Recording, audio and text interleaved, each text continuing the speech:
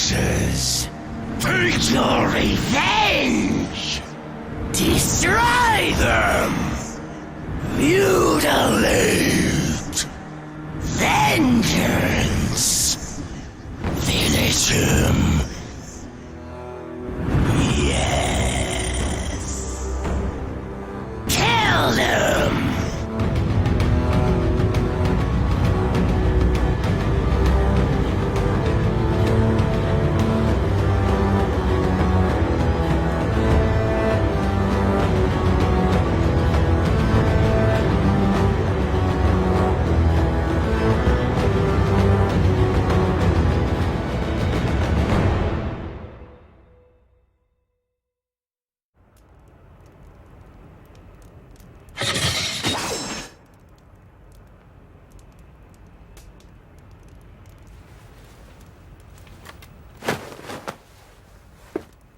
Prithee, be careful.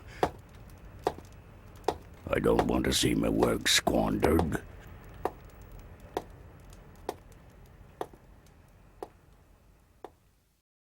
That's right, friends. It's time to finish what we started. At the time of this video, it has been a year since this series began, and more importantly, since Kentaro Miura passed away, leaving behind what is possibly the greatest manga of all time unfinished, the grand fantasy epic Berserk. It has been a long journey to dissect what makes this story so special, over 17 hours to be exact, and we aren't finished just yet. Part 1 introduced us to the anti-hero protagonist Guts, a brutal warrior accompanied by the optimistic and childlike elf Puck, who tried to act as the humanity to the story, while Guts himself was a vicious demon hunter who killed anyone who got in his way. Part 2 showed that Guts was far more than just some two-dimensional cutout or an archetype. He was a man wronged by the world at every stage in his life, and the one time he found a potential home with people who love him, he took it for granted. He threw away his friendship with Griffith, the leader of the Band of the Hawk, not understanding the significance of what he was given until it was ripped away. With the mercenary band betrayed by the Kingdom of Midland, Griffith being tortured into being a cripple, and finally the demonic demigods known as the God Hand convincing Griffith into sacrificing who is left so he can become one of them, embracing a new evil nature and even going so far as to rape Casca, Guts' lover who helped lead the mercenaries, and corrupting the child she was pregnant with. And the trauma and guilt eats away at Guts, turning him into a beast. Part 3 shows Guts at his darkest, a full-blown monster that doesn't care who gets hurt, so long as he's able to slaughter any demon in sight, even going so far as torturing a child demon to death and acting like a feral creature hunting her more than a formal warrior. The only thing that pulls Guts back from the brink of becoming a total monster was his last conversation with the blacksmith Godo, reminding him that he still has people in his life that he needs to protect, specifically Casca, the woman he fell in love with in Golden Age, who was unfortunately driven to insanity after the hellish eclipse. Also, she's the only other survivor of the massacre that destroyed the Band of the Hawk. Guts decides to redeem himself by rescuing Casca from the Tower of Rebirth, deciding to never leave her behind again, and running into various characters during his quest, such as the young thief Isidro and the Holy Iron Chain Knight's commander, Farnese Van Demian, along with her servant Serpico. These encounters later blossomed into major events, with the people mentioned above helping Guts save Casca from the psychotic priests led by Father Mazgis, though during all of this, Griffith was miraculously resurrected back into the human world, part of some ancient prophecy that we keep getting hints at. Part 4 showed Guts and Casca be forced out of their old sanctuary at Godo's cabin by Griffith and Nosferatu Zod. Their only chance at escaping the demon hordes hunting them is to reach Elfhelm, the land of the Elves. Guided by Puck, the three go on a new quest, but the strain of trying to protect Casca, along with Guts contending with his dark and violent nature, led him to hurting her.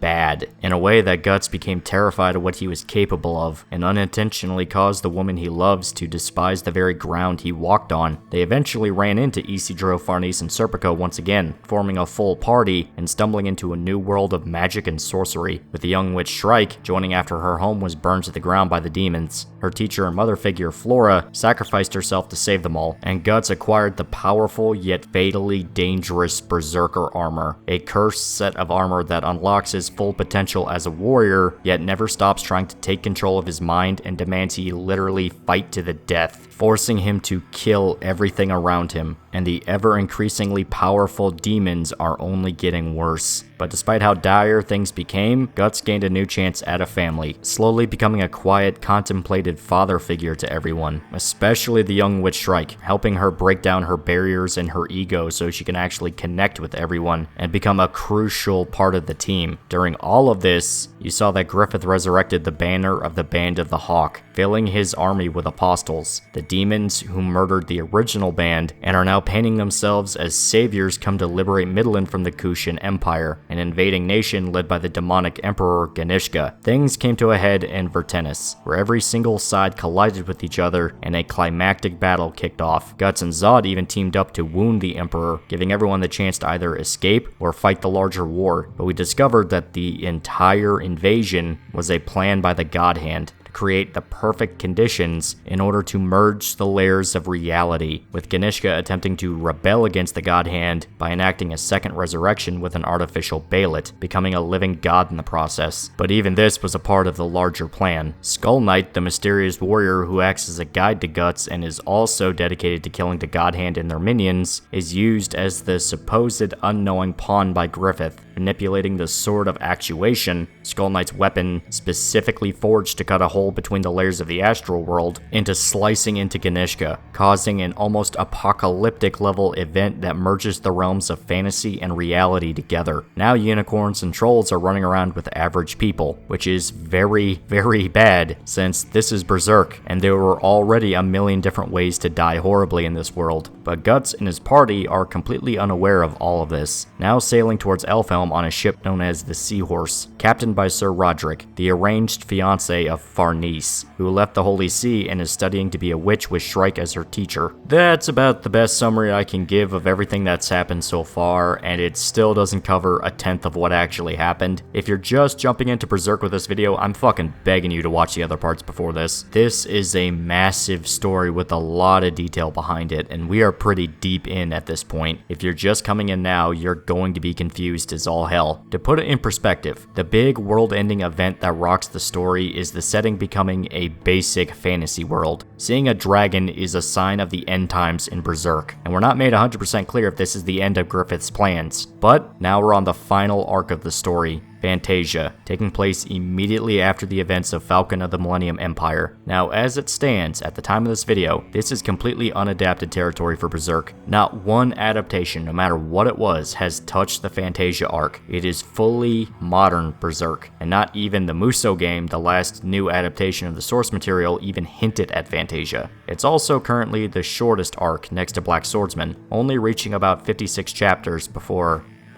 well, you know what happened. That's not to say it's a slouch on the story content. In fact, a lot happens in Fantasia. So much so that it's very obvious this arc was meant to be the build-up to the end game of Berserk. Not even joking, but I'll get into all that towards the end here. For now, let's get into the story and finish up the last stretch of our journey here.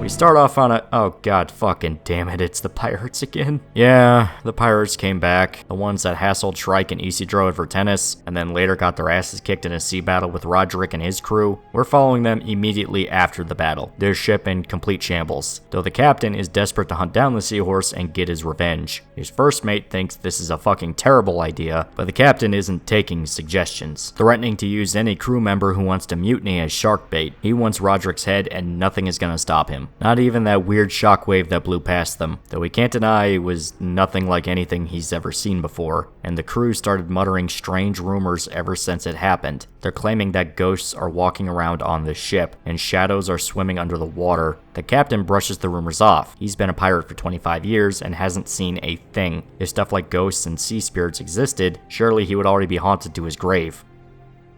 Oh shit. We then cut to a seagull flying in the air above the ocean. It notices a shape in the water, a massive sea serpent that tries to leap out and devour the gull in mid-air. But before it could be eaten, an even larger sea creature attacks the serpent and drags it under the water. The gull now free to fly towards its destination, the Seahorse. It lands an open windowsill of the ship, and seemingly gets offended at the sight of Isidro and Puck painting a silly pirate face on Shrike. The bird attacks the two, and we discover that she actually imprinted her personality onto the bird so she could scout ahead and see what happened to the world. And while her intention was to see the effects of the shockwave, right now she's busy beating Isidro and Puck's asses for messing with her. Evalira, who was supposed to watch out for Shrike during her out-of-body experience, couldn't help herself. She thought the prank was funny as well. Varnice, Serpico, and Casca come in to check on the girl now that she's conscious again, but before she can relay the news, they notice that the movement above deck has gotten busy. Shrike worries that she's too late to warn Roderick of what actually happened. The aforementioned captain spots the pirate ship a distance away from where they are, yet the absolutely battered ship is actually gaining on the seahorse. Roderick has no clue how they're able to accomplish this, but he orders his men to ready for a fight regardless. Shrike and the others rush up top, trying to explain what they're about to fight may not be what they think. Casca's brand begins bleeding, almost to confirm that their opponents are not human, at least not anymore. Ever since that wind blew through, this has become a normal part of the world, fighting off violent monsters. And not just for them, but for everyone across the globe. Roderick and his men open fire on the pirate ship, trying to finish it off with a volley before it can get any closer. But the entire ship is able to sink under the water to evade the attack. Everyone is in shock at the sight of the inhuman evasive maneuver. Also, Magnifico is there too. By the way, he's Farnice's brother. I forgot to talk about him. I'm lying, I just didn't want to. Anyway, Roderick spells out what he thinks their new enemy actually is. A ghost ship. It seems they'll need the help of the party after all, since they have the most experience fighting things that aren't human, and if things go really bad, then they'll need the help of this special guest who is suiting up in his cabin. The ghost ship skulks under the water until it has the chance to surface right next to the seahorse, getting so close that it sprays water across the top deck and sends everyone flying. The intention was to try and capsize the seahorse, but even if it failed, they're in perfect range to attempt to board. Roderick has his men prepare for a melee, but the pirates aren't pouring out like they expected. Shrike uses her telepathy to figure out what's going on, coming to the conclusion that the ship itself has become some kind of creature. The pirate captain congratulates her for her quick wits, revealing himself and his crew, now heavily mutated into something, though the party is quick to shit on the pirate captain for losing not once, but twice to them, once at port and once at sea. Turns out the fight at port embarrassed the pirates so bad they lost their chance at honest work and had to go back to raiding ships, only to run smack dab into them again by coincidence. But not only did they retire from their completely legitimate cargo transport business of child slaves, but they retired from being human as well. The captain seemingly summons a horde of tentacles from under the water. The crew is horrified as they come into attack, devouring anyone they see whole. The normal humans are powerless to stop the endless monsters, who gleefully gobble up any sailor in sight. Roderick attempts to keep his men under control, but they've devolved into total panic. The party is forced to fight for their lives as the tentacles assault the ship, but they don't have to wait long for help to arrive. Turns out the tentacles flooded the lower decks as well, catching the attention of a certain swordsman, who just cracks his neck at the sight of the monsters. The pirate captain takes the time to brag about his victory, only for 3 entire tentacles to be beheaded in a single sword swing. Guts simply quipping that he's starving and wants to know if they're edible. The dragon slayer heaved over his shoulder. He's back and ready to kick wholesale ass. The others are elated at the sight of Guts, watching in excitement as he tears through the tentacles entire groups at a time. He apologizes to a terrified sailor for almost taking his head off, saying that the ship is too cramped, and he's still half asleep, but he's in complete control of the fight, demanding any sailor who doesn't want to die should hit the deck while he gets the killing done. Guts goes from monster to monster, slashing and cleaving through each one in sight. The entire crew, including Roderick, in complete shock that the guy who was burned to a crisp not too long ago could fight like this. The pirate captain is infuriated at the loss of his tentacles, now summoning a massive serpent from under the waves. He claims the tentacles were just the whiskers of this monster, so now they're hopeless and doomed to die as food for whatever this monstrosity actually is. Only for Guts to shoot it in the mouth with his arm cannon, and cleave the thing open with the Dragon Slayer, using the classic tactic of using his cannon recoil to speed up the sword swing. Guts doesn't even seem worried about the battle, simply remarking that nothing's gotten rusty from the sea breeze.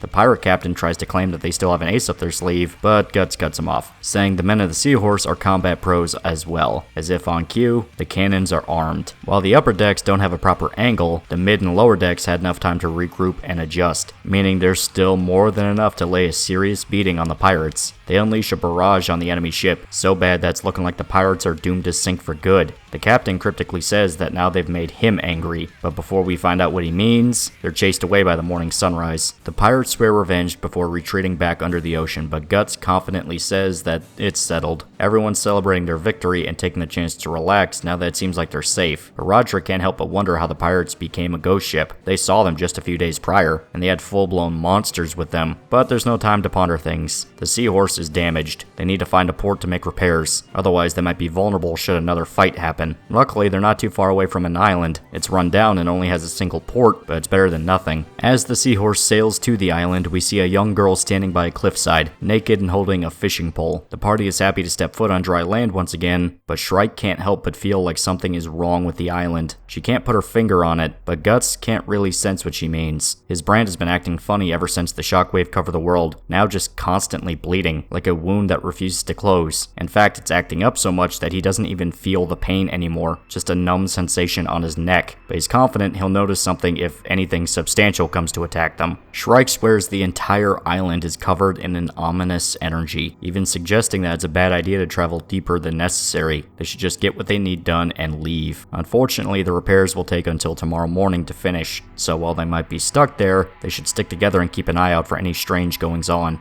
Turns out Isidro and Puck weren't listening and rushed ahead, completely disregarding the advice and just thinking that they can warn Shrike with telepathy if worse comes to worse. The two arrive at the cliffs, disappointed that the island is seemingly so small and dinky, but they spot a massive cave entrance dug into the side of the island. The dynamic duo are excited to go exploring the cave, but that girl we saw earlier warns them that it's a bad idea to go near it. Isidro is skeptical of the new arrival, but she excitedly hops over, noticing Puck sitting on his head. Happy at the idea of actually seeing an elf in real life, she correctly guesses that Isidro and Puck came on the new ship that just arrived at port, now understanding why the two don't know why the cave is seemingly so dangerous. The girl says the cave has an old legend attached to it. It's the lair of a creature known as the Sea God. The rest of the party check out the town, noticing how run down everything is. The fish markets are full of rotten product, if not completely empty. Roderick assumes the place is simply in a dire situation, realizing that getting any kind of supplies from a village like this is impossible. Serpico is skeptical as to why the captain of the ship would leave with them to check out the village, but he shamelessly admits it's because he wanted to escort the women, still trying to impress Farnese and win her over. He tries to ask a villager if there's an inn or a tavern they could all rest in, but the figure in the doorway simply slams the door shut with no answer. Guts and Shrike immediately become suspicious, but she can't figure out what's going on. It's like the entire village is covered in a bad energy. It's impossible to point out exactly what could be causing the issue. Casca notices something as they walk, revealing a small shrine where a collection of fish is stacked in front, like a tribute to whatever the figure depicted is. And if you guys are feeling a sense of familiarity or deja vu, it's cause this little subplot here has some blatant H.P. Lovecraft inspirations, even more blatant than usual. A mysterious rundown small town that is hostile to outsiders, Shadow over Innsmouth, a massive cave on a remote island where an ancient god is rumored to reside in, Call of Cthulhu, and trust me when I say it gets even more blatant as time goes on, but you'll see soon enough. The girl describes the sea god as a terrible monster, one that attacks ships and eats people. Isidro is excited at the prospect at fighting a creature like that, but he's soaked to the bone by a sudden splash of water. Also, he trips and bangs his head on the rocks, plus the fire dagger falls out of his holster. The mysterious girl is astonished at the boy's stupidity, and decides to take him back to her home so he can dry off and get warm, both unaware that Isidro's special weapon is still sitting outside the cave. Back with the rest of the party, they inspect the strange shrine Casca found. Shrike recognizes that it's a statue to an ancient god. While the Holy See forced out old pagan ideologies across the world, the island must still hold on to their traditions. Evalier decides to name it the Octo God, because it looks like an octopus.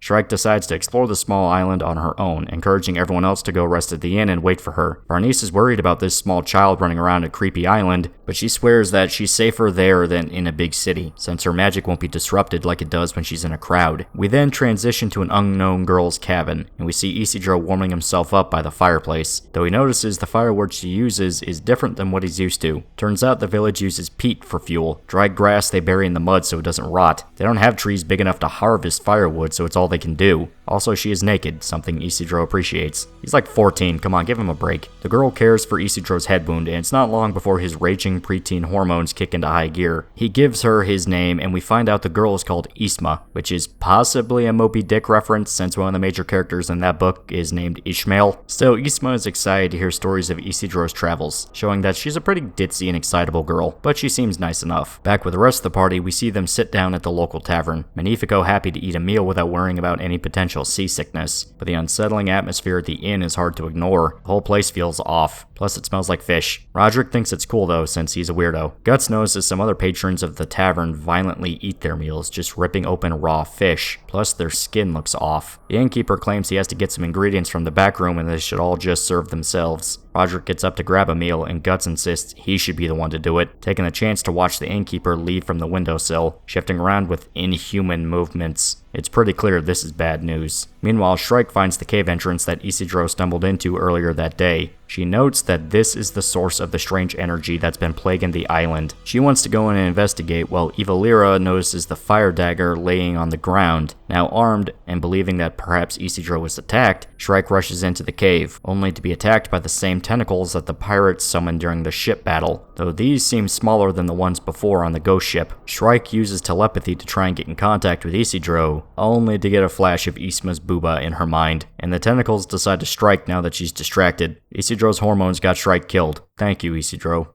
You stupid bastard. Turns out Isma is delighted at all the stories Isidro is telling. For instance, his battle against the trolls when he finally mastered his dodge roll attack. He wants to take it a step further by showing off his magic dagger, but only just realizes that the weapon is missing. He's worried Isma will think he's lying, but she fully believes everything at face value, mainly because he's traveling with an elf, so he can't possibly be lying. And yeah, there's worse evidence. It then turns out Shrike survived her battle with the tentacles, though she is soaking wet and covered in seaweed, angrily holding the fire dagger out to Isidro while emphasizing how important the weapon is, and how only a complete retard idiot monkey douchebag would lose it. Isidro wants to know what the hell happened to her, but all Shrike says is that she had a horrible time, Evalira blaming it all on naughty tentacles. Phrasing. Isma welcomes Shrike to come in and get warm by the fire, and the witch is quick to notice how eccentric the fishing girl acts, showing no regard to modesty to put it in a subtle manner. But Shrike is suddenly struck by a vision. Something about Isma is special. Still, the three all sit down to have a nice meal and rest after their little adventure. Isma is happy that she got to meet an adventurer, an elf, and a witch all in one day. She wants Shrike to tell her some stories as well, but the witch is more interested in learning about the history of the island. But Isma isn't really sure what to say, since to her the whole place is just some shabby fishing village. It's isolated from the rest of the world, and the inhabitants don't like outsiders. The most they ever see is the occasional damaged ship, kinda like the seahorse. Isma admits she hates the village, saying it is gloomy, and the people are cruel and unwelcoming. She lives alone outside the town, on one hand because she despises the dicks who live there, but also fully admitting that she's the village outcast. Everyone fears her, since she claims to be a marrow, though she's quick to admit that she's joking. She just wanted to feel special for a moment, but she's not kidding when she says a marrow is why she's considered an outcast. Turns out her deceased father used to be married to a marrow, though Isma claims that she's completely human herself. While she's an excellent swimmer, she's not a literal mermaid. Isma never met her mother, and her father never wanted to talk about her. The local village bought into the rumor that Isma's father was in love with a marrow, and fully believes she is the offspring of this, so even though she's human, they view her as a half-breed creature. Her father was killed after his boat capsized one day, possibly contracting a form of pneumonia or something similar that allowed him to at least return home to die. Since his dying words were to Isma, saying her mother would come for her one day. The decorations on the cabin were marrow charms her mother created long ago, specifically designed to ward off evil, so they would protect her in the meantime. Isma isn't really sure how much of the story she actually believes, since she's never seen a marrow before, and she had to worry about making it day to day more than anything else. As far as she knew, it was just a story her delirious father told her before he died. But if elves exist, maybe marrows do too. Shrike explains that marrow are sea spirits, one that respect humanity and act as good omens for fishermen. So why would this island hate marrows? Isma thinks it's because of the sea god. Long ago, it rampaged through the ocean, killing anything in its path, even turning the sea into a barren wasteland devoid of life. A tribe of marrow decided to stand against the sea god, though the battle was costly. Still, they managed to confine it into that very island, returning life to the ocean, and the marrow left with the war finished. But the sea god is very powerful, and on nights with a full moon, it is able to stretch its limbs out of its prison to attack any passerby to the island. The islanders worship the sea god in an attempt to spare themselves from its wrath, and because of this, they resent the marrow and anyone who helped them, meaning Isma is public enemy number 1 in the village. Isidro and Shrike immediately recognize that the tentacles that attacked them earlier probably belong to the sea god. And to make things worse, Isma notes that the island has gotten strange lately. None of the villagers have left to go fish, and she swears that they've been watching her lately, and the cave that's supposed to hold the sea god has had some bad noises coming out of it. But not just the island. The ocean itself has felt off. Even meeting Shrike and Isidro is further proof that something weird happened. Ever since the strange wind blew through, the world's become bizarre. So it turns out this exact village might have an ancient homicidal ocean god sealed within it. And now that the layers of the world have been thrown into complete chaos, the prison it's trapped inside might be starting to wear off. And to make things even worse, tonight's a full moon. Oh dear sweet god, no. The rest of the party are still at the tavern, blissfully unaware of the bad news that Shrike and Isidro just learned. Turns out they did manage to get a meal, and they seem to let their guards down. Now all talking about getting some rest for the night. Roderick says that the party should get a room at the tavern while he returns to the ship to check up on the repairs. But as soon as he opens the door, they see an entire mob waiting for them. I fucking told you this had Shadow over Innsmouth vibes. Magnifico thinks it's simply the late night dinner rush, or maybe they're welcoming the newcomers to town, but Serpico and Guts pick up on the bad vibes here. The innkeeper explaining that tonight is a very special one. The night of a full moon. The sea god will finally be unleashed. Yeah, the village has been corrupted into horrible fish people. Actually not that bad compared to some of the other ways people bid it in this series. And Guts is quick to try and kill the innkeeper with a throwing knife. He guesses that they're intended to be offerings to the sea god, and we see that the innkeeper has fully transformed into a horrible tentacle, though a quick slice with the dragon slayer bisects the monster man. Roderick notes that the mob outside must be just like the pirates from before, and Guts goes outside to fend off the creatures. The entire town transforming into a mass of tentacles. Shrike receives a sudden vision, seeing the horde of tentacles in her mind, and telling Isma that they have to leave and return to their friends. Isma offers to guide Isidro and Shrike through town, since it's dangerous at night and she knows a shortcut. How nice. Back to the graphic violence, Guts and Serpico combo up to fight off the horde. Thankfully, the full moon means Serpico's wind magic is far more powerful. Unfortunately, the tentacles are swarming in through the back of the tavern, but Farnese is quick to use her thorn snakes to give Roderick a chance to kill the creatures. As Guts and Serpico fight, the manservant notes that the entire village must be transformed by this point. Not only that, but you have to remember, the tentacles themselves are just the whiskers to an even larger tentacle. Those larger tentacles. Oh shit, that's not good. Guts does what he can to fight off the creatures. I mean, he really tries, but things are getting dire, even as he slices more of the creatures apart. It seems like he finally opened a window for the party, but there are more monsters coming for them. Far too many for them to realistically fight off, not without using the power of the Berserker armor. Shrike, Isidro, and Isma are walking along the cliffside, the witch girl receiving more visions that can only accentuate how bad the situation is getting for the others. As they walk, Isma notices something in the distance. Down by the cave entrance, something is climbing on the cliff. The pirates from earlier.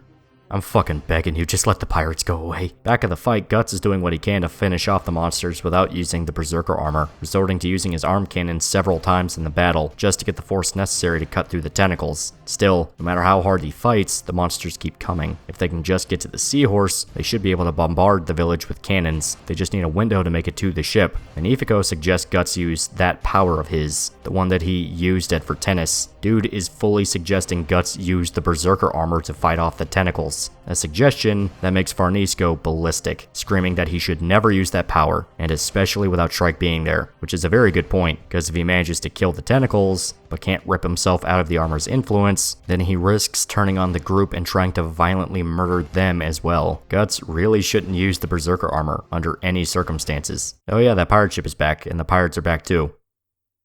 Guts, for the love of God, use the armor and kill them all. It's the only way. If it's not clear, I really don't like the pirates. They're like a Dawn on steroids, but at least he actually did something. The pirates are just the bitch-made minions to the sea god. But still, they're back, and they explain that they're the hands and feet of the sea god. Also, the tentacles don't disguise themselves as human. When a human is devoured by the sea god, they transform into a tentacle. Weird detail, but alright, makes sense for weird Lovecraft-style cosmic body horror. Also, the ship itself has these weird little eye stalks coming out of it.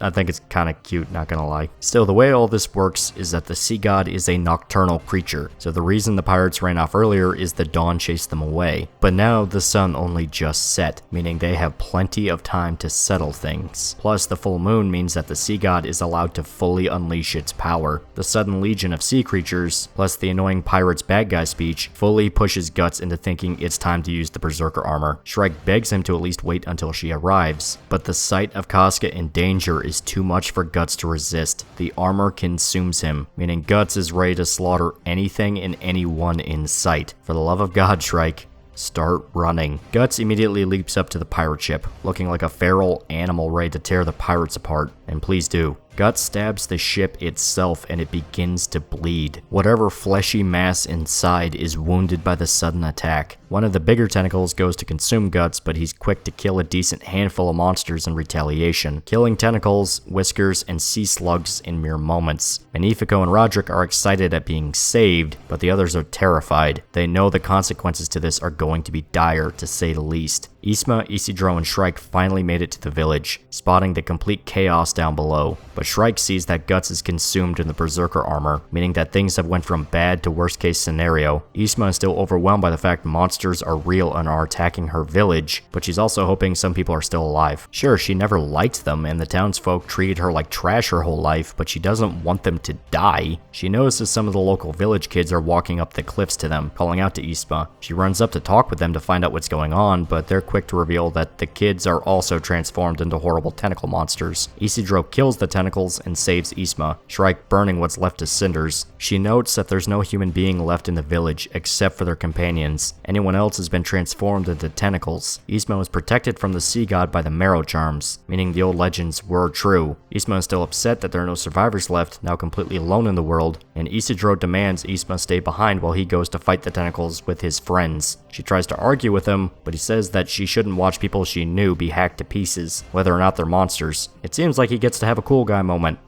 But Shrike is quick to clarify that he'll only be a liability down there. Plus, Guts is consumed by the Berserker armor, meaning he's just as likely to get attacked by him as the monsters. Their only real solution is to protect Shrike as she astral projects into Guts' mind to pull him out of the armor, at the very least so he can control it properly. She attempts to enter Guts' mind but is prevented from possessing him, even forced back into her real body from the blow. The armor has grown far more powerful. It's able to fight off Shrike. Now Guts is trapped inside with no way to get out on his own, becoming far more savage as he kills everything around him. Even the pirates are horrified at the sight, watching scores of their monsters be killed. During the rampage, something grabs Casca's attention, causing her to run away from the group, much to Farnese's horror. She chases after Casca, the sudden ruckus grabbing the attention of a still very much enraged Guts, spotting the two run, which is a very bad thing. Farnese saves Casca from a tentacle, noticing that she ran off to save a child from being attacked. Unfortunately, one of the sea slug monsters rushes in to kill them. Guts murders the monster, unintentionally saving Casca and the kid, though now he's within spitting distance of them and Farnese. The noblewoman isn't sure if Guts meant to do this on purpose and tries to call out to him, but Shrike orders her not to get close. She's finally arrived with the others and the rest of the party converge on their location, Serpico diving out in front of Farnese to protect her should Guts become violent. But speaking of that, they really should figure out what to do before Guts decides to rip everyone to pieces, since the Beast of Darkness is speaking in his ear and offering its own suggestions to the problem here. But a separate voice chimes in Guts' head, telling him to focus his gaze on Casca and a strange mass of light next to her. A small bright hand reaches out to him, touching the armor and shattering its influence on him. We see that it looks like the figure that saved Guts before on the beach. It wants to help him with the armor, demanding he look at the others around him, saying he knows he shouldn't destroy it, that he knows he can't lose them. Guts is torn out of the Berserker armor, finally able to take control of himself again, but it's a struggle, with the armor fighting to pull Guts back into its influence. Shrike spots this as a chance to possess Guts and leaps onto his back, projecting her mind into him and fully ripping him out of the armor, the cowl pulling back off his head. Guts scolds Shrike for trying such a risky move, though she quips that he has no right to talk, considering what he does for a living. Still, he's grateful that she got him out of the armor, and it seems like the battle is complete for good. All the monsters in the village are dead. The pirate ship seem to have run off, retreating back to the ocean to avoid being ripped apart by Guts. They turn their attention to Casca, trying to figure out why she just ran off on her own like that.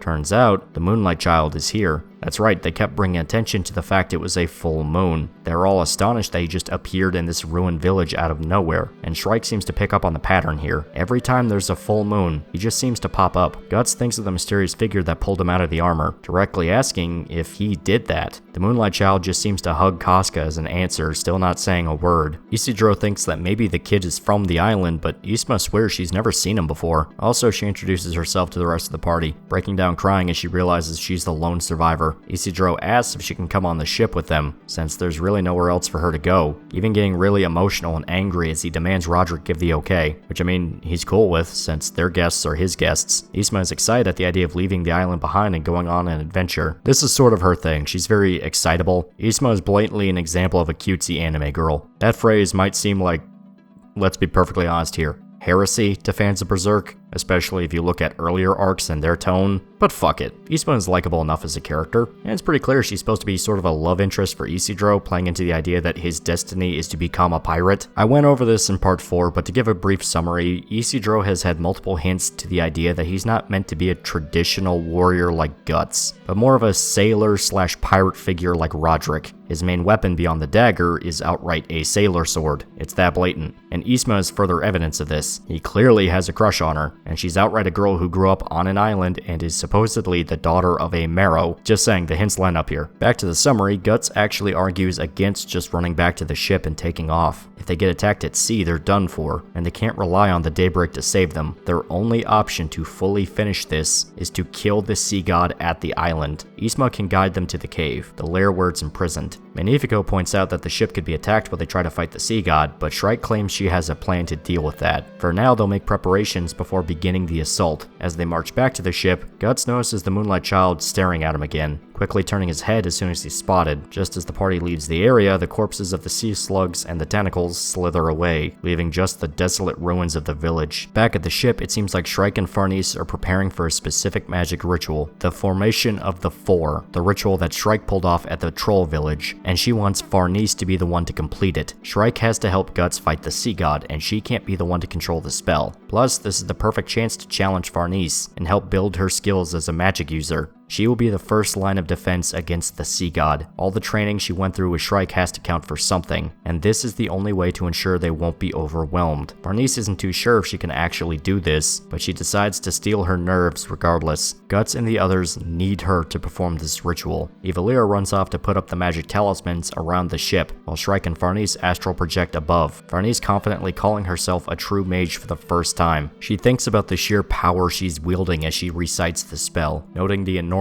existence of the four spirits makes her realize how small she truly is as a human. Magic is something that she could never fully comprehend before, stuck in a closed-minded life as a servant to the Holy See and her family. But now, it's as if this new world she's a part of is full of endless opportunity. The spell finishes, covering the ship in the bright light that was used to protect the church back in part 4. Farnese and Shrike return to their physical forms, content that the first real test they had as mages was successful. Farnese simply watches the barrier above in wonder and disbelief that she could actually manifest something like this. It's a touching moment as the entire party congratulate her on a job well done, and Shrike says that Farnese can officially call herself a witch now, but it's time for the real work to begin. Guts simply butting in to say that it's Farnese's watch. She is the shield for everyone on the ship, a statement that pushes her to tears. Watch part 4 if you're confused, though you're supposed to have done that already. Still, even with the magic barrier, they aren't completely protected. It'll ward off any creature of the astral world, but physical beings will still be able to push through, so they have to be careful. Still, Guts announces that it's time for him and Shrike to go, ordering Isidro to protect the women and kids while they're gone, since Casca and the Moonlight Child are going to end up hurting themselves. They're not right in the head, but they've got lots of heart. Before they leave, Shrike apologizes to Guts for seemingly making him do the brunt of the fighting. She wanted to defeat the sea god with magic, but it's simply too powerful for her to handle, so Guts has to put himself at risk for everyone else again, like usual, but he doesn't think it's a big deal. He's still relying on her magic anyway. She's basically his good luck charm. So long as she's tagging along, he won't go completely berserk. Oh, I said the thing. Shrike hops onto Guts' back, guilty that the Berserker armor is going to put an enormous strain on his body. Whether or not she can keep him under control, it's simply too much for him to handle, but he's doing it anyway. He remarks that he has to fight like crazy to keep the Beast of Darkness at bay, but the minute he thinks about letting it off the leash, it comes screaming to the forefront of his mind. Guts summons the beast while Shrike successfully implants her consciousness into the armor, though as soon as she sinks into his mind, the first thing she notices is that the beast has become substantially more powerful, far more intense and vicious, but she's still able to force it to yield, allowing Guts to stay in control. The party is still wary to get near him, but he's confident that the beast is obeying Shrike, so now they can run off to murder the sea god just as planned. As Guts uses his enhanced agility to leap back towards the island, the Moonlight Child spots something in the water, something that causes Innsmouth to take notice as well, immediately turning her attention to the water, claiming that she can hear voices. But the interesting part is that she says she can hear them again. Back with Guts and Shrike, his brand is spraying out blood. Whatever's inside of the cave is insanely powerful and very, very evil. Shrike claims that whatever's inside is awake now. The sea god knows they're coming and it is pissed. As the two go further into the cave, Guts notes the Berserker armor actually enhances his night vision, able to trek through the dark lair without much issue, though he says the place reminds him all too well of Qliphoth, the dark realm of eldritch darkness, also known as Slant's vagina. Her words, not mine. Shrike claims that Qliphoth would have actually been better than the sea god lair. At least there she could use the spirits of darkness for spells, but the sea god's sheer power chases away any other entity, so they're basically jumping into the bowels of hell with no support. The two run into a massive collapsed statue, half sunk into the water. She guesses that it's from an ancient culture, acting as a seal for the sea god to keep it at bay, but she has no clue for sure what it was. And Guts doesn't really give a shit though. He just wants to kill this thing and get out of there. And just as soon as they walk over the statue, do they see a mass of sea slugs rise out of the water to attack. Alright, I'm gonna say it. I like the sea slugs. I think they're cute. I think they're really cute. I like the eye stalks. Oh, and the pirates come back. Even Guts says that he's exhausted of these dudes. The captain gives another bad guy speech about how they're all gonna die and the sea god's super powerful. You know the drill by now. But he actually does decide to show the sea god for reals this time, instead of just saying be afraid over and over again. And the sea god is a massive jellyfish with huge teeth.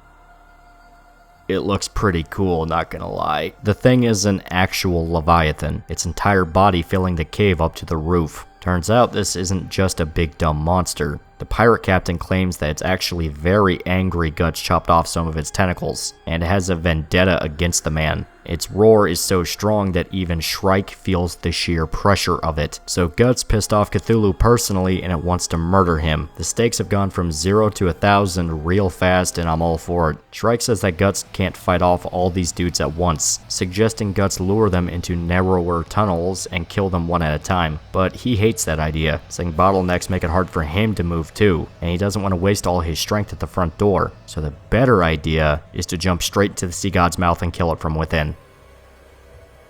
Homie, are you sure that's a good idea? Well, Guts isn't one to second guess himself, so he charges straight for the sea god, kicking the pirate captain right in the face as he leaps into the air, flying above the sea slugs and fighting past any tentacles that try to swipe him out of the air. Guts doesn't waste his time, however, only doing enough damage to keep the momentum going and still aiming for the sea god directly. It's an intense dash. Every single thing in the room is gunning after Guts and wants him dead, but he eventually makes it, jumping right into the gaping maw of the sea god as it closes its jaws right on top of Guts. The pirate captain is certain that he's dead, now ordering the rest of the creatures in the cave to assault the seahorse now that the main threat is seemingly dead. The massive slugs and tentacles march their way out of the cave, the pirate ghost ship leading the assault. Unbeknownst to them, Guts and Shrike actually made it inside without any issue, flowing into the monstrosity's stomach through a capillary. All around them are decrepit, ruined ships, past victims of the sea god now long since transformed into part of its biomass. The two try to come up with a plan on how to wound the sea god, noting that even if they start slashing like crazy inside, its stomach is simply too thick. It won't feel like much beyond being poked by a fishbone. Shrike notes a loud explosion outside, thinking that maybe the seahorse is under attack and trying to defend itself, but Guts says that's not the case. Those loud booms are the sea god's heart. They're hearing its pulse. Guts says that no matter how big the creature seems to be, in the end, anything that sticks you in the heart has to be trouble. He asks Shrike to track down exactly where the heart of the sea god is located, and she's able to see that it's right above them. They need to find a way to scale the lining of the sea god's stomach and cut away into its chest cavity, but there's not much time to think. The stomach is filling up with acid, though Guts views this as a chance to get higher up, leaping from ship to ship as everything is lifting up from the upcoming liquid. But there's something else in the stomach with them. Scores of mites, parasitic scavengers that survive feeding off whatever the sea god doesn't devour, which are also fighting to make it to the top without being dissolved by the acid.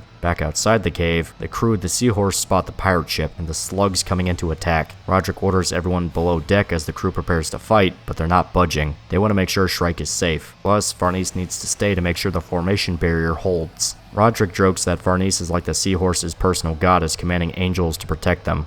Simp. Still, they ready the cannons and open fire on the monsters, doing what they can to hold off the sea god's minions as they wait for Guts and Shrike to kill the beast. It seems like they have the upper hand. The slugs can't get past the barrier, and now with the creatures cornered, they can spend their time blasting them to bits with the cannons. The seahorse is able to kill loads of the creatures, seemingly unstoppable with Farnese's magic. However, the ghost ship comes roaring in, even crushing some of the slugs in its path as it charges right for the seahorse. The pirates are able to pierce right through the barrier, since their ship is technically a physical entity instead of one manifested in the astral world. The sudden impact rocks the seahorse, sending everyone on board flying. Now the pirates have the perfect window to storm the ship. They're ready to board, seemingly unaffected by the barrier now that they've actually crossed the threshold, and bragging that they'll slaughter every human they see. But Isidro isn't impressed, simply tossing a bomb at them and readying for battle with his companions, both sides ready and willing to cut each other to pieces and kicking off a violent melee. Back inside of the sea god, Guts is busy fighting off the parasites swarming inside of the monster's stomach. He's forced to climb the mast of one of the ruined ships to get up higher, but they're still too far away from the ceiling for it to work. The parasites are weighing the ship down so it stays out of reach, soon even beginning to collapse underneath them. The only chance they have is to leap upwards and cut open a wide enough hole to let them force through. As Guts swings the Dragon Slayer, it gets stuck in the flesh of the sea god, cutting his momentum short, though it seems this was intentional, keeping the two from falling right back into the acid.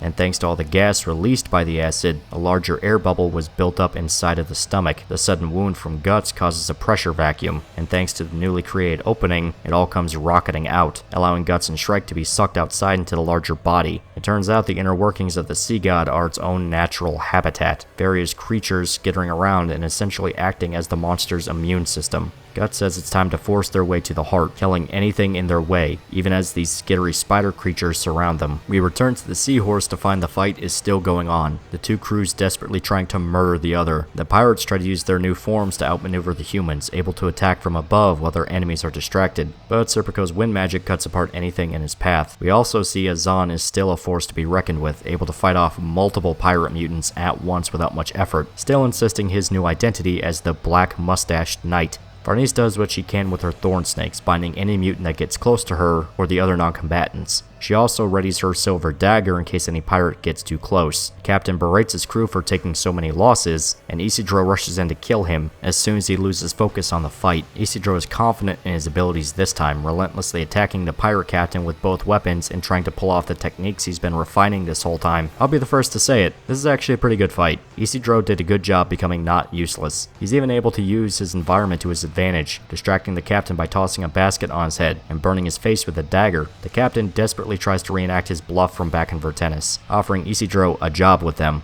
which, no, of course he's not going to listen to this. But once again, it was a tactic so the captain could get a window to use his crutch as a weapon, revealing a crossbow built inside of it and taking a shot at the boy. But before he could be shot, a sharp protractor is driven into the captain's head, throwing off his aim and allowing the kid to dodge. Turns out it was Isma who saved him, excited at having saved her friend from certain death. Unfortunately, the captain is still alive, simply ripping the object out of his head, but it's enough for the pirates to recognize the tide is not in their favor. They can't defeat the seahorse alone. In sheer desperation, the tentacle head the pirates are attached to forces itself through the barrier, despite the burning pain. Isma stays above deck, despite Isidro's protests, as she chucks various bottles at the tentacle head. She actually has pretty good aim, claiming the talent comes from her skills with a harpoon. Isidro notes that there's something special about the objects Isma is just chucking at random. She doesn't know what they are, just that they fell all over the deck. But the boy recognizes that they're gunpowder containers, so Isidro lights one of his spike bombs and tosses it into the mouth of the tentacle head, causing a massive explosion that kills the monster. The pirates survive the explosion, but this causes them to call for a full retreat, sailing away with all that's left of the sea slugs and leaving the seahorse victorious. The whole crew take the time to breathe, congratulating Isma for her quick thinking, but most importantly Farnese for her magic barrier, even declaring Farnese a goddess of victory. While the situation isn't quite over yet, at the very least the crew of the seahorse were safe now. Back inside the sea god's body, Guts went on a full-blown rampage, killing everything in sight as he works his way to the heart, the pulse growing louder with every step, so much that makes his entire body numb from the sheer pressure. Every blast of the heartbeat makes the seahorse's cannon sound like bubble wrap by comparison.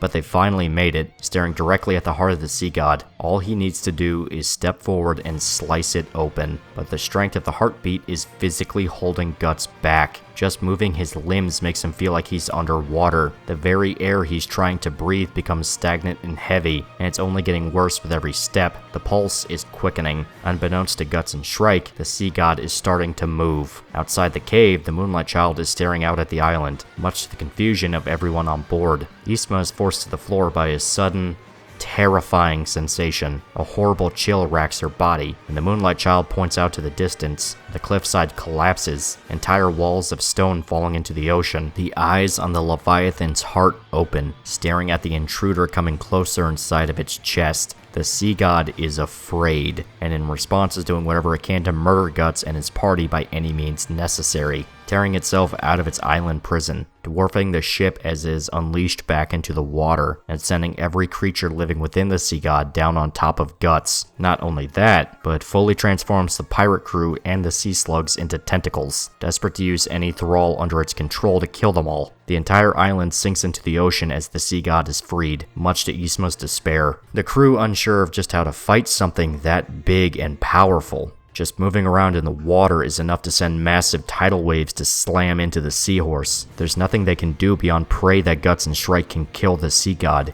if they're even still alive. Back inside of the Titan, Guts is busy fending off the minions thrown at him. He's able to kill most everything in his path, but he's still focused on getting to the heart. Guts goes in for a lunge attack, but a heavy heartbeat slams into him, freezing him in mid-place in the middle of the air, and allowing the sea monsters around to swarm on top of him. The seahorse is still rocked by heavy waves. A particularly big one catches Isidro, pulling him into the water as Ysma calls out to him. Before anyone can react, she strips naked and dives into the water. She manages to find Isidro under the waves and grabs him, but there's scores of sea god tentacles waiting for them in the water. Ysma uses her swimming skills to try and make a break for the surface, but they're too slow to get away. The tentacles are bound to catch them, but Ysma notices the voice from under the water again. This time it's directly speaking to her, simply ordering her to say her true name. Ysma isn't really sure what's going on, but she seemingly follows the orders of the voice. Isidro regains consciousness in time to see Ysma transform into a full-fledged Marrow. He's terrified at the sight of the horrible fish monster girl, but she doesn't give him a chance to freak out, swimming straight for the surface, swimming so fast that they can launch themselves out of the water and into the air, landing safely right back on the deck of the seahorse, the crew noting Ysma's transformation. She herself doesn't really seem to notice or really care. She's too busy trying to wake up Isidro. Thankfully he's okay, but he also can't help but comment that Ysma is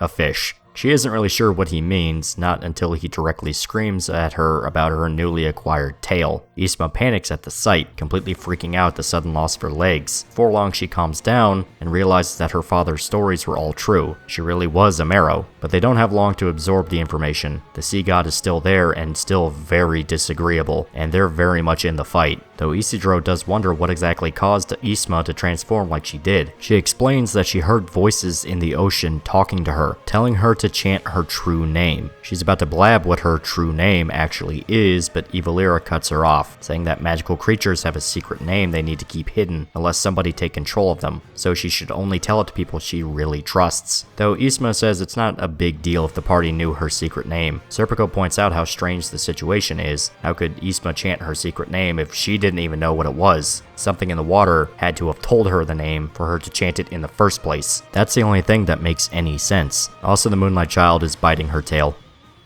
It's really cute. Still, it's not long before everyone gets the answer on exactly what happened. An entire school of Marrow are swimming underneath the ship. They've arrived to help defeat the sea god, just like the ancient legends. Speaking of murdering animals of the ocean, we come back to find Guts covered head to toe in the minions of the sea god, straining himself even with the Berserker armor's power to fight off the ambush and the pressure. Thankfully, the armor is strong enough to withstand any attacks. He doesn't feel a bit of the pain, meaning he can push through without too much trouble, but the pressure is getting worse. So bad that Guts is starting to suffer from the effects of barotrauma. His eardrums and his eyes are hemorrhaging due to the sheer weight of the sea god's heartbeat. Guts is straining to keep moving, but each blast only gets worse. So powerful, in fact, that his orifices are spraying blood. Back outside, the crew of the Seahorse watch the school of Marrow swim for the sea god. The rest of the crew don't know what they're planning to do, but Innsmouth insists that she has to join them. The legends say that the Marrow fight the sea god, so it's her purpose to join her people and defeat the Leviathan.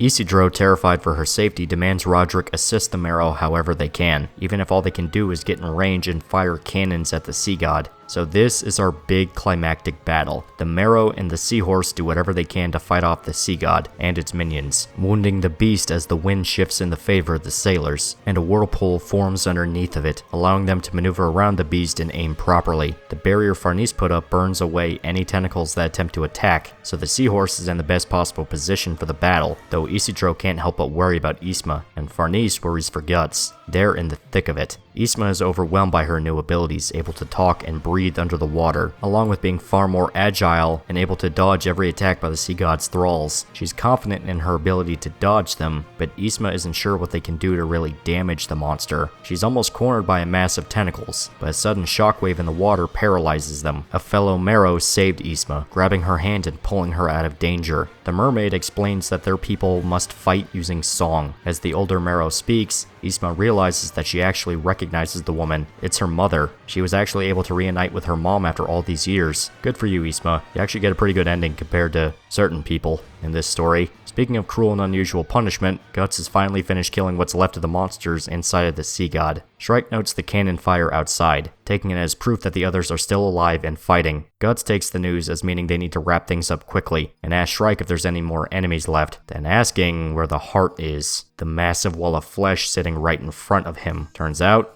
Guts can't see or hear anymore. His eye and ears are too hemorrhaged to function properly, and he's sent to the ground by another pulse from the heart. Shrike is in tears as she explains the situation. He killed all of the fish monsters, and all he needs to do is cut the heart open, but all she can think about is that he's at his physical limit, even with the Berserker armor. Guts is forced to hobble his way to the heart, every single eye on the mass staring down at him. Shrike guides him forward, but the pulses from the heart threaten to send him down for good. She screams that he can't take any more damage, but Guts isn't scared. The way he sees it, it's the sea god that's terrified. That's why its pulse keeps getting faster, but a final blast from the heart is enough to pin him to the floor. None of his senses are working, and his body is numb. He isn't sure what to do to finish this, since it's looking like he might be screwed for certain.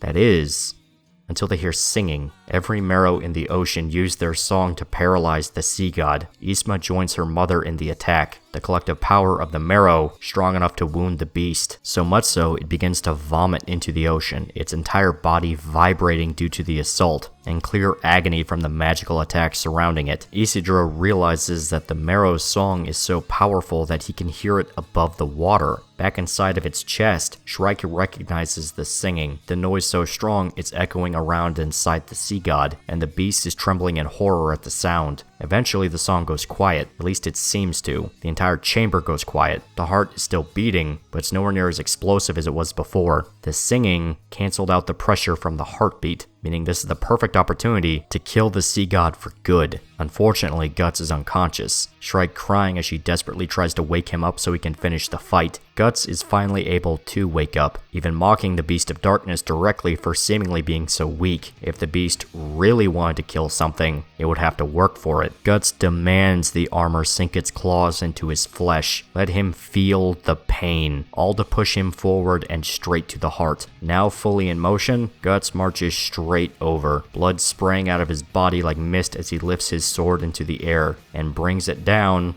right into the sea god's heart, slicing the muscle open and unleashing a gush of red blood. Guts is sent flying back from the sudden wave, but he did it. He actually did it. He just killed the sea god. The spectators outside watch in wonder as the Leviathan vomits out waves of blood and ancient ship debris. Even the Marrow watch in sheer disbelief. At first, the crew of the Seahorse think that maybe it's a desperate attack by the monster to kill them, only to see that the sea god is melting, collapsing down into itself like a deflated balloon. The crew cheer as the battle finally ends, seemingly finally safe after such a horrible ordeal. Farnese realizes that Shrike is regaining consciousness, believing that she willingly returned to her own body now that the fight is over. But just as Isidro asks what happened to Guts, we learn that he's still inside of the corpse of the sea god. Shrike begs Roderick to bring the ship closer to try and rescue Guts. Isidro thinking she's overreacting since he's such a tough bastard, but she explains the severity of the situation. Guts is so wounded that he simply can't move anymore. The two were separated after the sudden rush of blood from the cut to the heart, so the party needs to find him before he drowns or anything worse happens to him. Serpico suggests that maybe he was expelled out of the sea god's body after it vomited, but the Marrow swear he's not in the ocean with them. Also, Isma takes the time to introduce everyone to her mom. She thanks the party on behalf of the entire Marrow tribe for helping them in the battle, even calling them all heroes. Which is very polite, she seems nice. Still, it seems like Guts is stuck inside the sea god's body and starting to sink under the water, so it might be a really good idea to get him out of there before he drowns. Plus, there will be a bunch of sea dragons that will come to feast on the body, meaning he might get eaten by something nasty too. Well, shit, that's not good. Thankfully, the Marrow want to help with the search, feeling indebted to everyone since the sea god has been their enemy for centuries. Farnese offers to astral project into the sea god to search for Guts, but Shrike orders her to stay put. She had to keep the barrier up in case any of the sea dragons come swimming by. She wants to go out there and search for Guts by herself, but the strain of the battle was too much for her as well. It seems like there's nothing they can do, and they have to rely on the Marrow and the crew of the Seahorse, though the Moonlight Child just seems to be watching everything play out, almost like he's thinking about something. Back inside the sea god, we see Guts is still conscious. He can't see anything, but he's not sure if that's due to the damage to his eye, or if that's just how dark it is inside. He can barely feel his limbs, and he has to force himself upwards. He smacks his face against the flesh walls, realizing he's still inside of the beast he just killed, but Shrike isn't in his head anymore. He can't communicate with her through telepathy anymore either. It's simply too deep inside of the monster. The air is growing thin inside of the corpse, so Guts simply says screw it and tries to cut open a hole and out of the sea god, only to flood the chamber he's in with blood. Even if it bled to death, there's still torrents inside of the body, and Guts is completely submerged by the muck and blood of the sea god. For a brief moment, as Guts threatens to slip back into unconsciousness, he truly wonders if this is how he's going to die. Though something appears in front of him. That same mysterious figure from before, that one that always seemed to rip him out of the Berserker armor when all else failed. The figure guides Guts upwards, leading him to safety and out of the corpse. We then see Roderick personally lead the rescue mission to retrieve Guts, despite his crew's hesitance at letting the captain take on such a dangerous job. Nevertheless, Roderick steps right into the mouth of the sea god, Isidro and Serpico not far behind. Shrike, Casca, and Farnese are still on the ship, with the young witch attempting to reach Guts through telepathy, but as we know, every attempt fails. The Marrow are still attempting to use echolocation to spot where he might be, but it's not really working. And to make things worse, the corpse of the sea god is starting to sink deeper into the water, so Roderick and the others have to get out of the body before they're all sucked down into the depths along with it. Isidro doesn't want to just abandon Guts, but he's not given a choice. Roderick grabbing him and pulling him onto the rowboat along with the rest of them, so they can get away in time. Meanwhile, Guts is still following the strange figure, noting that the whole time it's frolicking and playing around like a little kid, despite the situation, and it always seems to show up when things get tough for Guts, like it's watching out for him. Eventually, the figure points out a specific spot for Guts to attack. He stabs it with the Dragon Slayer, this time unleashing a massive spray of ocean water instead of blood. He successfully cut an opening out of the sea god. At first, it seems like Guts is at risk of being forced back into the monster by the sudden rush of water, but something grabs his hand. The Marrow came to save him, lifting him out of the sea god in a scene that is... well, just look at it. It's almost like a religious painting, of beaten and weary Guts, uplifted by these benevolent and kind Marrow. It seems like through this entire story, Guts has only ever seen the worst parts of magic. Sure, he met Puck, an elf, but everything else has been so horrible and violent. Demons, spirits, the God Hand, everything he's met has been actively trying to kill him in some way. Even after he met Shrike and was introduced into the world of magic, he still had to fend off horrifying trolls. And don't even get me started on Slaan's nasty-ass womb. But now, he's being rescued by these beings that are expressly loving and kind. In a weird way, the shockwave that Griffith caused in part 4 wasn't a completely bad thing. Yes, now all sorts of terrible monsters are free to roam around and kill people, but in the same vein, all the positive and good-natured ones have the chance to help mankind, which the Marrows seem really dedicated to doing. So there's probably tons of others that we just haven't seen yet. A lot of the magic and mythology of Berserk seems to be based off famous European legends, stuff like Norse and Celtic mythology, along with stuff like medieval India and Arabia from for the Kushan Empire, and there's still infinite potential on what exactly could be established. Still, the Marrow are able to get Guts to the surface, party ecstatic at seeing he survived. The Moonlight Child in particular just stares out ahead at the scene. Oh, wonder what that's all about. He's still a very good boy though. Sometime after the battle, we see the Marrow swimming alongside the Seahorse. Turns out they decide to personally escort them to Elfhelm as payment for defeating the Sea God, which is pretty awesome. Isidro is curious as to why Ysaima doesn't want to spend time with her people and decide to just stay up deck with everyone else, especially considering she just saw her mother again, but she admits it would be kind of embarrassing. She spent her whole life as a human, so she's more comfortable around the party. She's confused where everyone ran off to, and Isidro says that Casca and the boy are sleeping. Shrike, Farnese, and the Elves are tending to Guts, who is bedridden due to his injuries, though he's a lot better than when they found him. His fucking eye exploded during the fight, but now he's able to see again, and Shrike uses this as an opportunity to teach her student the basics of healing magic. It's nothing really grand or powerful, it's more just manipulating life energy in a way to promote healing. Farnese is getting the lesson, actually able to feel and see the energy, allowing her to manipulate it however she wants. She starts to cry as she realizes that magic allowed her to discover her true purpose in life, finally finding a role in the party so that she isn't just a useless burden. Guts even comments that the energy helps him feel warm, thanking Farnese and saying that she's really good at being a healer, which she appreciates for obvious reasons. She likes him. Watch part 4. Also, Serpico is there. Hi, Serpico. We enter Casca's cabin to see that she's waking up from her nap. The boy from before is missing, her just alone in the bed. She walks outside, calling out for the child and making a scene. Everyone is confused as to what the problem is. Guts himself getting out of bed despite his injuries to see what the issue is. Farnese puts her hand on his shoulder, saying he needs to rest, while Guts is barely paying attention, simply trying to make sure Casca is okay before prioritizing himself. By the way, that sploosh you heard was not the ocean. Farnese takes command of Casca, mindlessly commenting that the sight of Guts would just agitate her some more. She catches what she said too late, but Guts just coldly agrees, simply letting Farnese take control of the madwoman. Puck, in what feels like fucking years, looks like his old self, coming back to say that he couldn't find a single trace of the mysterious boy anywhere on the ship, guessing it must be why Casca started freaking out how she did. Shrike and Roderick are above board, trying to figure out how a small boy could just vanish off the face of the earth like he did. At first, they're worried he might have fallen overboard, but Ysaima points out that there's zero chance the Marrow wouldn't have saved him if he did. Shrike finally points out the pattern they've run into time and time again with this kid. Whenever a full moon arrives, when magical entities are at their strongest, he always just seems to run into them. It just couldn't be a coincidence at this point, and his energy feels completely different from regular humans. Nevertheless, it's clearly a positive being that means no harm, not even mentioning that he seems to really like Casca. So Shrike's theory is that the boy is actually an emissary sent by Elfhelm to ensure they won't be a threat to the island. In fact, she takes it a step further and proposes that the boy is actually King Hanafubuku himself, or at least a manifestation he sent out.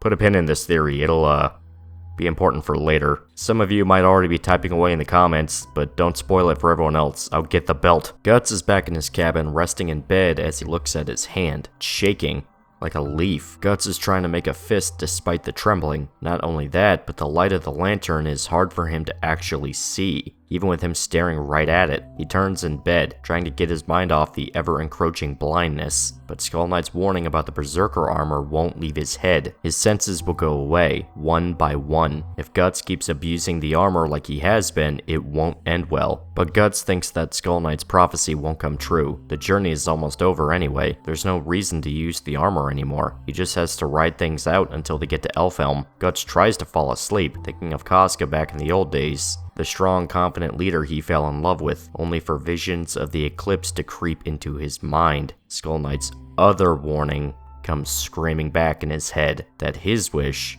might not be her wish. The sudden flash forces Guts awake, leaping up in his bed and clutching his face in terror. The beast of darkness laying behind Guts, feeding into his fears. Casca went insane because she couldn't cope with the eclipse. Not like him. What would she do if her mind was forced back to her? He doesn't have an answer, instead just looking out the ship window and towards the full moon. Guts has a thought pop into his head, that after his journey, after everything is finally said and done with, he plans to do something. We're not told what, and his mind is interrupted by a flash of Griffith, that silhouette he saw just as they were sailing out of Vertennis. The implications aren't made perfectly clear, but I think I know what this is implying. Though all this is going to be covered at the end, just know that things are going to get Bananas. Still, Guts seems to notice something outside. The moon has weird shadows over it. Shadows that look like branches across the moon. Turns out, there are branches outside. Massive invisible silhouettes that bend the light around them. And standing on top of one of the branches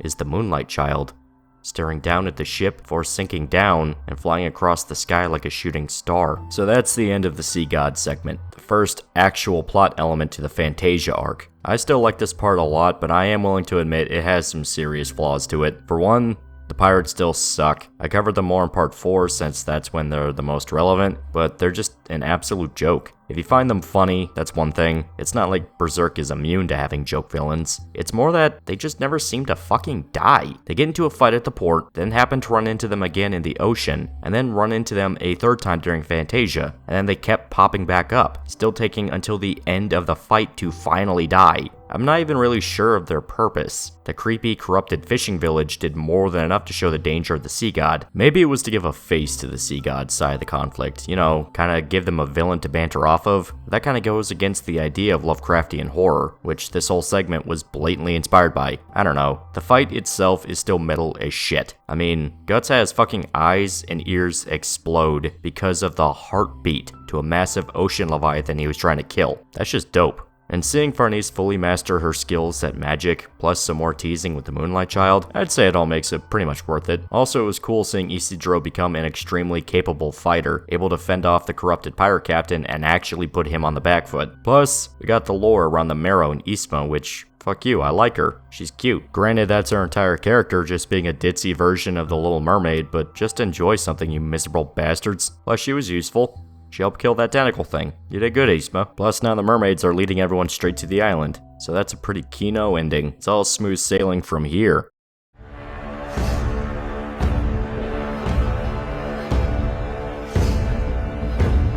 Anyway, now is the time to return to the shore. Specifically, it's time for a flashback. I'm not kidding, it's a small flashback segment. It covers the time between when Guts killed Gambino and was chased out of his old mercenary band, to before he killed Pazuzu and met the Band of the Hawk. This flashback is not anywhere near as long as Golden Age, so don't worry. It's just a small bundle of chapters referred to as the Spring Flowers of Distant Days. Now, some of you might be pissed off that I didn't cover this back in part 2. Hey, this is technically part of Guts' childhood, why not just cover it in part 2 so we're not held up here? And the main reason I didn't want to was because this flashback serves more to show how much Miura's views on Berserk have changed compared to when he started. When Berserk began, Miura intended on it basically being a dark fantasy version of Fist of the North Star, combined with Devilman and Violence Jack and Rose of Versailles, an action-packed battle manga mixed with supernatural horror. But as the years went on, he fleshed out more and more of Berserk. It slowly shifted into something else entirely. Now Berserk is more of a grim, bittersweet tragedy, exploring a complicated and compelling protagonist, seeing how much he goes through for the sake of saving his loved ones, and eventually building up to this grand, high, epic fantasy plot, one where the scales have shot up into the stratosphere. Current Berserk and old Berserk look completely different, literally and metaphorically, and they feel completely different. And I think Miura intended on this flashback to sort of bridge the two worlds together, tackle old material with a new mindset. He's definitely not insulting the stuff that came before, not by any means, simply acknowledging how far he came as an artist. So let's go ahead and get started on the flashback. This is some years after the death of Gambino. Guts is now an established mercenary, but is still pretty young. He's also pretty much convinced nothing matters, saying he doesn't give a shit where he drops dead. All he knows is his life is a terrible one, full of fighting. But even if he's certain his life is meaningless, he can't help but get back up no matter what happened to him. Even as he's marching in a line with other captured mercenaries and beaten by an enemy soldier for falling down, one of the mercenaries asks if Guts is alright, but he simply tells him to shut up. Still, the old man says they have a long way to go, and their captors know there's no ransom for any of them. If they fall behind, they'll be left for dead. The fact they were captured in the first place is kind of a miracle. Even joking, it must be God's will they were still alive. Guts snarks back that they'll be forced to work in a mine, so they'll just suffer longer. He's clearly exhausted, swaying back and forth while he says that mercenaries hack people up for a living, so why would God care about any of them? The old man catches Guts before he falls, inciting the kid's wrath since he doesn't like to be touched, for reasons already covered in part 2. If you didn't watch part 2, go back and do your homework. All you have to know is that the reason isn't very pleasant. Still, the freakout causes the old man to back off, though he notices that Guts looks pale, then spotting an arrow wound that's still bleeding. Guts screams at him for noticing the wound, but he finally loses his strength and falls to the ground, this time for good. The slave driver goes to attack him again, but the old man dives in to take the blow, saying Guts is just a kid. He's confused as to why the old man is doing all of this, but the guy just tries to convince the captor to help him, saying Guts is still manpower, so if he dies, that's one less hand to do the work, though the guy on the horse doesn't care. The way he sees it, if he dies, he dies. The old man takes it upon himself to help Guts to his feet, much to his annoyance, though Guts makes it clear he's not for sale, in the sexual sense. And that's not a joke if you know what happened. See, I can say stuff like this since it's been so long you guys probably don't even remember Donovan. The old man is curious if Guts has been a mercenary for long, and he admits he's been one for his whole life, though the old man realizes that he's breaking the unspoken rule not to snoop into each other's pasts. He does give Guts some advice that maybe all he thinks about is killing and death at the moment, but one day he could run into some war buddies that make life worth living for, people he truly cares about and would risk himself for. Of course, he would have to live long enough for it to happen. Oh, and while all this is happening, a hawk flies overhead. Symbolism. They eventually spot a castle in the distance, still in the process of being built, so they were captured to help with the construction, and once they're inside the walls, they won't have much chance to escape. The old man reveals that he has a lockpick, so he helps Guts get out of his shackles and tells him to run like hell down the cliff. The guards be held back by the terrain, so Guts has a chance to get away scot-free. He wants the old man to join him in the escape attempt, but he says it's impossible to unlock his own shackles with his hands bound. Guts is in no condition to do hard labor. His injuries mean he would just work himself to death, so it seems the old man is willing to take the punishment to ensure Guts could get away. He asks the old man his name, and it's revealed his name is Martino. Guts promises to pay him back one day as he runs, sliding down the cliff just like Martino told him to, though the old man says that Guts already paid him back, dislocating some of his fingers to allow him to slide his hand out of the shackle no problem. So that's kind of suspicious. Not just that, but it seems Guts' injury slowed him down significantly, to the point the capturing army has the perfect chance to aim their crossbows at him, and fires 2 bolts right into his back, thankfully missing his vital spots but pinning him to the ground. Guts is quickly recaptured, staring at the cliffs above and spotting Martino, completely free and making his own escape, a cocky grin on his face. He got fucked over, to put it politely, used as fodder for someone else's escape plan. Guts falls unconscious due to the wounds, dreaming of a battle he fought with Gambino when he was a child. They aren't sure where an enemy ambush is, and are just saying screw it and rushing in to overwhelm them. The first soldier to cut into their lines gets 3 silver coins. Gambino announced the charge, and Guts rushes out ahead with a number of fellow soldiers. However, he notices that Gambino and his men stayed behind. Turns out they were bait to lure out the enemy ambush, suddenly taking fire from arrows. Even Guts gets wounded in the barrage. Gambino proudly announces that the ambush is in the thicket, and he has the cannons fire into the trees to wipe them out. Gambino snidely congratulates Guts on being a good decoy, then telling him that this was all a good experience for the boy. Everyone who charged were dead. They blindly followed orders and got killed for it. Sure, it's part of a mercenary's job to risk their life in battle, but if you want to survive, you have to be smart. Don't depend on other people or follow them, since they're capable of using your trust for despicable things. In short, don't trust anyone on a battlefield, not even your own father. Good role model material there. Get those trust issues ingrained early and often.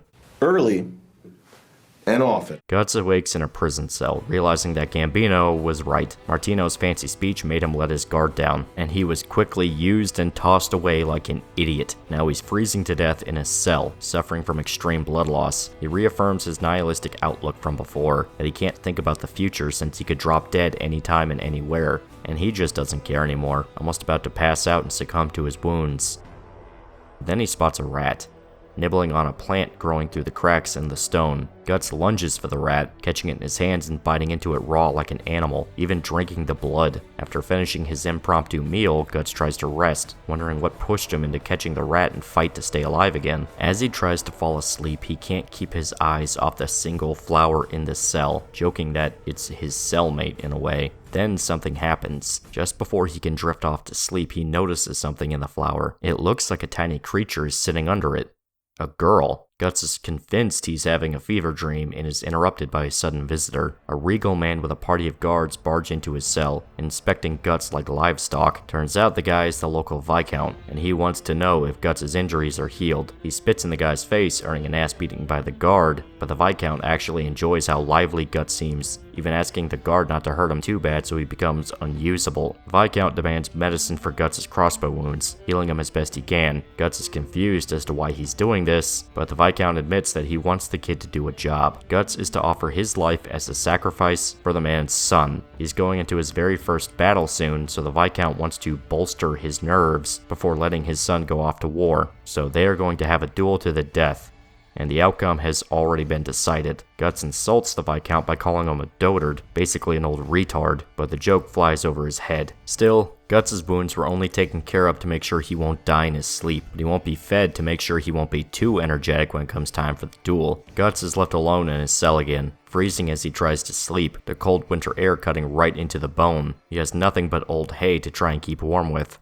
though the girl in the flower seems to reappear, shimmering into existence and just staring at Guts. Eventually, she leaves the flower and actually approaches him, poking his face with one of the hay straws. She tickles his nose enough to cause Guts to sneeze, scaring her, making her run back to the flower. Guts calls out to the girl, trying to calm her down. She's about the only company he has in this cell, so may as well try and hold a conversation. Flower girl is curious about Guts, walking back up to his face while muttering back some of the words he said to her, specifically about promising not to pluck her flower and that they should get along. The girl introduces herself to Guts, saying her name is Cheech, a flower spirit. She's not an elf, like you might assume. She's directly tied to the flower and is basically its guardian. Though she's more just a little girl than anything, she doesn't even know her own name, just calling herself Cheech because that's the sound the rat made when it tried to eat her flower. Guts thinks he's just hallucinating the whole exchange, but Cheech insists she's real. She's happy that Guts killed the rat, since it kept eating the leaves off her flower. If it ate all the flowers, then Cheech would disappear, so for payment, she's willing to give Guts anything he wants as a gift. He jokingly asks if Cheech can go steal the keys and let him out of his cell, but she refuses. She can't go too far away from her flower. So instead, Guts asks for a drink of water instead. Cheech uses one of her leaves to catch snowflakes in the air, letting them melt on the leaf and letting Guts drink the tiny water drops. It wasn't much, but it was better than nothing. Cheech notices that Guts is shivering and offers to warm him up with some of her energy. To his surprise, it actually works. Cheech using her magic, what she calls popo she gathered from the sun, to warm him up. She's excited at how much she's able to nurse Guts, remarking that using her energy to help someone is more fun than just holding it in alone. She eventually notices the wounds Guts has, himself noting that the nobleman didn't patch him up properly. Cheech runs back to her flower and starts plucking leaves off it, placing them on his wounds, full of her energy. They magically heal, closing quickly and removing all pain. Turns out Cheech got the idea from when a bird fell into her cell by the flower, and she used her power to heal it. Cheech becomes excited once again, taking off leaves and caring for Guts' other wounds, though she stops herself to ask Guts if he's going to leave once he's healed up. She's seen all kinds of people come and go, most just screaming and yelling the entire time they've been inside, so Cheech became scared of humans. She's lonely inside of the cell, trapped in this tiny space with only a little bit of sunlight peering in from the window. She's happy when the sun comes in, but then she's just sad when it goes away and she's trapped in the dark. Guts comes to the conclusion that Cheech is just a hallucination, him projecting his childishness and weakness onto an imaginary figure. Still, he can't help but like Cheech, taking her into his hands and promising to take her to a hillside full of flowers blooming not far from where they are. When he leaves, we'll take Cheech there, so she can play outside with the other flowers. She's excited at the idea, promising to heal every single wound on Guts' body, taking off her leaves like random, with Guts growing worried that she's taking too much off the flower, though she swears it's okay and he should just go to sleep, let her take care of everything. She's happy that Guts is the one that found her, and can't wait to meet her new friends when she gets to the hill. Guts falls asleep, swearing that they'll find Cheech when they get there, still feeling the sunny warmth on his back. Guts wakes up a full day later, his fever broken and wounds healed. Now clear-headed, he notices that the leaves on his back from the hallucination are still there. It was all real. Guts calls out for Cheech, but then he sees it, the flower, limp against the floor, completely stripped of its leaves. Guts is in disbelief. He really was visited by a flower spirit. It wasn't all in his head, And now Cheech is gone, disappeared just like she said would happen if the rat killed her flower. Guts is distraught, remarking that she was a dumb kid who didn't think ahead, still processing the loss of his new friend, but he's not even given time to grieve properly. The Viscount says it's time. Guts uproots the flower and hides it in his pocket as he is led out by the soldiers. He's given a set of armor by the Viscount's men, which looks suspiciously like the equipment he wore when he killed Bazzuzo for the first time. Guts is led outside to the courtyard, surrounded by the Viscount's men, and his son, decked out in heavy armor and a mace. The entire event is viewed like a festival, the Viscount fully convinced this is nothing more than a boar hunt. Despite the father being convinced his son would be nervous going to war, it turns out, yeah, the dude is a lunatic, murdering livestock all through his childhood and even kidnapping a peasant child and trying to behead him. So this isn't ideal. They even give Guts a blunt sword, the blade so worn down he wouldn't even be able to slice a watermelon. Still, this is what he has to use to fight off this big brute. Might seem like a bad situation, but Guts is a lot more healed up thanks to Cheech's magic. He's in a good condition to fight even if he's not 100% yet, but the big guy isn't easy to handle. A single swing staggers Guts, and the guy is relentless, swinging again and again, not giving him a single window to counterattack. It seems like the duel is said and done, Viscount pondering his son's future as a general if he can fight like this. Still, Guts isn't dead yet, though he is at risk of running out of energy, or his wounds reopening if things keep up, and he doesn't have much time to get the flower to the hillside before Cheech is gone for good, operating on the belief that she might be okay if he can plant the flower in the ground. Still, the opponent isn't stopping. Even when Guts finally gets a chance to swing back, all that happens is the blade bounces right off the helmet. It's simply too dull to even sting the guy. Guts goes for a counterattack once again, this time aiming for the leg, but his sword chips at the impact. It's not all just the sword's fault. Turns out the armor is a special order from Tudor, full mail, that doesn't even have a single gap for a blade to cut through. So Guts is still weakened from the ordeal the days before, his sword is blunt, and the guy has special armor that prevents him from splitting his skull open. What the hell is he going to do? He thinks back to another memory of Gambino, this time of him in a standoff with another enemy in full mail armor. The lesson that time is that if he ever spots an enemy dressed in a suit like this, it's guaranteed they're a rich nobleman, and if that ever happens,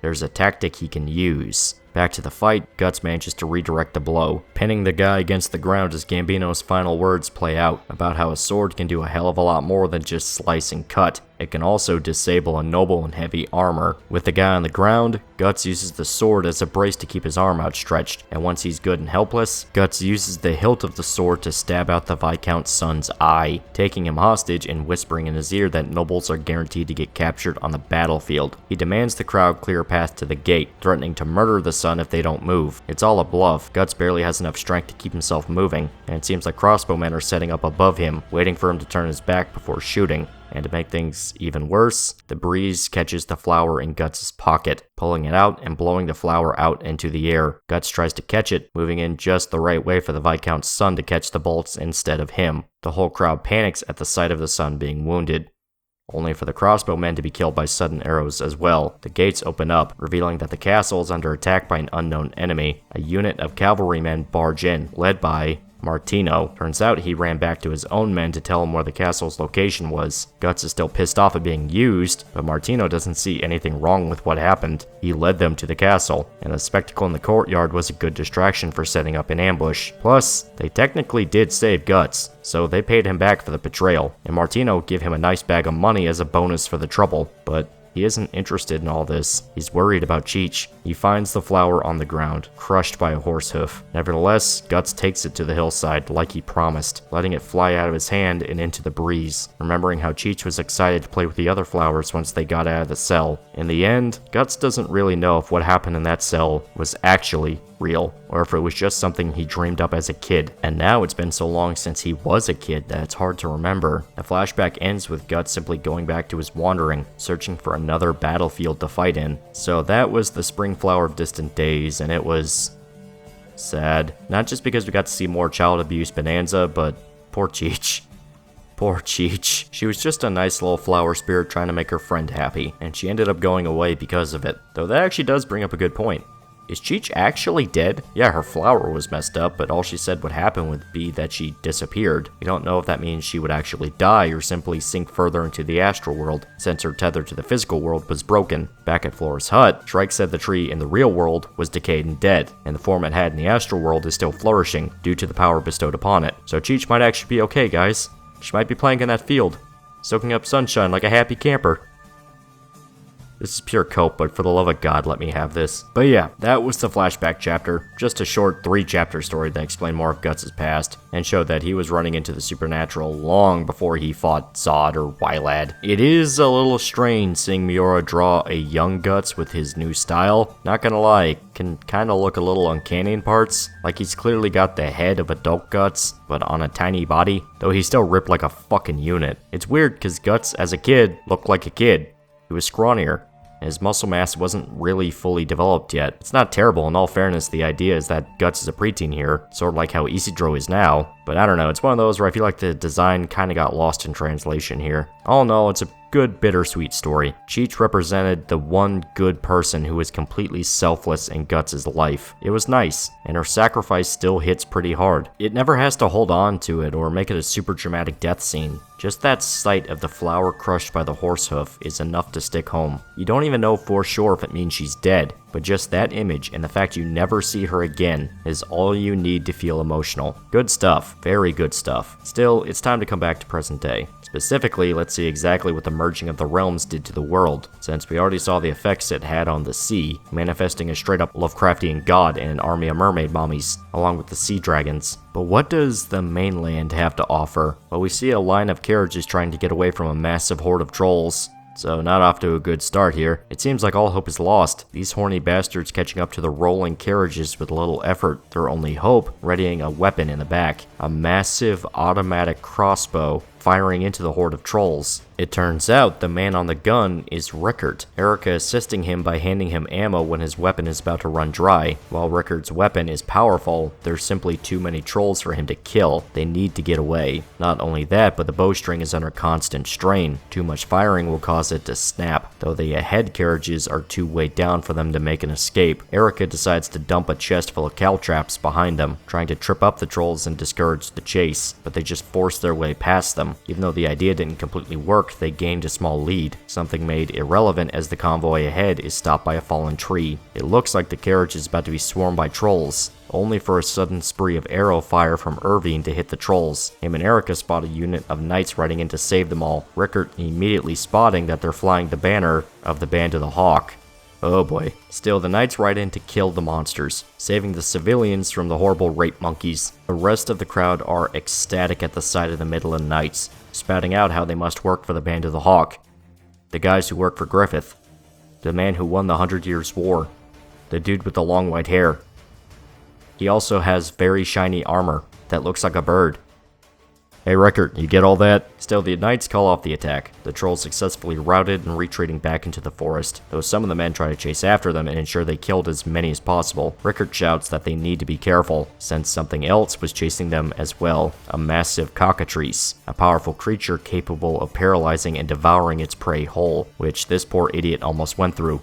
Though a sudden arrow by Irving pierces the cockatrice's eye and frees this jabroni from a violent death via cockfor, the demonic archer leaps down, bouncing off Rickert and Erica's wagon and landing safely in front of the monster. Irving attempts to kill the cockatrice with a clear shot to the head, but uses its powerful poison breath to stop the arrow in mid-air. Irving dodges the breath and the knights order them all to get back, the poison a very serious threat to all the human combatants in the area. However, Irving remains calm, simply telling a nearby knight to hold his archer cap while he takes aim. Rickert and Erica watch as he reveals his demonic form, fully exposing himself as an apostle, which Rickert is fast to notice. Irving battles the cockatrice once again, this time successfully using his demonic abilities to one-shot the monster, fully killing it and saving the carriages. You know, just saying, Guts could have killed that even without the Berserker armor. Duke killed Cthulhu with just a magic lolly giving him inspirational speeches. Irving had to turn into a demon to fight off a chicken that pukes poison.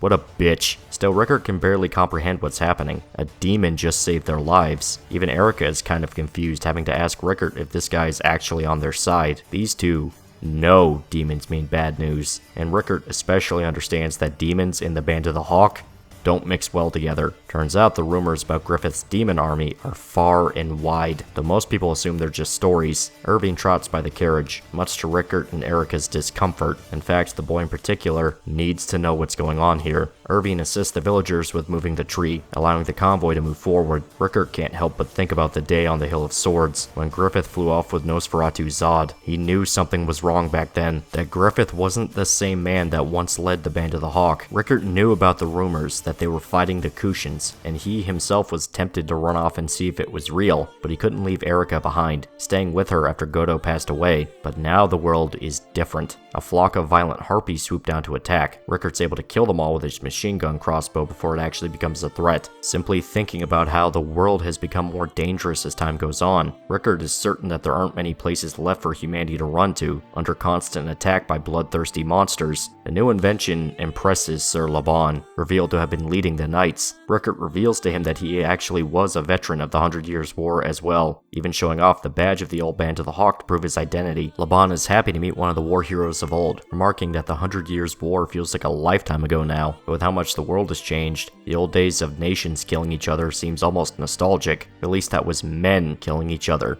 not monsters. As they ride ahead, Rickert spots massive crystals jutting out of the ground. Laban calls them wingstones, acting as some form of a barrier that keeps the monsters out of the capital. Then they spot the World Spire Tree, the monument of Ganishka, transformed into the symbol of the new world. The branches stretching far and wide across the sky, even over the mountains. When they get closer to Wyndham, they notice how different the landscape has become. The fields are fertile, with plenty of crops and fruit being harvested by cheerful peasants. Turns out, the area right around the spirit tree never leaves the harvest season. Trees, flowers, and most importantly grain are constantly growing, ready to be harvested, and this allows the new city of Falconia to take in so many more refugees. Though Laban slips up and still calls it Wyndham, old habits and all that, according to him, Falconia is the one spot left for humanity to really live in peace. Anywhere else belongs to the monsters. The carriage rides into the capital, in total awe of the sheer majesty of Falconia. Massive walls with ornate statues carved in. They enter the capital, finding a sprawling cityscape full of life and activity. Laban fully admits that the story behind how the city appeared is simply impossible to describe, having been forced out of the ruins underneath the old capital and resurrected by the World Tree. It's such an alien sight going from a Dark Ages style setting to this borderline late Renaissance era vibe, with full dedicated streets and tons of people living in relative comfort. They even formally included the Kushan turncoats into the full military. Their job now is to listen to visions from the Oracle and go save any people they can, this time heading out to stop another troll attack to the east. While some of the refugees are uncomfortable with the idea of living together with Kushans, Laban says that this isn't the time for fighting each other. The enemy are the monsters. They finally arrive at a large building, the Refugee Bureau. They have to formally be processed before being given a residence and employment with a guild. Laban is particularly excited about the idea of Rickert joining them, considering his skills as a smith and his past as a member of the Band of the Hawk. He even goes so far as to give Rickert a pass into the castle and a recommendation to meet the Hawk,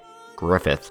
And he plans to send word ahead so that Rickert can show up tomorrow afternoon if he wants. And Rickert's mind goes into a tailspin. He has no clue what the hell he's going to do when he sees Griffith again, simply thinking back to that scene at the Hill of Swords. The carriage arrives at a lodging house, and everyone is excited to sit down and get some rest, but there's still work to be done, and the one giving the new marching orders is Luca and her girls. Except Nina. She's super dead from syphilis. Hopefully Yakum isn't dead too. Don't stick your dick in scarlet rot, pussy, man. Not even once. Still, Luca is back, and so are the other prostitutes, but they've moved on from their old profession, now in command of the lodging house and working an honest job. They coordinate the incoming refugees, saying the sick and injured can see a doctor, while the carriages themselves have to go around the back. Each room belongs to one family, and single people share rooms. The elderly get first floor. This is simply a transitional period while their true residency is sorted out. So while it might not be comfortable, they'll just have to stick with it. The carriages are led to the back towards the stables, where another familiar face is spotted. Master Daiba, the former sorcerer, is now just a stable hand. Poor fucking dude. Yeah, he tried to kill Guts and all that, but he didn't seem like a bad guy. It was just that he was working for an actual demon.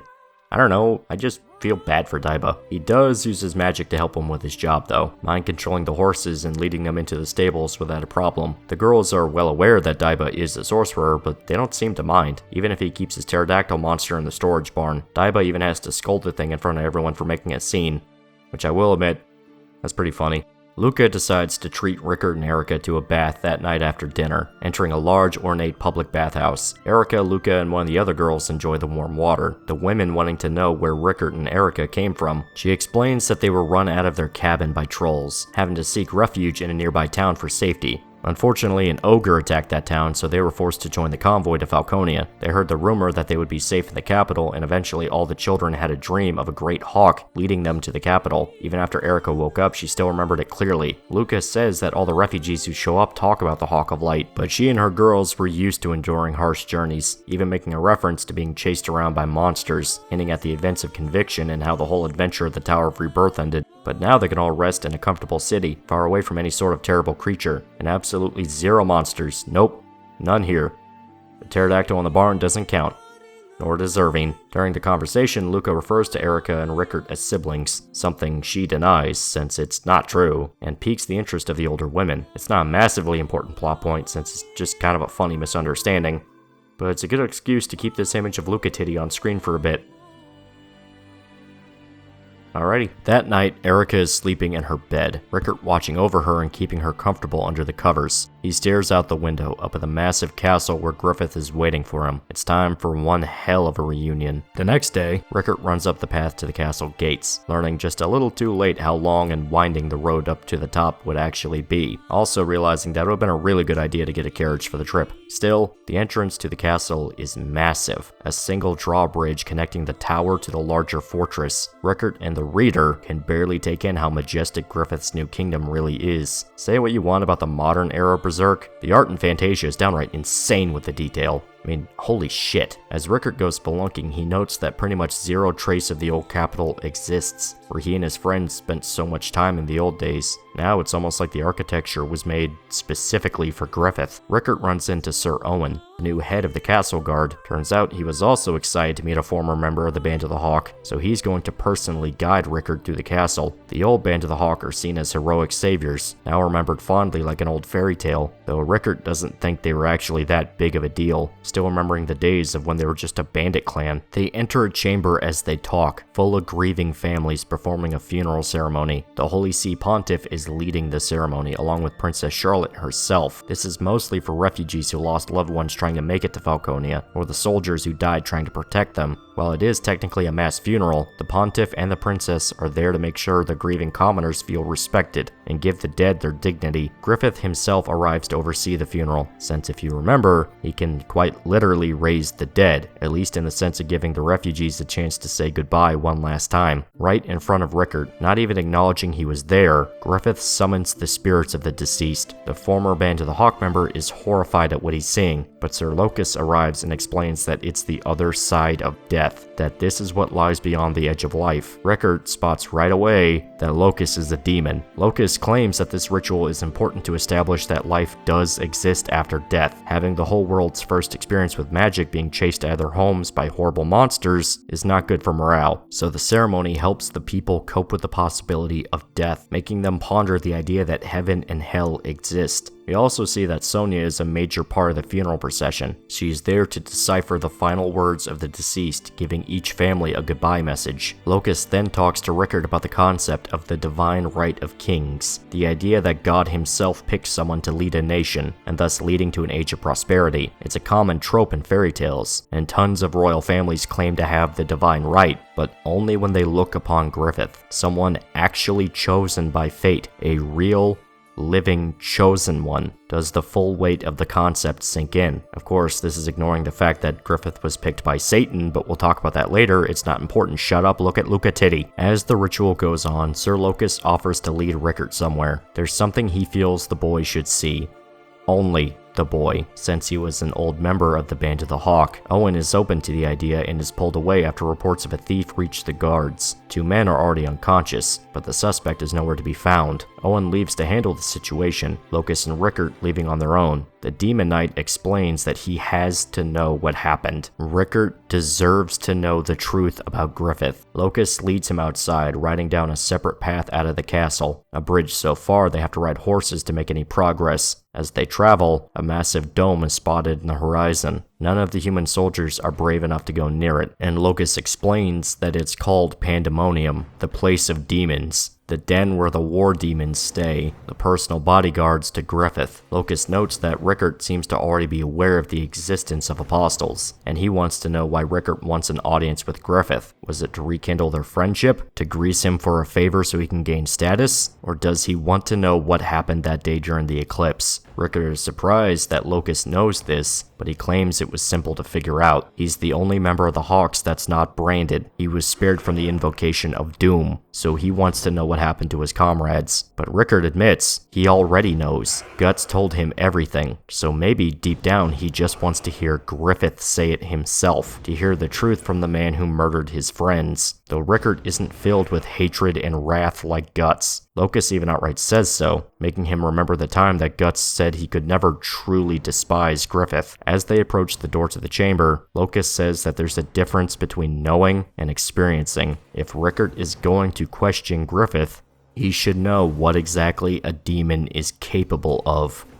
To create a good cliffhanger, we move on to see Erica and some of the local children spying on Daiba from outside his barn. He scolds them and tries to chase after the kids, but he collapses due to a bum knee. Erica checks up on him to make sure he's okay, and the two get to know each other. He jokes that she now plans to sneak into the barn since he can't move, but he hypnotizes Erica with a spell before the idea could click in her mind, forcing her to do his chores while he rests. The spell ends once Erica is finished. Daiba now convinced that he successfully scared her out of trying to sneak into the barn again, but she actually didn't mind the work. She already had to help Godo with his work during basically her entire childhood. In fact, she thought it was kind of fun. As she goes to leave, Erica remembers something and tells Daiba to wait for her to come back, running back to their carriage and retrieving a device from one of the chests, a leg brace that Rickert invented. Luca arrives and scolds Daiba for trying to work while he was suffering from an injury, though he insists it was just joint pain due to age. Despite this, she is happy that Daiba grew closer to Erica. Then, noticing how weird the device on his leg is, Erica explains that Rickert is a brilliant inventor. He can make stuff like explosives and repeating bowguns. The device was made for Godo when his legs became weak. Erica then explains how her father, when he was alive, was a legendary blacksmith who made all sorts of things, even a sword bigger than a person. Though Luca and Daiba aren't sure if they actually really believe her. Who'd make a sword bigger than a human being? Nobody would even be able to swing it. That's just stupid.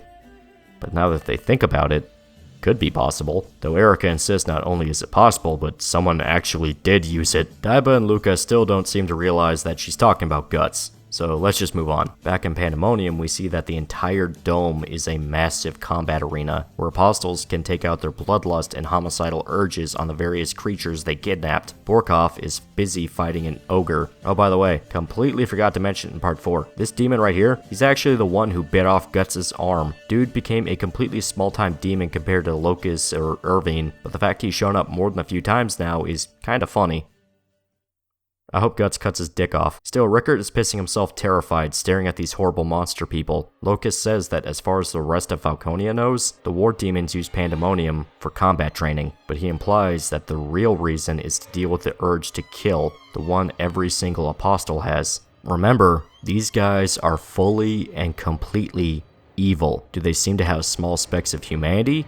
Yes, but apostles at the end of the day cut a hole open into their own hearts and let evil flood in. The God Hand themselves laid it out clear. Either you become evil from performing the sacrifice, betraying the closest thing in your life to gain power, or because you were capable of it, that you were given a chance to meet the God Hand in the first place. Regardless of the context, you now understand why I hate Forehead Girl so much. Sonya pretty much tricked mankind, either knowing or unknowing, to put their trust in creatures physically incapable of not killing. What do you think will happen when they decide fairy tale creatures aren't good enough anymore? Or if Griffith decides to go full Caligula? Borkov finishes off the ogre. Rickert thinking that the scene is like something out of hell itself. These guys are the main strength of Griffith's army.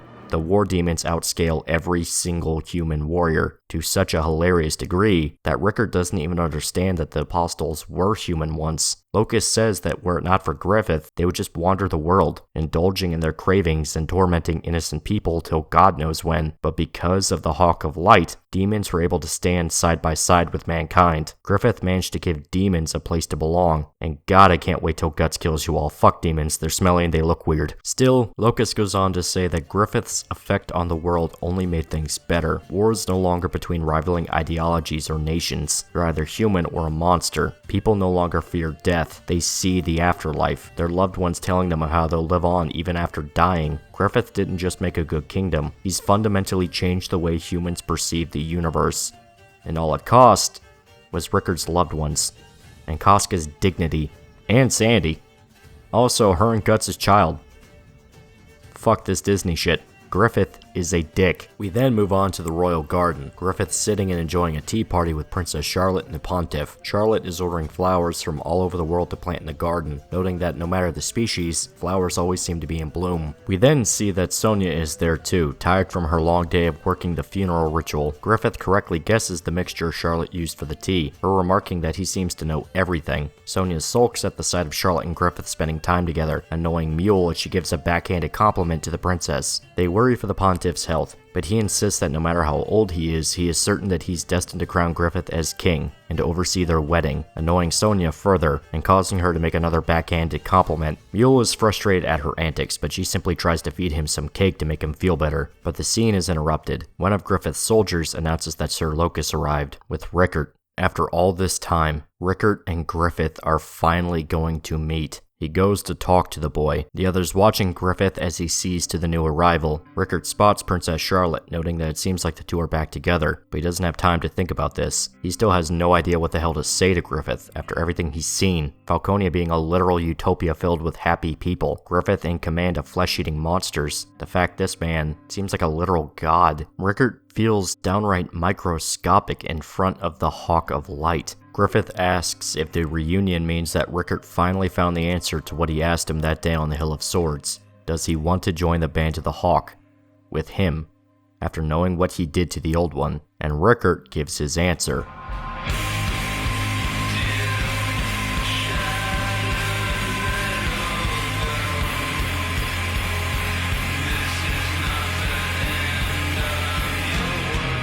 He slaps Griffith across the face, the first person in years to land a hit on the God Hand member. Everyone is in shock at the sight. Locust is pissed, but Griffith calls him off. Rickert still has something to say. He was ashamed of himself for a long time that he couldn't join the rescue mission that day. He had a lot of guilt for not vanishing with the others, for not helping Guts try and avenge the Hawks, for not joining him and Casca when they left. But Rickert, he was the one who made the Hill of Swords. He had to grieve in his own way, and Griffith has the gall to ask him to come back after what he did to the only family Rickert ever really knew. He takes out his crest, remarking that the new logo's wings look slightly different from the old one. Griffith even notices that he's right.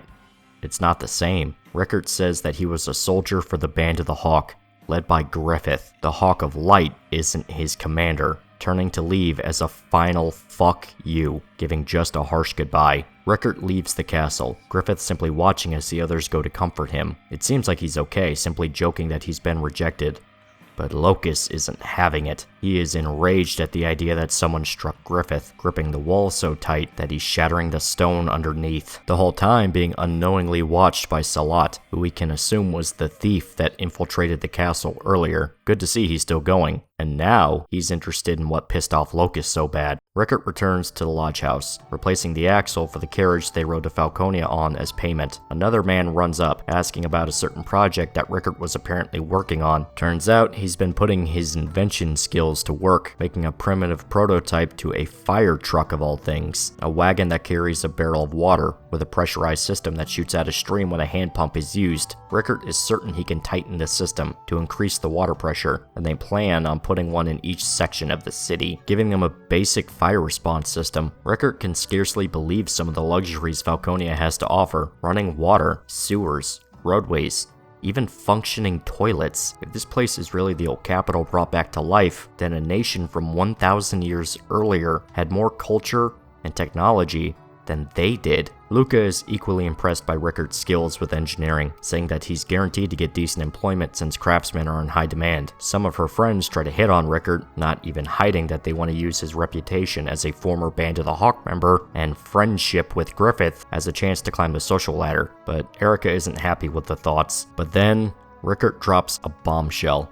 He can't stay in Falconia. He admits to the former prostitutes that he slapped Griffith, but he just can't admit why. The girls then decide to friend-zone Rickert, noting that this incident would seriously hurt their plans for gold digging, and Luca is confused as to why Rickert thinks this means anything. Brothers in arms fight all the time, but he says that's why he slapped Griffith, because they were buddies. If Falconia had to be built at the cost of his friends' lives, then Rickert wants nothing to do with it, no matter how nice it is. Luca respects the decision, saying it's something between men and they don't have a right to pry, but she's mostly worried about Erica. What's Rickert's plan for her? Leaving Falconia means dealing with monsters. Is it really okay to drag Erica back into that hell? She insists that she's coming along. Her and Rickert are family, and she's not taking no for an answer. Luca then gives them some advice before they leave. No matter what they choose, they will always be followed by regret of things they lost, people who left them behind, and people they might leave. It's simply life. So if Rickert really wants to do this, he has to go all the way. Don't make any excuses for what happens down the road. The other girls make fun of her for the speech, asking if she regrets what happened with Jerome. Turns out she left him, saying she felt bad for lying to his wife since she seems so innocent and nice. Another of Luca's girls comes barging out, saying they need to get back to work since they're short-handed enough as it is. Daiba seems to have been listening in as well, feeling nostalgic for his younger days. Sometime later, we see Rickert enter a large, borderline factory-sized smithing facility. He can't help but watch how efficiently everyone works, full of energy. They all have a purpose, a sense of duty. In fact, this is probably how everyone in the city works, all to please Griffith. Rickert thinks back to the Band of the Hawk, still feeling unsure of what he's supposed to do. Luca was right, no matter what he picked, he was going to regret it. But could he really live in a city that took the murder of his loved ones to get? It seems like a simple enough question, yet he also has to think about Erica. Does he leave her behind in the city where she's safe? Or does she come along and risk being eaten by monsters? No matter what, Rickert was stuck between a rock and a hard place. All he does know is that Erica was right. They were family. See, that's nice. That's a good little touching moment. You see that no matter what, these two are not going to split up.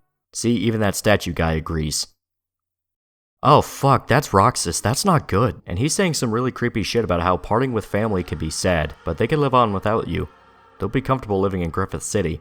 So Rickert can die without needing to worry about what will happen to Erica. Before the very scary bedsheet man can kill him, however, Roxas is attacked, forced to evade from the sudden onslaught by Salat and his men. He wants to know what made the assassin choose to kill Rickert, whether Griffith ordered it or because Locust did. Either way, both roads point to Rickert knowing something about the Hawk of Light they don't want getting out. So they will kick Roxas's ass if he even thinks about touching him. Rickert is once again stunned, this time at the sight of the guy who led the ambush to kill them all the way back during Golden Age, now saving his life, though Salat makes it clear that this is a give and take deal. They'll fight off Roxas, and then he tells them what exactly he knows about Griffith. Before they can continue the conversation, Salat has to actually finish off Roxas. The demon assassin remarks that his skills have grown since they last fought each other, but he's still got a ways to go, catching the spinning discs Salat threw out and aiming them right towards Rickert. The Tapasa jump in to save him, then taking the chance to shatter the hiding spot and exposing Roxas out in the open. But this proves to be a bad idea, him catching the two by their feet. However, they reverse the move, revealing that they intended to be caught. They managed to pin Roxas's limbs, outstretching him and giving Salat the window to stab him through the head with his sword catcher. They split the mask in two, and everyone is unsure if they actually managed to kill him or not. But Roxas is fine, slithering behind Salat and trying to stab him through the chest. However, he managed to evade the attack and get some distance. Turns out that his head doesn't necessarily have to be on his shoulders. The Tapasa rip off parts of his cloak in anger, checking to see if Salat is hurt. He's fine, mentioning that he has something stuffed under his armor that soaked up the attack. Roxas sulks over the loss of his mask, mentioning that he liked that one. It actually affects him so bad that he decides to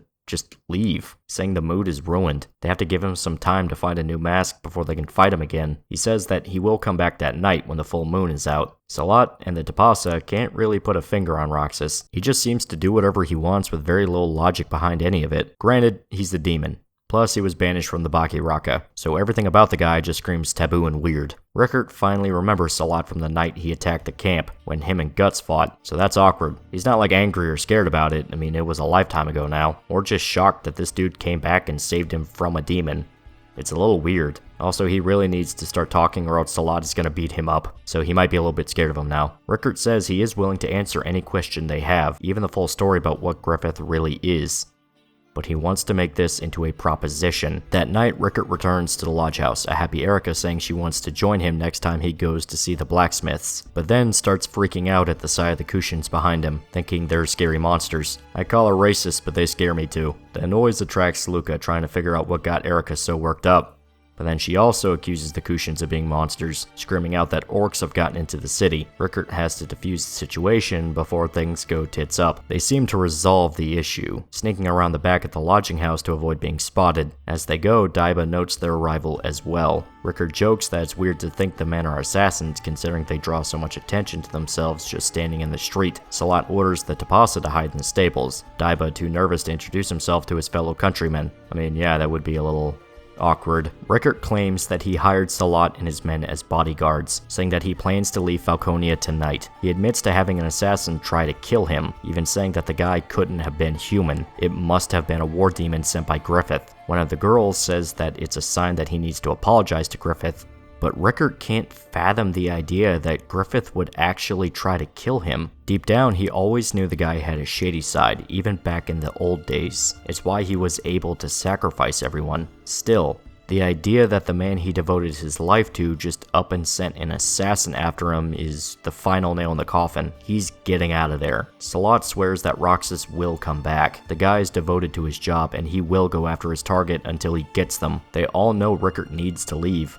But where the hell can he even go? The outside world is full of monsters, and anywhere that isn't Falconia is a wasteland, though Salat swears that there's still somewhere they can go. When the Baki Raka were banished from the Kushan Empire, they were forced to build a new home, hidden away in impregnable land. The clan keeps this settlement going by working as assassins, and every single person who lives inside of it is trained to be a warrior. Between the landscape and the fighters, even monsters wouldn't be able to bust in easily. Ever since Ganishka's defeat, Salat's been conflicted on what to do. Part of him considered working for Griffith, but he just can't stomach the idea of working for a demon again, so he's thinking of just saying fuck it and going home. And with the new circumstances the world is dealing with, Rickert gets a shot to come along. Luca decides to ready some provisions before they can leave, but she still wants an answer. Is he going to take Erica with him? She might be willing to take her in if Rickert wants her to stay behind, but he denies the request. He'll take the girl with him, even if this might be a fucking stupid idea. They're family. Luca thinks having someone to protect will make Rickert more cautious, so maybe they'll end up being survivors by the end. She wishes them all a good journey, and Rickert can't help but tell them about how much this reminds him of when Guts and Casca left. They went on their own dangerous journey, for reasons similar to this, and knowing Guts, Rickert is certain they're still out there somewhere.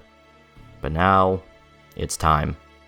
Roxas is back. He's waiting for them. The demon assassin stalks Rickert, following him through the dark streets. He creeps behind his target, ready to strike, but then something is set off. A line of fireworks all ignite, distracting Roxas as Rickert readies his crossbow machine gun. Luca and the others watch the fight kick off, begging Erica to stay still until it's over. No matter what happens, they can't be involved with this. If Roxas spots any of them, they might be killed or arrested for sheltering a traitor, so it's up to Rickert and the Baki Raka to kill Roxas. And he's doing a pretty decent job at it, filling the demon up with bolts and even sending one straight through his mask. But no matter how much gets pumped into the guy, Roxas is not going down, bragging that Rickert forgot his head isn't actually where it looks like it is. And he's pissed at having another mask being damaged, taking his anger out on Rickert by throwing one of the bolts back at him, wounding his shoulder. Roxas is impressed that, instead of running for it, Rickert actually ambushed him instead. That takes nerves of steel. The boy says that an apostle once tracked them for hundreds of leagues, referencing the pig demon Guts killed at the end of Golden Age. He knows better than to think he can simply outrun Roxas, and the demon admits that they have their fixations, and his is to murder Griffith by his own hand, but for now he has to follow orders.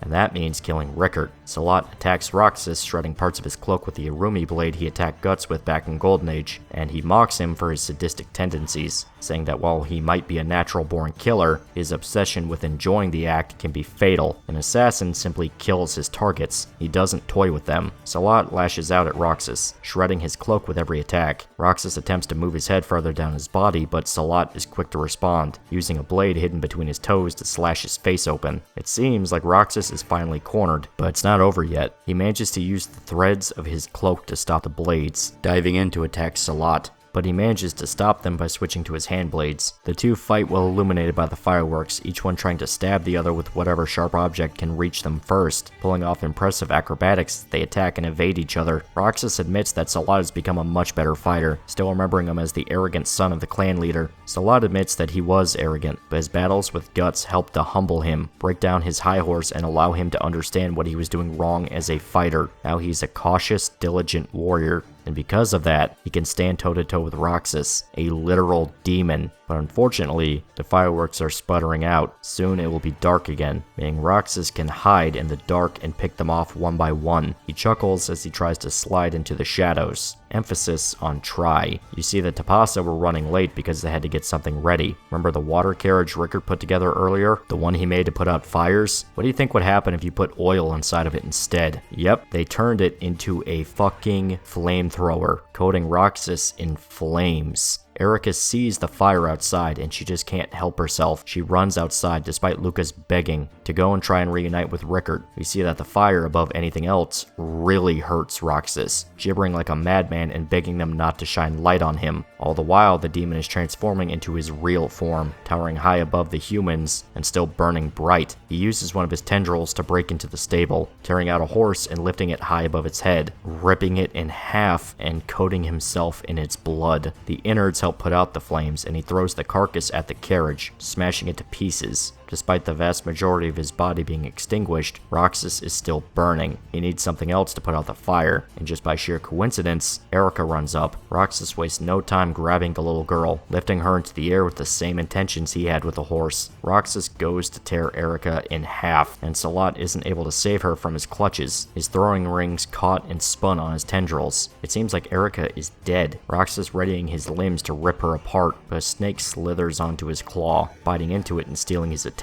Then, more snakes show up, crawling all over his body and forcing Roxas to drop Erica. She falls to the ground, but she's safely caught by Master Daiba, revealing himself to everyone and openly using his magic. He says this is payment for Rickert's help earlier. Luca is shocked to see the old man using his magic, but he tells her to stay hidden before Roxas spots her. He wants to strike a deal with the Bakiraka. He helps them kill the assassin, and they allow him on the journey with Rickert. They're confused as to who he is, but Daiba shows his face to the Bakiraka, admitting that he is one of the defeated, an oddball now feeling out of place in the new world. The assassins recognize him as General Daiba, the right-hand man to Ganishka himself, the sorcerer commander of the Pishaka, the demon army to the Kushan Empire. Though the old man clarifies that he was the high sorcerer, respect your elders, bitch, and he wants to know if the deal is struck. Rickert says there's no reason not to take it, plus they need to kill Roxas before they can do anything else. Daiba takes this as a cue to launch another spell, summoning a horde of snakes and rats to infest Roxas, commanding them all to bite into the demon. It actually manages to hurt him, since to the rats and snakes it's just old cloth they get to eat. Erica and Rickert hug, finally safe from the horrible demon assassin. Daiba then calls for his pterodactyl monsters, he has more than one now, to escape the barn, declaring them as their rides for the journey. They felt cooped up inside the barn, but now they get to fly free, so they're happy. And I'm happy the dinosaurs are happy. With these, they can fly right over the city walls and anywhere they need to go. Before they take off, Erica rushes back to the carriage to fetch something, eventually joining Daiba, Salat, and Rickert on the pterodactyl. Luca's girls rush outside to see what's happening, and she orders them all inside for anyone can see them, though they say that with all the noise, the entire neighborhood is already alerted to something happening. The pterodactyls fly overhead, Daiba tossing a bag of diamonds at the girls for payment for their kindness. They give their goodbyes, ready to leave Falconia behind for good. But it's not that simple. Roxas is pissed, flying after them like a Chinese dragon. The revelation that Roxas can fly is bad enough, but he's also catching up with them. Erica reveals what she grabbed from the carriage, handing the weapon to Rickert. It was a homemade RPG. Rickert launches the explosive right in Roxas's face, the demon trying to move his head out of the way, but still catching the rocket in his cloak. The explosion seems to work, ripping his cloak apart and sending him straight to the ground. Luca and her girls watch Roxas fall as their friends manage to escape, simply telling them all to take care as they fly out of Falconia. Falconia. We see Griffith watching from his castle. The pterodactyl's easy to see thanks to the light of the full moon. Rickert takes one last look at Falconia, almost like he's staring back at Griffith, but eventually he turns his head to the front, keeping an excited Erica tight in his grip. So there you go, you got a really cool Rickert segment. Not gonna lie, this was the point where Fantasia really started to click with me as an arc. Not saying the Sea God segment or the flashback were bad, they weren't, not by any means, just that here is where shit got real. You got to see Rickert and Erica again, which is cool, but you also gotta look at Falconia as a city. You see that it's basically a full-blown utopia. It seems like everyone's happy and everything's perfect, but to see all of that and still get hit with shit like pandemonium, seeing demons having to resort to killing fantasy monsters to deal with their violent urges, or just the fact that all of this was built off the backs of Griffith's victims, not just the Band of the Hawk, even though that is the main focus, but all of the people killed during the resurrection ceremony at the Tower of Rebirth, the war with the Kushans. What must have been hundreds of thousands of people died for this. It's pretty big, and Rickert is just supposed to suck all that up and live in this son of a bitch's kingdom. Now granted, he doesn't know about anything beyond the death of the old Band of the Hawk, but he still understands that the state of the world had something to do with Griffith. He just doesn't know for sure what, and even if he doesn't stumble into the larger conspiracy at hand, Rickert managed to do the one thing Guts couldn't do. He actually got some payback for what Griffith did. That smack was a downright historic moment for Berserk. A lot of people were hyped beyond recognition to see it. A, because holy shit was Rickert a badass for doing it, and B, it's been hundreds of chapters and Guts hasn't been able to land a single scratch on Griffith. The man dedicated to killing him can't even get close. But the guy who Guts outright said could never truly hate Griffith managed to smack him like a red-headed stepchild in front of his posse, then proceeding to basically tell him to go fuck himself for even suggesting that Rickert would want to join up with him. Good on you, man. That was some GOAT tier shit. Greatest of all time. Plus, Luca came back, and I must simp. Also, seeing the return of the Kushans was cool. Daiba is a fun character, just being a crotchety old sorcerer forced to work in a stable. Considering that he was the top guy for Ganishka, this poor dude fell down in life. Salad actually being able to take on a demon and damn near win was fun as hell. And considering that Roxas is one of the higher tier war demons, it's very possible that the Baki Raka could end up becoming highly skilled demon hunters. Combine that with Rickert's penchant for inventing weapons, and you could almost have medieval Arabia Bloodborne, which could have been the hypest shit. God, real life sucks sometimes. But it's time. Time to move on to the last big chunk of Berserk. Period. Beyond the Grumbell light novel, what you are about to see is the last batch of official Berserk content out there. Only 22 chapters. But what happens in these chapters is something that has to be seen to be believed. This is the first time in a while, almost 20 goddamn hours at that, but I'm going to issue one final spoiler warning. The final chunk of Fantasia's story is both very substantial from a plot and story angle, but also acts as a big payoff to something that was decades in the making. And I'm not joking. The end of the Golden Age arc happened around 1997. Specifically, the last chapter, One Who Hunts Dragons, came out on December 27th, 1996. So the whole plot point revolving around Casca's and Sandy and the repercussions of the eclipse have quite literally been going on for over 20 years. This coming chapter, Landfall, serves as the beginning to the Elfhelm segment of Fantasia. This came out a full 19 years since the end of Golden Age, and I highly recommend you all sit down and read Berserk once through for yourself for the full impact of what's about to come, since this section serves as the conclusion to a long-running plot thread. If you insist on going ahead without reading, I get you, but this is something that truly was special to see play out. First of March, it's clear to me there's something that's uncomforting.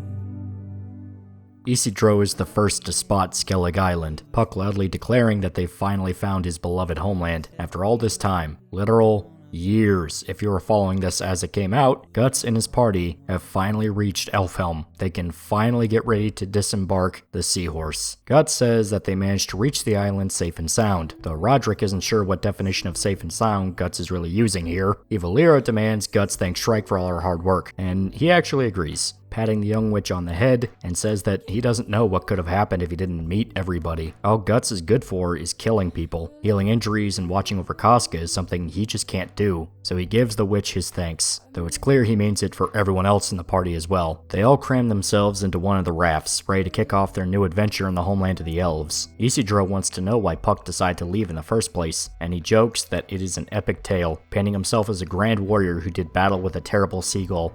named Jonah. The two fought time and time again, mostly over food. In time, their bitter hatred turned into respect, and they became rivals. Puck rode on Jonah's back, intending on making it back home to Elfhelm, but the treacherous seagull betrayed the elf, who was simply napping, and not ripping out his feathers because Jonah's a huge douche nozzle. Puck was sent careening down to a passing ship, and from there, he started his own journey. The official Berserk prequel, The Experience. This summer, the party make it to the shore, joined by some of Roderick's men. The Marrow decide to stay in the cove for a while, Ysma's mother giving her daughter a special charm that will allow her to communicate with the Marrow should anything happen. Ysma grew up as a human, so she's not used to the magical world just yet. Her mother then warns the rest of the party of time distortions on the island. Shrike says that she heard fairy tales of elves luring children outside to play with them in their villages, but by the time the children return home, decades have passed in the real world. Inside the cove, time will remain the same, though Ysma's mother recommends they don't spend too long in Elfhelm, not unless they want to say goodbye to the rest of the world for good. Guts is quiet for a bit, something Farnese picks up on. She tries to ask him something, but gives up before she can say anything, simply asking herself what Guts plans to do once Casca is safe. Turns out Azan wants to join the expedition as well, now officially a guard for Roderick's crew. Isidro comments that it's strange to think that to the people on Elfhelm, his adventure of a lifetime was like a blink of an eye. Magnifico tries to talk to Puck about his earlier scheme to overthrow the Flowerstorm King and take over, but Puck completely forgot about that. He's still super on board though. He even has his own crown to wear. The party approach a field filled with stones, each one with magic runes carved into them. Shrike notices something about the stones, recognizing the system, but Isidro just barges ahead, getting spun around by the magic rocks and running a complete circle right back to the party. Puck isn't sure what happened, since these rocks weren't there when he was on the island. Shrike suggests that they were made after the world changed, to act as a barrier for any intruder. Originally, they never had to worry about it, since Elfhelm was firmly comfortable in the astral world, but with the realms overlapping, anyone can just walk straight into the elven homeland, so they put up a security fence to keep out trespassers. The solution to get past the rocks is to have Puck guide them through. Since he's originally an inhabitant of the island, he'll naturally know how to return home. The barrier won't work on him, so they tie him to a string, the rest of the party grabbing hold so the magic can't affect them either. It seems like Puck just sort of wanders around with no real direction, which pisses off Evil Lyra, but everyone else thinks it's kinda fun, even Guts. And he has crippling depression. The rest of the magic users watch the intruders attempt to bypass the barrier, unsure if they're raiders or pirates. The party seems to successfully get past the rocks, fully entered into Elfhelm, much to the magic users' shock, though it's revealed that the rocks aren't the only security measure they have. They also have the scarecrows. That'll scare them away. The adventurers enter a large pumpkin field, stakes with large scarecrows on them plopped among the crops. Isidro and Ysma inspect the fruit, but Shrike notes that something is wrong with them. Even Guts can feel it in his brand, and Puck decides to tell them just a little too late that this is a magic pumpkin field, and if you go messing with the crops, the scarecrows get pissed, and that scarecrow is in fact pissed off. Isidro books it, trying to get away from the psycho monster with the big scythe, but Guts is quick to kill it, tearing it in half with the dragon slayer, then scolding Isidro for still rushing out ahead despite the constant problems that's caused him. Nevertheless, the entire field is ready to fight. We're not told 100% if the magic users intend to actually kill them. I mean, the scarecrows look creepy, but it's a little extreme to just murder outsiders on sight. Plus, the wording from one of the sorcerers points more to like how Shrike used the golems to scare away the party back in Millennium Falcon War. The intention is to intimidate them, maybe knock them out and toss them back over the barrier if it comes to it, but full-blown murder?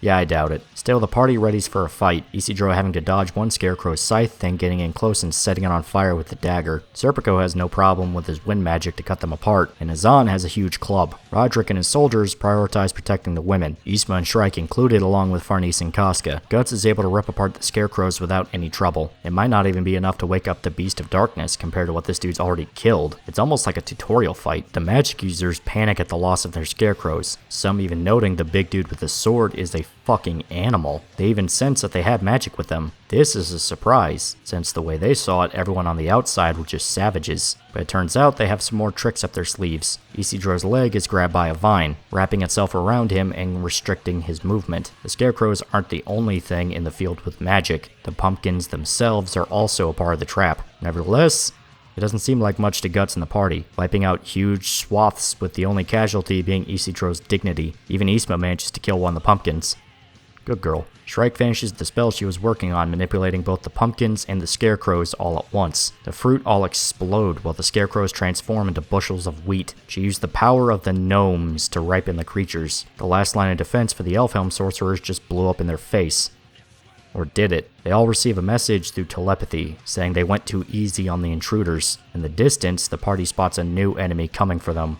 A massive, burning golem, marching straight ahead and ready to actually fight. Shrike calls it a Wicker Man, a magical item that uses the life force of sacrifices, locked inside of a giant figure and lit on fire. The witch who unleashed the Wicker Man is revealed, a woman by the name of Morda. Using the Wicker Man is considered a taboo, but she thinks this is the perfect time to bust it out. Besides, what's the point of having a big weapon if you're not going to use it? The Wicker Man reveals two massive clubs chained to its arms, slamming them into the ground and lighting them on fire. It really feels like Morda might be trying to kill them. The other wizards are angry at the damage he's doing to the field. She's not listening, she's having too much fun. But Guts will not tolerate any more roadblocks. He slides across the ground, aiming his cannon up and firing it right between the Wicker Man's legs. The cannon shot flying through its head, and the attack forces it to the ground, giving Guts the perfect opportunity to swing the Dragon Slayer right into its face, cutting its head in half and releasing the spirits. You fuck with Guts, you are fucking with the best. Dude fucking killed Cthulhu. You think your little shit kids can actually do anything to this dude? The Wicker Man is split open, the collection of skulls inside spilling out. The fire from the statue is spreading to the rest of the field, meaning they should get running before they get in trouble. But Morda is mad that her puppet was destroyed, revealing herself to the party and saying that she's not about to let them get out of the field. Everyone is surprised to see an actual witch, flying on the broomstick and all. Shrike tries to appeal to Morda, saying they aren't enemies and come in peace, and she's surprised to see a magic user in the party, not to mention the elves. The rest of the sorcerers come in to calm things down, saying that, yeah, they saw it too, that was the point. They're trying to figure out what was going on before Morda got involved. Turns out it was a bunch of kids.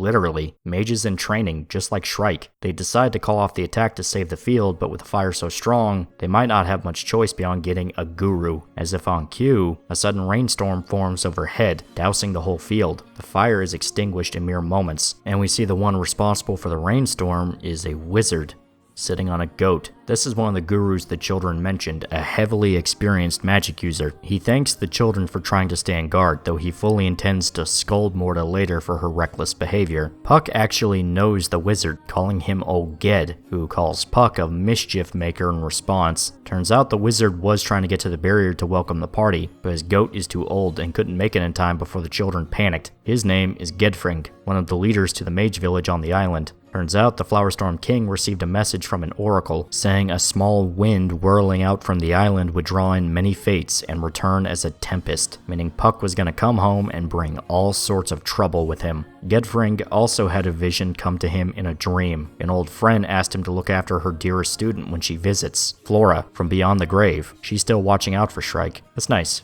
It's a very good grandma. But then the wizard notices Guts and just seems to stare at him for a bit. He invites them all to follow him to the village where they can be introduced to the ruler of the elves. Guts points out that it seems like Gedfring knows everything, and Shrike says that great mages kind of do. They travel with Gedfring, entering a deep forest. The trees all seem to have faces on them, and yep, they're alive. Guess they're like Ents from Lord of the Rings. They're not dangerous or anything, mainly just funny looking. The mage children all introduce themselves to the party. You have Kuka, Joni, Thune, and Morda isn't really interested in talking, just hovering above on her broomstick. The children want to know why they're on Elfhelm, and Shrike admits that it's to heal Casca's sanity, and to give her a shelter from demons and spirits. Kuka says that the Flowerstorm Monarch should have the power to actually do that. There's a specific ritual they can perform that would allow Casca to regain her mind. The news elates Guts, who just gives a smile for a moment, letting that sink in, though he's quick to let it go back to a neutral expression. They discuss the shift in the world, how the realms have merged together. Gedfring refers to it as the Great Roar of the astral world. Griffith managed to merge the realms by attacking the seals of the world's forest of the spirit tree. He can't explain exactly what this all means, at least not yet. They should talk about it in the village when they get there. Gedfring leads them all to a cliffside, giving a clear view of the Flowerstorm Monarch's domain, a vast village built into the trees, all circling around a massive cherry tree. They enter the village, the scenery inspiring some nostalgia in Shrike, with the mage huts built into the forestry like Flora's home was. As they walk, they spot some of the mage children practicing their spells, using pure ode energy to make tree buds flourish. There's all sorts of exercises the mages have to perform to study their magic. The entire village basically acting like a very rustic Hogwarts. Some of the gurus are more interested in their own individual studies, but they also train up-and-coming sorcerers by taking them on as apprentices. The party is fascinated fascinated by this new and foreign culture, but Morta is quick to shit-talk the island. She hates being cooped up, thinking that it's pointless to study magic if they can never use it. To her, it's just a waste of talent.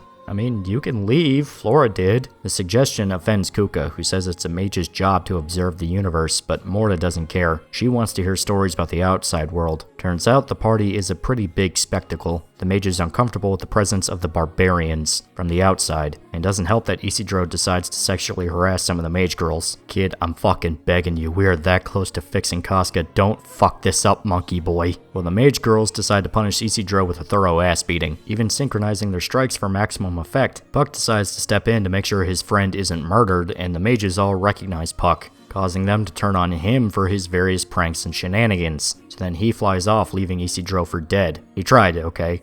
He tried. Gedfring doesn't think much of the situation, viewing it as just childish antics, and leads everyone to his hall, a massive hut designed as sort of a recreation area for the gurus. Two elder wizards are busy playing chess, bickering like old men as a third one asks a girl named Dagon when food will be ready. The attendant says that they just ate, despite the old man not remembering. So you have a wizard with Alzheimer's. That sounds like that could be really bad. Still, the party is unimpressed at the sight. Them, it looks more like an old folks' home than a collection of powerful sorcerers. But Kuka insists these guys are the real deal. These are the other gurus who help govern the village. Master Skirble, Master Thrawn, and Master Ginnar. She tries to introduce Dagon as well, but she cuts her off, only referring to herself as Dagon the Domestic, sort of a self-deprecating joke, seeing as she's basically the attendant to these old men. She welcomes Puck back home, joking that he seems smaller than she remembers. It's sort of a joke referencing how much time Puck has spent as a chestnut compared to his old design. Just because you joke about it doesn't make it okay. I miss old Puck. Dagon suggests they all get comfortable, and she will bring them tea. But Guts is done with the rigmarole. He wants to meet the Flowerstorm King. He needs to finish this quest. Granted, he's not violent or angry, he's just desperate, even begging them all to hurry up. Gedfring says that he understands why he's so frustrated, but there's nothing to be afraid of. He should just sit down and wait. Causing a scene could cause the Flowerstorm King to not want to help them. Besides, everyone is probably exhausted from the journey. Casca, Isidro, and Isma have already started gorging on Danon's sweets, so it's not like they would even listen at this point anyway. Guts decides to just suck it up and wait. Everyone seems happy at the moment. Dagon even baked a cake for everyone. Serpico jokes that it's almost disorienting considering how violent their quest has been until now. Elfhelm is such a drastic tonal shift that it's hard to stomach. Not just story-wise either, even the art looks a lot softer. Of course, this was around the time Muir switched to a fully digital style compared to the old style, so yeah, it's not going to look as sharp or rough as the old stuff. And I do miss it. Sometimes this does get a little too cutesy, I guess you could say, but it is what it is. They all sit down to discuss the state of the world and to hear the party's quest. Dagon is there too, passing out snacks and pouring tea for everyone.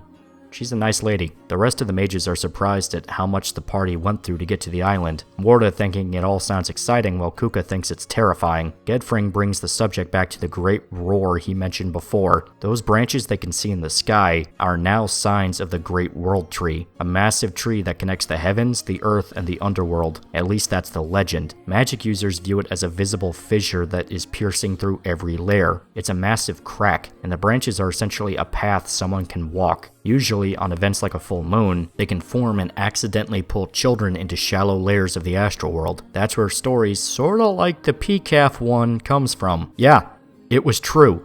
Children run into forests to find elves, spend too much time in the astral world due to distortions, and come back home to find centuries have passed. That shit actually happened. That poor fucking kid. And those are just small incidents. Something that can reach deep into the astral world is referred to as the Dragon Path. The Behelit is a tool used to open the Dragon Path deep into the abyss. Guts decides to show off the Behelit to everyone. Gedfring is unsure if it's actually meant to belong to him or if he's simply carrying it to the true owner. But Guts remarks that Flora said the same thing back at the hut. Puck snatches the Behelit away, then using it to torment the mage children since they were taught to fear Behelits. And for good reason too, they're not really fun. Shrike wants to know how Griffith's attack on Flora's hut had anything to do with the state of the world, and the gurus explain that the Forest of the Spirit Trees, which is how Flora described her domain, is just the catch-all term for lands across the interstice. Certain trees exist there that act as parasites to the world tree, preventing it from manifesting in the real world. Mages like Flora lived in the interstice not just because it allowed them to study magic in peace, but because they were to maintain the balance between the physical and astral worlds. Now, thanks to Griffith's war, the Forest of the Spirit Tree has been burned to ashes. The world tree has grown extremely powerful, and the realms are in total chaos. So the mages want to know, Who exactly is Griffith? Why does he want to mess up the world like this? What does he want? This is why they didn't want to just heal Casca right away. They wanted to basically interrogate Guts and find out what the hell is going on. Guts thinks it's ironic. He got this far by simply not thinking about Griffith anymore, letting it all go and just focusing on his new companions and Casca. And now that he's inches away from his goal, he has to face that old obsession all over again. He hasn't even been questioned about Griffith in a while. Guts is upfront and honest. He wants his own kingdom. The goal never changed. Gedfring reveals the existence of Falconia to them, the only kingdom truly safe from the monsters rampaging across the globe. The only safe spot for all of humanity is right in the eye of the storm. The party absorbs the information that Guts' rival is the entity that managed to change the world, something strong enough to rewrite the rules of reality because it wanted to. Innsmouth doesn't really understand what they're all talking about, and Isidro confidently admits that he is also stupid. Yeah, I think we noticed. Though he does pick up on the fact that the Hawk of Light has to be that old war hero guy, the one who led the band of the Hawk, and if him and Guts go way back like he says, then Guts must be friends with that 100-man Slayer guy. Yeah, sure, let's go with that. Yeah, Gedfring points out that going so far just to get a kingdom is kind of absurd. Griffith didn't just get a kingdom, he has the only empire left standing. Though Guts points out that it's not that simple. Griffith won't just be happy sitting as a king. As soon as he reaches his goal, he'll be looking ahead at the next step. He can't stop no matter what. Griffith will simply keep flying higher. That's who he is. Sometime later, the party is walking deep into the forest. The tree is substantially larger than before. Shrike says it's because of the sheer power coming from deeper into the woods. It's strong, yet gentle, a sign that they've entered the domain of the Flowerstorm King. Not just the trees are affected, the gravity itself is warped by the energy. Isidro able to jump up to a tree now that his body is lighter. Gedfring says that it's because no weight elementals are there, entities that weigh down objects, people, even the psyche. They can cause the weather to become gloomy, and even depression and obsession in people. They're negative energy beings, so they clash with the creatures that live in the forest. Innsmouth joins Isidro on the tree, just in time for some elves to show up. They're Puck's brothers. There are more of him. Say hello to Pick, Peck, Pook, and Poke. Moving on, we see the rest of the fairy tale creatures come out of the woodwork to watch the new visitors enter the forest. Everything from elves to centaurs. They're completely friendly. In fact, a bunch of elves decide to fly in front of the party, urging them all to come play or sing songs with them. Serpico is pulled away by some wind spirits, sent flying in the air and accidentally knocking Innsmouth and Isidro off the tree, only for them to land safely on the backs of two unicorns. The whole situation is just bananas. The overly rambunctious elves and critters causing chaos within the party as everyone is pulled off into different areas, and surrounded by the friendly inhabitants of Elfhelm. Evalira tries to act as if she's above all the shenanigans, but even she is pulled into festivities by a small swarm of friendly elves. Puck's brothers come to annoy Guts, their eccentricity enough for him to guess that, yeah, they're all related to the annoying pest. Gedfring asks Dagon to do something, and she blows a horn to catch everyone's attention. She orders the creatures to go home, ending the scene and allowing them all to continue forward. They approach the massive cherry tree, seeing all kinds of elves playing in the blossoms. The fruit on the tree grows year-round. In fact, they grow back as soon as you pluck one. Shrike wonders just how powerful the Flowerstorm King really is. The spirit tree he commands is huge, and there are so many elves living in it. They're directed through an entrance into the tree, seeing that inside is a massive labyrinth. It's basically a castle. Magnifico reminds Puck of their deal, to announce himself as the king and overthrow the Flowerstorm monarch, though he wants Puck to schmooze over the king when he arrives. Puck seems like he's still up for the plan, but he already forgot the last time Magnifico talked to him about it. Dude, just drop the idea already. You're putting your faith in this guy. That says more than enough about why your dad thought you were an idiot. The party arrives in the throne room, the tree laid out almost like a palace. Dagon laments how messy the inside looks, ordering the brownies to clean things up for their guests. The creatures start playing music, announcing the arrival of the Flowerstorm King. Isidro wonders just what kind of person the king could possibly be. They have to be a big deal if they're keeping order over all these magical beings. Puck is then led to the throne by his brothers, announcing himself as the king of the elves. You fucking dick, I'll fucking kill you. The other creatures are confused at the scene, but they just throw their hands up. If new leadership means they get more free time, then screw it, though they do play around all day anyway. Magnifico is freaking out. Guess trusting the elf who has done nothing but fuck with you and pull pranks was a terrible idea. Puck even goes so far as to pin the whole idea on Magnifico, calling him his financial minister and flat out telling everyone he's sold the kingdom to the humans. Some elf guards in bug armor. Sorry, I I had a PTSD moment for a sec. Anyway, they come and recapture Puck, stopping his coup d'etat early, causing Puck to panic and beg Magnifico, his best friend and right-hand man, to save him. The two are captured for their schemes, the nobleman realizing far too late that this plan was never going to work. Fucking moron. Dagon scolds Puck for attempting a violent regime change, saying his experiences in the outside world must have corrupted him. She then drops her attire, revealing that she is an elf.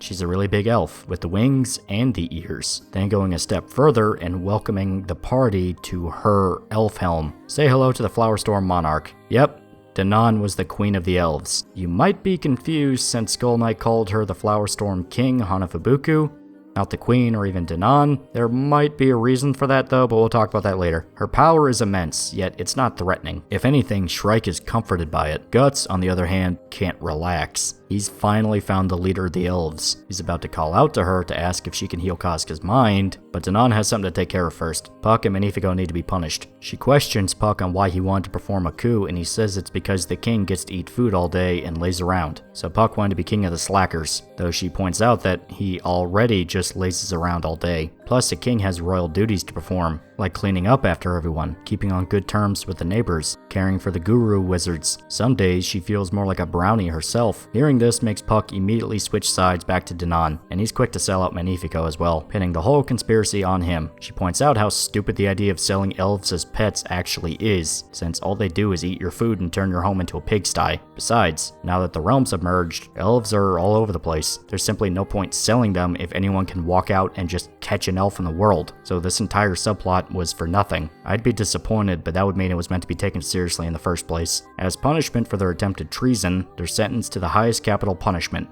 They have to help the brownie servants for the day. Now that business is taken care of, we can finally get to the important bits of the story. Dagon is aware of their quest, that they want to heal Casca's mind and help her regain her sanity. She claims that it's extremely possible to do this. They just have to use the corridor of dreams. The party breathes a sigh of relief at the news, and Dagon says that they can start the ritual right away. She requests Casca, Farnese, and Shrike follow her. The ritual requires people with a strong bond with the subject, meaning Farnese, and having an experienced magic user increases the chance of success, meaning Shrike. Guts demands to take part as well, but Dagon refuses. No matter how he feels towards Casca, she's terrified of him. It would simply get in the way. As much as he hates the idea of leaving Casca's side, Guts simply sucks it up. He trusts Shrike and Farnese to see this through. They can do this. He just needs to have faith in them. It will take some time for the ritual to finish, so the rest of the party decide to go back to the mage village to avoid being hassled by fairy tale creatures. They'll return once it's all said and done. Dagon leads the women into a chamber deep inside of the tree. Farnese wants to know just what the ritual will entail, and the Flowerstorm Queen explains that they're going to quite literally enter Casca's dreams. They have to delve into her mind and find out what caused her sanity, then come up with a solution to help her. Farnese isn't sure if this is actually possible, but Dagon promises to guide them once they're in her mind. While dreams might be a part of the astral world, they're still heavily influenced by the mind of the user, so they have to find out how Casca's mind works and then see about fixing whatever is wrong with her. They finally reach their destination, a room filled with large mushrooms. The fungus all have spiritual energy from the tree stored inside of them, making them the perfect conduit to put the women into a dream state. Dagon instructs them all to sit down on the mushrooms and just relax. Inhale the spores. Allow themselves to drift off into their dreams. Shrike's dream is pretty goofy. She's back at Flora's hut, sneaking into a cupboard and stealing a jar of honey. When she tries to snack on it, Isidro shows up as a monkey. He threatens to expose her secret to Flora, along with Farnese and Guts. Shrike summons a golem and a wheel of flame to help her, but they're tiny and powerless. Isidro breaks them, making Shrike cry, continues to bully her, keeping her trapped with his tail as he eats all the honey. She then seems to snap out of it, realizing that she's dreaming, and spotting a door opening in the distance. She runs to it, though not before beating Dream Isidro with her staff. Good girl. We then see Farnese's dream. She's cleaning an endless line of laundry, but she's not miserable or upset at this. In fact, she's happy. The laundry, representing the outfits of the various party members, all praise her dedication and hard work. We even see the uniforms of the Holy Iron Chain Knights, and the stone she's using to scrub the clothes, that's Mozgus's face. It's been a while since we've seen that guy. Of course, he is dead. Still, the last thing to clean in her basket is the Berserker armor, and the Dragon Slayer, blatantly representing Guts. She tries to make sure the armor is comfortable, but it lashes out and bites into Mozgus. Shrike appears to her while Farnese is hanging the Berserker armor to dry, still thinking that her mentor is just a piece of laundry, but she takes her hand and pulls her out of the dream. They have work to do, and they have to enter Casca's mind. Casca's dream is kind of sad. The entire art style shifts, looking like the doodles a kid would draw. Everyone is just a rough sketch representing who they are. Guts himself is just a silhouette, completely black. It's very clear that this represents how far regressed Casca has become. Basically just the mind of a small child. They find Casca, and a line of cherry blossoms seem to pull them deeper into her subconscious. This is already weird enough. I wonder what they'll find when they sink further into Casca's psyche. Shit, that's not good. Some of you guys might have gotten sick of happy-go-lucky fantasy wonderland that Elfhelm turned out to be, cause not gonna lie, it is a little jarring to go from Guts killing Cthulhu or Rickert being hunted by Roxas to... Yeah, that's not to say it's bad or I'm shit-talking it, it's clearly supposed to be a paradise. There's a very clear reason why Elfhelm is so safe and cute compared to the rest of the world. It's specifically because you're seeing the other side of the coin for Berserk. The whole story had us delve as deep as possible into absolute darkness, from seeing demons and apostles, people getting ripped apart, Guts becoming a fucking beast in his quest for revenge, and the psychological and emotional strain his journey with Casca put him on. It's a very bleak road, but now that he made it to his destination, he's essentially rewarded by getting to walk into heaven, or at least something comparable. You can complain about how much more bright the story's become, and you have the right to. Berserk started off as a very grim story with a lot of tragedy and horror, but as the plot progressed, you saw things slowly become a lot more...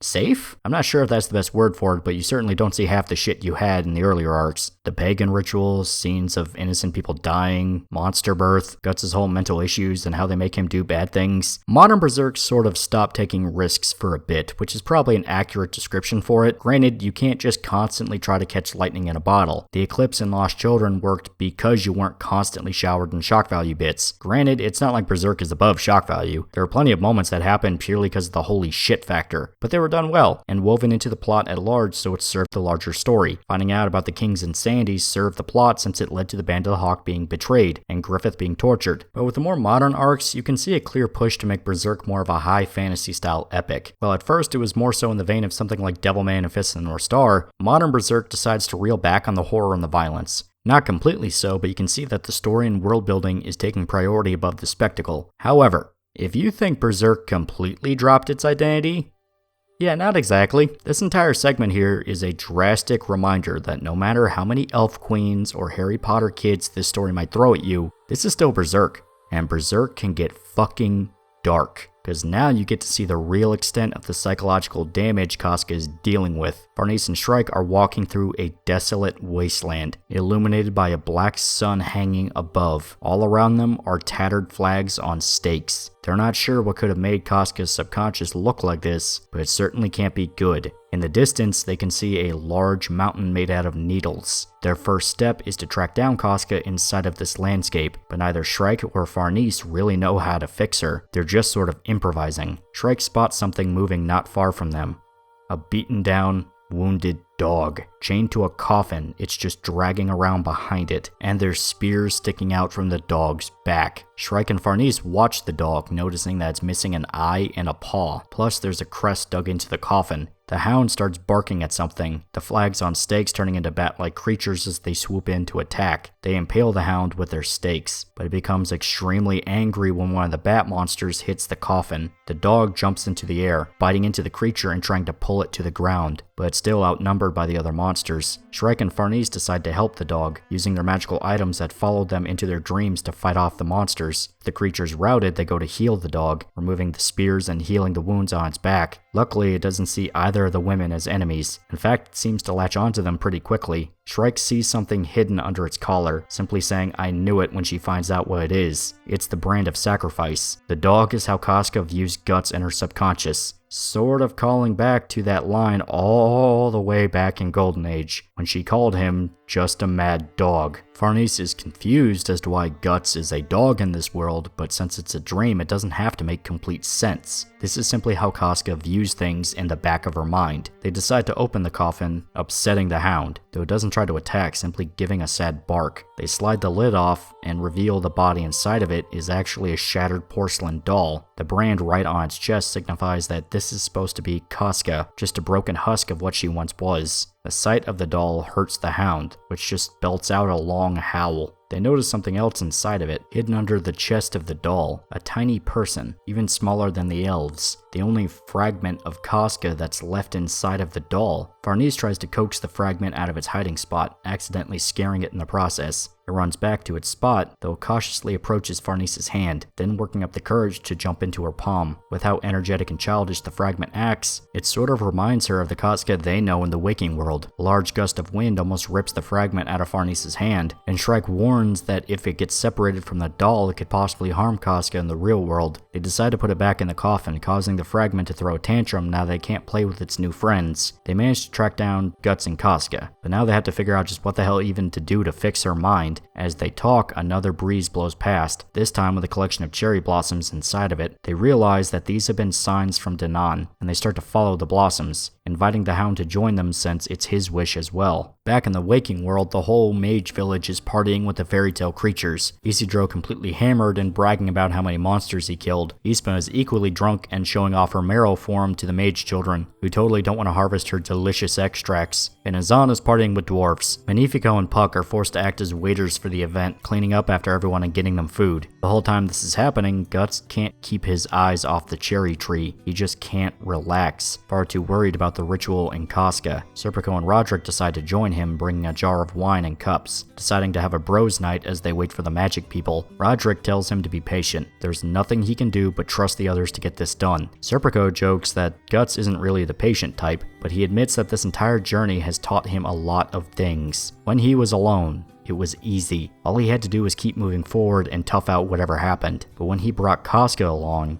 things got difficult. He had to fight to save someone, not just be a mindless killer, and the sheer weight of the quest made him change his ways, accept other people into his life and trust them. Also, just a quick side note, it is cool that we got a callback to the Snake Lord from the first chapter. Respect your roots, people. Nevertheless, Guts thanks Serpico and Roderick for everything they've done. Serpico accuses Guts of already getting drunk, but he can't deny that he had something of a similar revelation. Back when him and Farnese were with the Holy See, life was easy. They could just hold their heads down and obey orders. They weren't necessarily happy, but it was something the two could handle. And when they ran into Guts, it all came crashing down. Everything they thought they knew exploded in their face, and Farnese became obsessed with Guts, the reason everything stopped making sense. Serpico notes that Guts managed to do something that he couldn't do in all the years that him and Farnese spent together. Guts gave her a reason to really live. At first, he wanted to kill him, terrified of the changes in his sister and the danger they kept running into. And even then, he couldn't help but be proud of her for trying to find her place in the world, and seeing how Casca became such an important part of her life certainly helped as well. In fact, because of how close the two became, basically being sisters and everything but blood, this ritual could even kick off in the first place, so they need to have faith that the girls can figure it out. It's entirely possible this speech is because Serpico is drunk, but it's still a cool bro moment regardless. Roderick isn't really sure what to say. He hasn't stuck around as long as the rest of the party, but still it's cool that Guts went so far to save his girl, and if Roderick had to choose a way to die, it would be drowning in the ocean, in wine, or in women.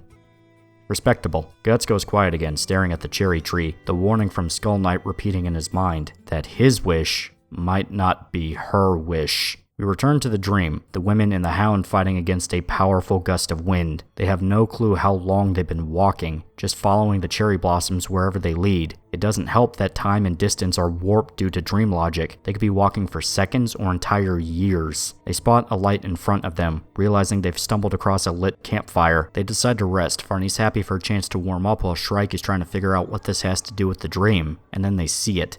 A vision of Guts manifests in the fire, the young Guts from Golden Age. They found a scrap of Casca's memory playing out in front of them like a movie. This one is of the Bonfire of Dreams speech, this time from the perspective of Casca. They realize that this is a Guts from long before they met him, still having his eye and his arm. They also feel the passing emotions of the memory, how Casca felt as she spoke to Guts during this moment, bittersweet and tender feelings. The memory ends as it turns into a piece of the doll, the hound picking up the shard in his mouth and desperately trying to open the coffin. They open the lid for the hound, the tiny fragment panicking at the sight of it, but still he drops the piece into the coffin, the doll taking in the piece and repairing a part of the eye. They realize that their goal is to track down the other memories and return them to the doll, hopefully completely repairing it. Unfortunately, those bat monsters are back, and far more than before. As Shrike searches her bag for more weapons, she pulls out the golem doll and the wheel of flame that manifested in her own dream. Now that she's fully conscious inside of a dream, she can summon far more power than in the waking world, activating both items and commanding them to attack the bats. They continue the journey, finding another memory in the distance. This one is Casca's sword and helmet, from when she fought Guts for the first time back when the Band of the Hawk tried to kill him. They're not sure of the context to the memory, confused as to why Guts is so young and why the two are trying to murder each other. The memory ends right as Casca is thrown to the ground, before Griffith interrupted the fight. Once again, they return the shard to the coffin, piece by piece putting it back together. It seems like this is the only way to fix the damage done to her mind, to return her memories scrap by scrap. As they wander,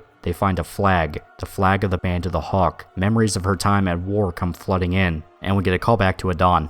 Shrike and Farnese hate him too. Still, they feel the unity that Casca felt with her comrades.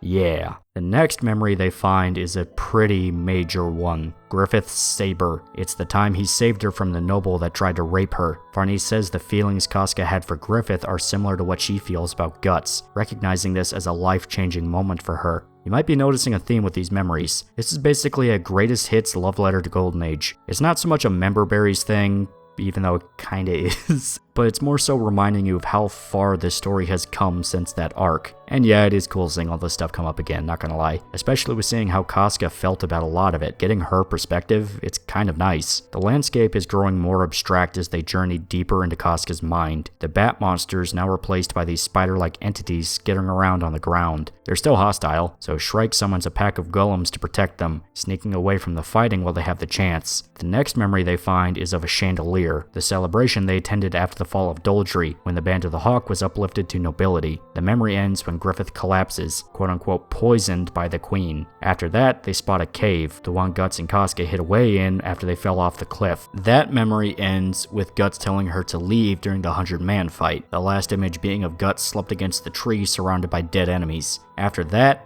is the duel, when Guts defeated Griffith in a single strike and left the Band of the Hawk. Farnese seems to pick up on the trend the last few memories had, the conflicting emotions she felt towards Guts, and now this memory ending with Casca watching helplessly as he walks away. Farnese knew deep down that Guts and Casca were in love. Hell, everyone does. It's not hard to figure out. But still, having it rubbed in her face like this is not fun. The monsters change form once again, this time a collection of tentacles wrapped up like a ball. Shrike thinks that the creatures are supposed to represent something Casca despises, getting worse the further they delve into her subconscious. She summons the Lady of the Depths to fight off the tentacle monsters, washing them away with a powerful wave. And coincidentally enough, the next memory they find is of the waterfall, when Guts and Casca fought when he came back to the Band of the Hawk, and it covers everything. The duel, when she injured Guts, how he saved her from her suicide attempt, even when they made the demon infant, I'll word it like that. Farnese desperately covers Shrike's eyes as the memory gets a little too explicit for children, then thinking that she knew this is what the deal was from the start, then forcing herself to say that the emotions she was feeling in the memories are Casca's emotions, just hers and no one else. Well, it's pretty obvious that both her and Shrike are upset at the revelation. Regardless of any personal bias, they continue the quest, gathering each and every memory they can find, slowly learning more about Casca while bringing the doll back to life. They're not sure how long it's been since they started. It feels like an entire year has passed, yet at the same time, it's like it hasn't even been a day. The doll is only missing a few pieces now, meaning they're close to finishing the quest. All they need to do is reach the mountain, and they can find what's left of Casca. But the mountain has a bad vibe to it. It's covered in a dark miasma, and right above it is the black sun. No doubt whatever is there is responsible for what shattered Casca's mind, so any monsters they might find will be a lot more powerful. The tiny fragment is visibly terrified of going up there, and Farnese tries to comfort it, but it seems like it's trying to say something back to her, the collected fragments allowing it to finally talk. It simply says that there's someone she wants to see. Shrike and Farnese assume she's talking about Guts, saying that she'll definitely see him again since this is his wish too. They push forward towards the mountain, ready to finish this once and for all. As they enter the forest at the base, they find a complete hellscape. The trees are covered in razor-sharp thorns, with decomposing corpses and organs splattered all over. The petals are leading them further into the forest, past the nightmarish sights.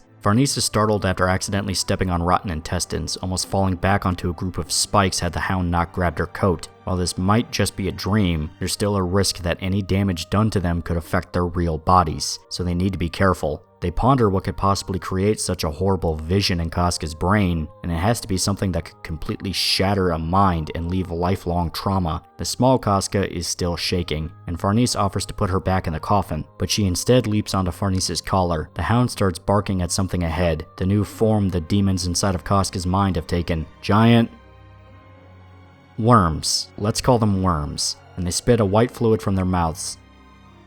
It's symbolic, I swear to God, they're spitting acid. Shrike is quick to use her magic once again, summoning the Lady of the Depths and the golems to attack. The massive worms are quickly defeated, but more show up to surround them. They can't fight them all at this rate. Shrike searches her bag for anything else that might help and finds a tree root wrapped in a cloth. She seems to recognize what it is, using the tree root to summon the rotting root lord, the earth spirit she used to close the troll cave in Millennium Falcon War. The spell successfully kills the worms, and she uses the wheel of flame to clear out a path in the forest, burning what's left of the surviving creatures. Just as they predicted, fighting their way up the mountain is a nightmare. Abominations of all shapes and sizes do anything they can to halt the girl's progress. The monsters also get more blatant with the symbolism. Should I censor this? It feels like even asking is kind of bad enough. The constant fighting is wearing down Shrike and Farnese, even with mainly relying on the summons to do most of the heavy lifting. Just a little further and they can reach a chunk of the forest the monsters shouldn't be able to follow them in. The thorn cedars too close together for the monsters to move through. It would tear them to pieces. But they've got a problem. These gorilla mushroom monsters, that's my story and I'm sticking to it, mean serious business. And Shrike is out of her talismans. It looks like they'll have to outrun them, but the monsters are too fast. Farnese searches her own bag despite knowing her thorn snakes won't do much to these things, but seems to find something else that might help. She brought some things from her own dream as well. Farnese summons the head of Father Mozgus, using its power to kill the monsters chasing them, tearing them into pieces with a grinder inside the talisman's mouth. Now that it looks like they're free and clear, all they had to do is push the coffin up the mountain. The golems are perfect for the task, but it's not long before the trees start closing in on them. Whatever is at the top really doesn't want them there. Casca's mind reflexively doing whatever it can to keep the intruders away. At the apex of the mountain is the final fragment, surrounded by a field of thorns, the black sun hovering just above. The final piece of Casca's mind sits inside of a pod, covered in the thorn vines, glowing through the cracks between the plants. Both the hound and the small Casca react to the sight of the fragment, the dog giving another howl, while the fragment starts shaking in fear again. Just before they can get anywhere close, a massive bird soars right above them. This is the guardian to the last fragment, the worst monster in the entire dream. The sight of the bird causes the hound to become violent, snapping its jaws and growling at the sight of it. The bird circles around for another passover, intent on stopping them from reaching the last piece. Shrike's talismans manage to return to her bag, giving her a chance to fight off the guardian. However, it rips her golem to pieces, and nearly sends them all flying thanks to the wind that blows past as it swoops down. The sheer power at display is indescribable, breaking Shrike's talismans in a single attack. Not only that, but the miasma covering the mountain is changing form, reshaping itself into monsters, a collection of demons. The small fragment is petrified at the sight, so much so that Farnese notices it. Whatever these things are, has Casca paralyzed in fear. Shrike realizes that she remembers these things from Guts' memories when she first entered his mind to save him from the Berserker armor. The hound is furious at the sight of the demons, and the girls piece it together that this is what broke Casca's mind, becoming the embodiment of fear for the madwoman. Shrike summons all of her magic talismans at once, hoping to break a hole through the demons so they can reach the final piece. The push is rough, the thorns cutting into their legs as they drudge their way up the mountain. The bird comes back for another attack, this time actually grabbing hold of the coffin in its talons, lifting it and the hound into the air. If they're dropped from that height, there's no telling the damage that could be done to Casca's mind, so they need to find a way to control the wind. Farnese realizes that she also brought Serpico's wind cloak into the dream, throwing it out and giving the hound and the coffin a safe landing, but the bird is coming back for another attack. dedicated to killing the hound and smashing the coffin. This attack is successful, damaging the coffin and ripping the hound out of its chain, impaling it on the thorns where it lands. They're stuck dead in the water, the miasma too strong to force their way through, and the bird guardian absolutely relentless with its attacks. It seems like they're trapped,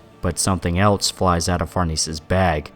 A certain set of armor. That's right, if you remember, Farnese was also washing the Berserker armor in her dream, so it's been sitting in her bag waiting to get out. The armor goes straight for the hound, covering its body. It's now completely covered in the Berserker armor, meaning it's fully capable of killing everything in sight now, and it's excited to get started, diving straight for the demons ahead. It's then revealed that inside of the cloak to the armor is the Dragon Slayer, the hound swinging its tail to kill the demons. Just as you might have guessed, this gives them a chance to push past, now all distracted by the homicidal dog trying to rip them apart. They just need to find the casket before it's smashed, or before the dog breaks it during the rampage. They see the bird careening down to attack, but the hound is ready for him, opening his mouth to reveal a cannon, firing it straight at the bird. The shot hits the guardian right in the face, cracking open part of its shell, exposing a glaring eye from underneath. The hound and the bird are so busy fighting each other, they don't even realize Farnese and Shrike are making their way to the last piece of the doll. But even with the guardian's focus taken away from them, the miasma demons are still a serious problem. There's just no end to them, and the talismans are starting to become overwhelmed. They have no more magic to throw at them, simply resorting to pushing the coffin uphill and trying to outrun them. But as it just seems like the demons are about to catch up, Shrike realizes that there is a magic item left for them to use, her hat. The handmade gift given to her by Flora. Her mistress is summoned into the dream, saying that she did promise Shrike that they would see each other again. Flora uses her fire magic to burn away the demons, finally opening up a chance to finish the quest. The girls make it to the fragment, but it's too high up for them to reach. Farnese summons Mozgus again, giving them a boost so they can tear into the pod containing the final piece of Casca's mind, and they find the demon infant. They don't understand why the last fragment is this mutated baby-looking thing, simply believing it's referencing the horrible monsters they kept seeing on the way up there. Shrike picks up that this fragment has to contain the memories of the eclipse, the horrible slaughter she saw when she entered Guts' mind, so they need to be ready for some horrific sights. Just as Shrike warned, this piece unleashes the nightmares of the eclipse. Unspeakable horror floods their minds. Seeing the massacre of the Band of the Hawk, the demons, Guts being mutilated trying to save Casca, Farnese can barely keep track of what's happening, Shrike simply ordering her to keep focused on the task. But that's easier said than done, since they still feel the emotion she felt during the memory, even the exact moment her mind was shattered, being raped by Griffith as Guts is forced to watch. This memory was the cause of her insanity, turning her into the broken doll stuck in the coffin, unable to process the pure hell her and Guts went through. The final fragment materializes, forming a heart, covered in the same thorn spikes as from the forest. While all they need to do is plop it inside the doll and their job is done, the thorn spikes have Shrike worried. It could be a sign of a curse. As mentioned before, the entire reason Casca went insane is because she couldn't process what happened to her during the eclipse. Just forcing her sentience back into her mind was never going to just magically fix everything. In fact, this might cause Casca to feel unspeakable agony.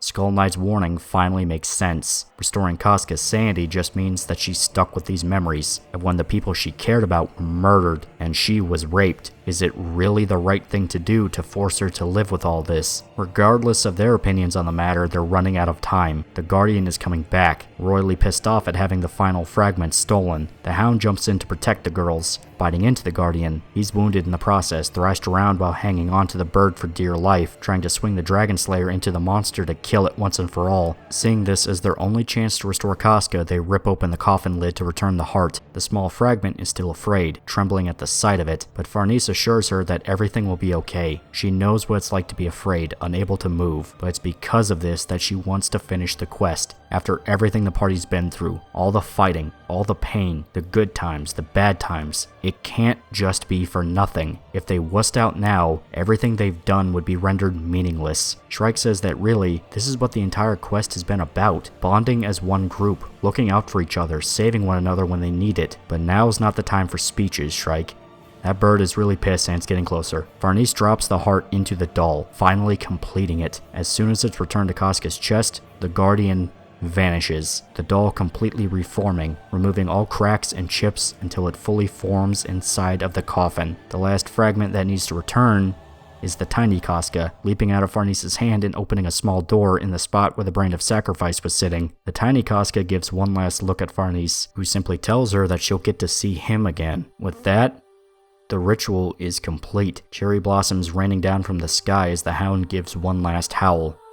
Shrike and Farnice did it. As far as we're aware, Casca is back, so the whole dream ritual is definitely a crazy and intense part of the Fantasia arc, not even gonna lie. Not just because of the return to the bleaker, grim tone Berserk is known for.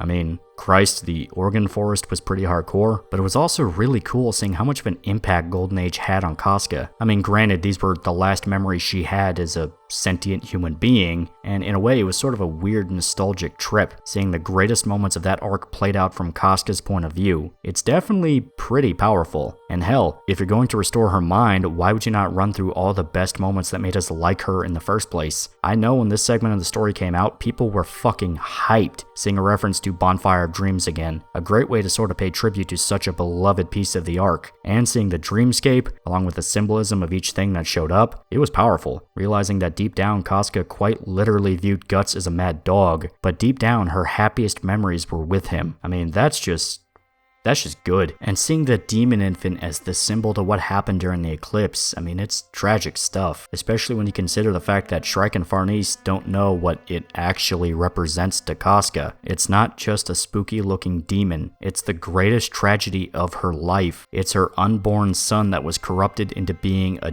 demon, which happened in the event where she lost the Band of the Hawk, the family she knew for a majority of her life. That dramatic irony makes this whole thing sting quite a lot. Something awful at that. It's one hell of a way to wave goodbye to the Casca's and Sandy plot beat, one that was quite literally going on for over 19 years. But now, she's back. Casca Sandy is back. The women wake back up in the mushroom chamber, the ritual finally over. Dagon congratulates them all on a job well done, explaining that it was only really a day in the waking world since they started, though it must have felt much longer inside of the dream. But now it's time to see if it really worked. Is Casca actually back?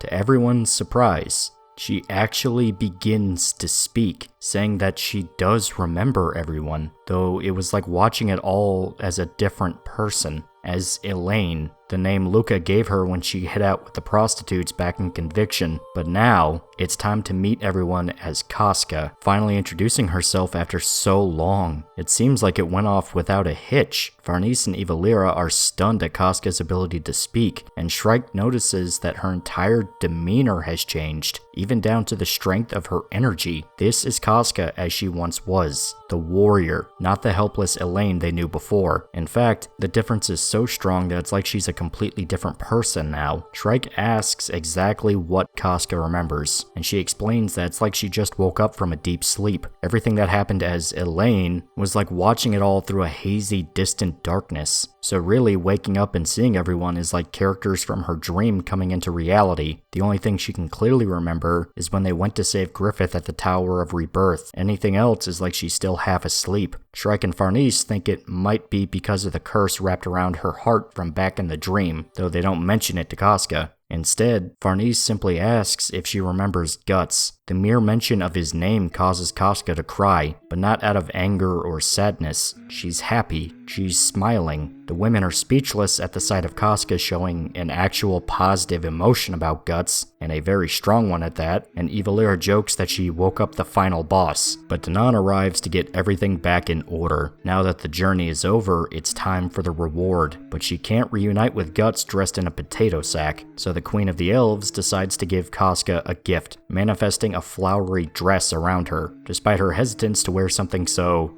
feminine, Dagon insists that she looks good enough for the occasion. In fact, she's already notified Guts about what happened with telepathy. He's on his way. Casca just needs to meet him outside the cherry tree. It all seems like a, well, fairy tale ending. After so much pain and suffering, Guts and Casca are finally about to reunite. With every step, Casca remembers more and more. Memories of the Golden Age coming back to her, of the good times she spent with her comrades, and Guts. Even the memories of Elaine come back, mixing together in her head. It was like watching the world from underwater, yet the whole time something was pulling her. Deep down, she knew she wanted to see someone. Just as Dagon requested, Casca waits for Guts outside the cherry tree, the two mere moments away from being able to see each other again. Casca sees Guts approaching and tries to call out to him first.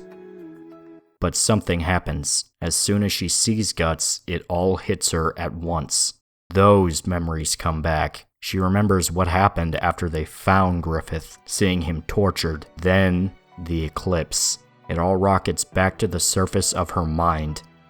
And she screams. It was never going to be that simple. You can't just bury what happened and pretend it wasn't going to cause a problem. It's just like Skull Knight warned. They did everything they could to bring Casca's sanity back, not realizing that it's shattered in the first place because she can't handle what happened. She's not Guts, who even then, he dealt with his own insanity issues after the event. Now, do I believe reviving Casca was a bad idea, period? No, it is for the best that she was brought back. It comes down to the whole comfortable delusion over painful reality trope that shows up in a lot of Japanese media, and the correct answer every single time is that living in reality is for the best, and Berserk is really no exception, since just because Casca was seemingly happy having the mind of a toddler, it doesn't mean she actually was. It was just a coping mechanism to not think about what her and Guts had to go through. She was still suffering, it was just deeper in her subconscious. At least with bringing her out of the delusion, there's a chance they can help her work through what happened, and if the worst comes to it, her skills as a fighter are better left unwasted. But for now, you guys get to sit on this cliffhanger for a bit, since it's time to move back over to a different perspective. This time it's Griffith and his army. Funny enough, they're busy fighting off a horde of giants wreaking havoc in the area, skinning people alive and turning them into trophies, devouring everything in sight. Yeah, this is a serious problem. The Neo Band of the Hawk arrived to fight. The war demons already transformed and waiting behind Griffith. The two monster armies clash, the human soldiers cleverly using their cannons to wear down the giants while the war demons cut through their lines. It's a pretty brutal fight. The demons absolutely savaging the giants. Griffith charges with his line of cavalrymen trying to give some support for the war demons, and we find that Mule has been absorbed into Sir Laban's unit, having trouble keeping up with the much more experienced soldiers. Sonya gives Mule a warning about boulders falling down from the cliffs above, a sneak attack by the giants. Though they're quickly dispatched, Sonya, still the official medium for the army, uses her abilities to find the leader in charge of the assault, and says that a path has already been cleared for Griffith to charge through, though something in the grove behind that hill is bad news. Griffith charges for the king giant, covered in armor that he fashioned out of the bones of a dragon, which is, that's pretty sick, not even gonna lie. He also uses trolls as slaves. Griffith is spotted by the king giant, who orders his men to let loose a fucking hydra into the battle. Nosferatu Zod goes straight for the monster, trying to rip the hydra apart with his bare hands. Though every time he tears a head off, another one replaces it, since, you know, it's a hydra. Zod is still able to hurt the monster, and a number of hydra heads are killed by Irving, who's perched on a hill above the battlefield. Grunbeld then arrives to help Zod as well, burning the hydra to cinders with his dragon fire. The leader giant is out of options, with his soldiers defeated and his trump card burned to a crisp. And to cap it all off, Griffith is running up the back of Grunbeld, leaping off the crystal dragon and stabbing his saber directly through the king giant's eye, killing him in one blow. With that, the battle is decided, the Band of the Hawk victorious once again. He tells Sonya through telepathy about the death of the Giant King, ordering her to make sure the entire battlefield sees the image of the corpse. In one fell swoop, he shatters the enemy's morale, Griffith declaring this a victory, and for his army to kill what's left of the giants. Before long, they're all dead, only the Band of the Hawk left standing. Griffith says that it's time for them all to return to Falconia, promising the spirits of the dead time to say goodbye to their loved ones. Laban and Mule admit that they never get tired of the sight of the spirits floating around Griffith. Knowing that they'll get the chance to say goodbye to their families if they die in battle is a major relief for the soldiers, even if it doesn't mean they get to be reckless. Mule recognizes this as a backhanded lecture, and he changes the subject, saying that with the battle won, they managed to wipe out all the monsters posing a threat to the Eastern Highway, so even if it wasn't much, they managed to take back some territory, though Laban is more cynical about it, saying even if they managed to take the region back, there's really no real way to defend it if the monsters decide to return. Even with the war demons, while they're powerful, there's not too many of them to go around. Sonya calls out to Griffith, saying she found something up on the hill above. Turns out there was another reason why they were fighting for this region, a solution to a problem, at least how Griffith puts it. Ancient ruins, toppled over from years of the elements. Despite the damage, Grunbeld is still able to restore everything just fine. Mule and Laban comment that while Grunbeld is a scary looking dude, especially as a dragon, he's a reliable comrade, someone they gladly risk their lives for. You wanna fucking bet on that, Chief? I still remember Flora. Fuck that dude. The ruins are soon repaired, at least as best as they can be. A corridor of pillars now sitting where the ruins once were. Griffith and Sonia seem to recognize how useful this actually is, ordering the soldiers to gather in columns at the base of the hill. The war demons need to revert back to their human forms and put on their equipment again, since if they attempt this experiment as demons, there's a good chance they might be stuck for good that way. The Band of the Hawk march through the pillars, the ruins actually acting as a sort of transportation system, allowing them to access the World Tree branches. Using this, they can ride the branches all the way back to Falconia, cutting down the time it takes to travel substantially. Laban is surprised to see Griffith perform another miracle, and Mule comments that joining up with Griffith means no lack of surprises, though Sonia mocks him for just saying that now. Joining up with Griffith means you're taking part in a literal living legend, not just some weird surprises. And now, with the transportation system worked out, they might be able to send soldiers wherever they need to go, or even evacuate the city should it come under attack. Though Sonia says that's not really how it works. The only ones that actually know how to navigate the World Tree branches are herself and Griffith. If any random person tries to use it, they can end up getting lost and going anywhere else on the planet. But so long as you have a guide, it should be fine.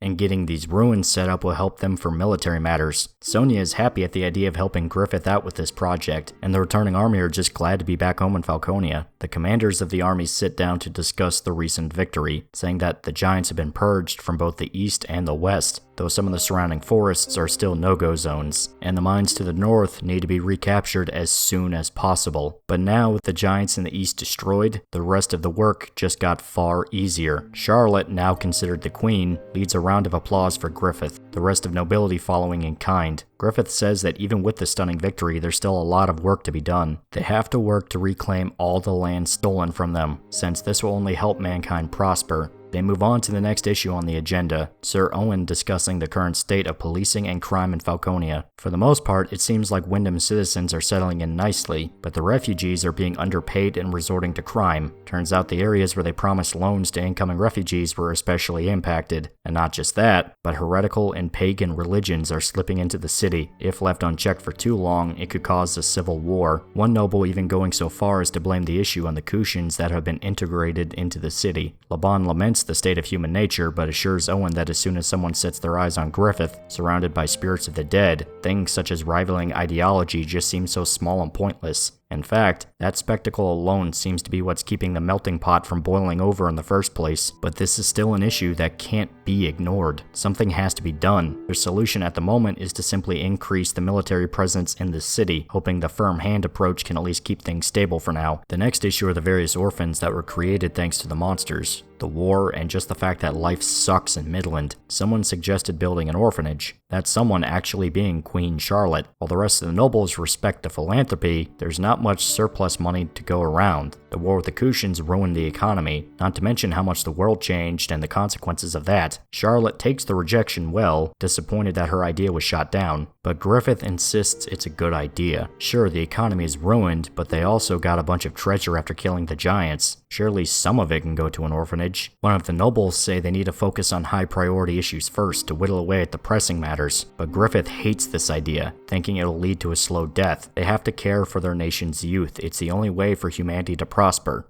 There's that phrase again. So he suggests that they build an orphanage. In fact, they should educate every child in the country, teach them until they're 10 years old, everything from reading and writing to whatever else they might need. Some of the nobles are skeptical of the idea, since what parent would just give up their kid like that? Though Griffith says that promising to feed them at least once a day will be a good incentive. Some of the council are nervous at the idea of educating commoners, thinking it could lead to a collapse in the class system, but Griffith says if they truly care about fixing issues, they need to act now, not when those issues balloon up into absolute disasters down the line. If they truly intend to make this kingdom work, they can't just be a collection of mercenaries and aristocrats. They need the people to stand with them. And in order for that to happen, they need to stand with the people. Allow them to prosper and better their own lives. Stop holding them down out of some withered and broken idea of societal decency. Minister Foss is on board with the idea, but the practical issues are still there.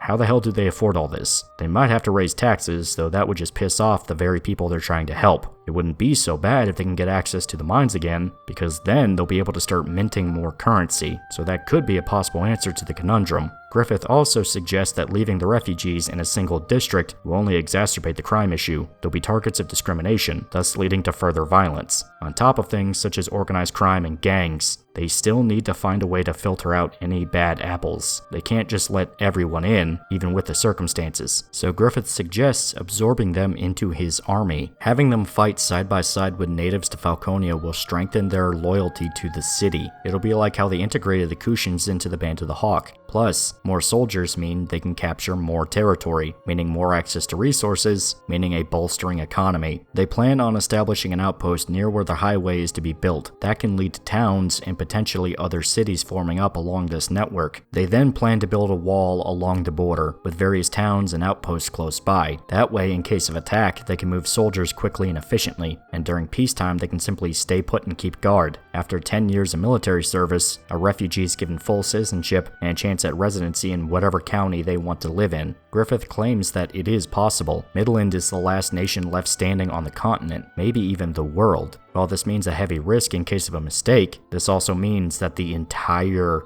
world is up for the taking. They can expand territory how they want, with no risk of retaliation. King Geiseric was once able to subjugate the entire continent, all of it, under his empire, so Griffith wants to take this opportunity to create a second empire, on scale to what the old king had in mind, and it would all belong to mankind. Put an asterisk there, buddy.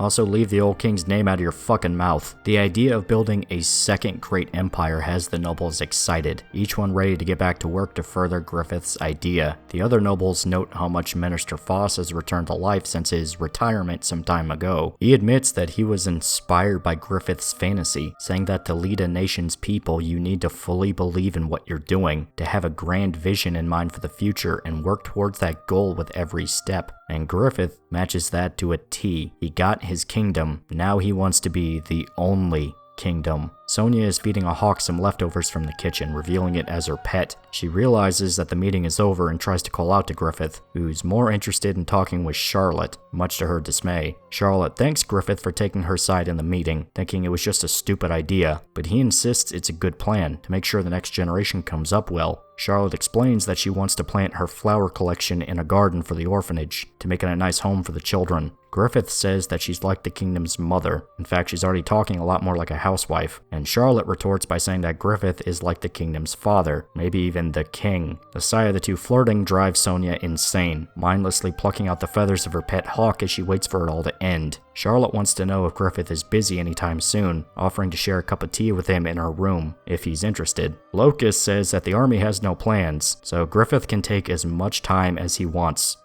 Hint, hint. Sonia offers that they should all spend time together, as in a group, and not just Griffith and Charlotte. But Mule is quick to intervene. She got to spend plenty of time with Griffith during the expedition. Demanding any more time is just being needy. Sonia is annoyed at Mule's intervention, marching off on her own, and he's just exhausted of already having to handle her outbursts. They barely even got back to the city. That night, we see that Griffith and Charlotte spent some time together, her now fast asleep while he sits by the windowsill, bathed in the light of the full moon. Griffith inspects his hair, noticing something different about it. He simply remarks that something is going to happen again tonight, and we see he completely vanished, Charlotte sleeping alone in her chambers. Alright, you guys kept patient during the Griffith stuff, I'm proud of you. That's not to say it's bad, though I will admit the council meeting kinda got a little dry. A lot of it was just medieval politics, the medieval politics show. Now the reveal of the gate allowing them to traverse the world branches was cool. Also the war with the giants was fun to watch, not gonna lie. The dude made his armor out of the bones of dragons, plural. He had multiple skulls. Main issue is more so that holy fucking shit, we left the elf helm segment on a pretty massive cliffhanger. Let's get to that already. And yeah, we're coming back to the elf island.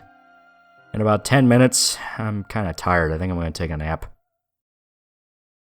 I'm just kidding, let's get back to it. Sometime after the failed reunion, we see Dagon helping Casca cut her hair short. She's not sure of how to feel about making the queen of the elves give her a haircut, but Dagon doesn't seem to mind.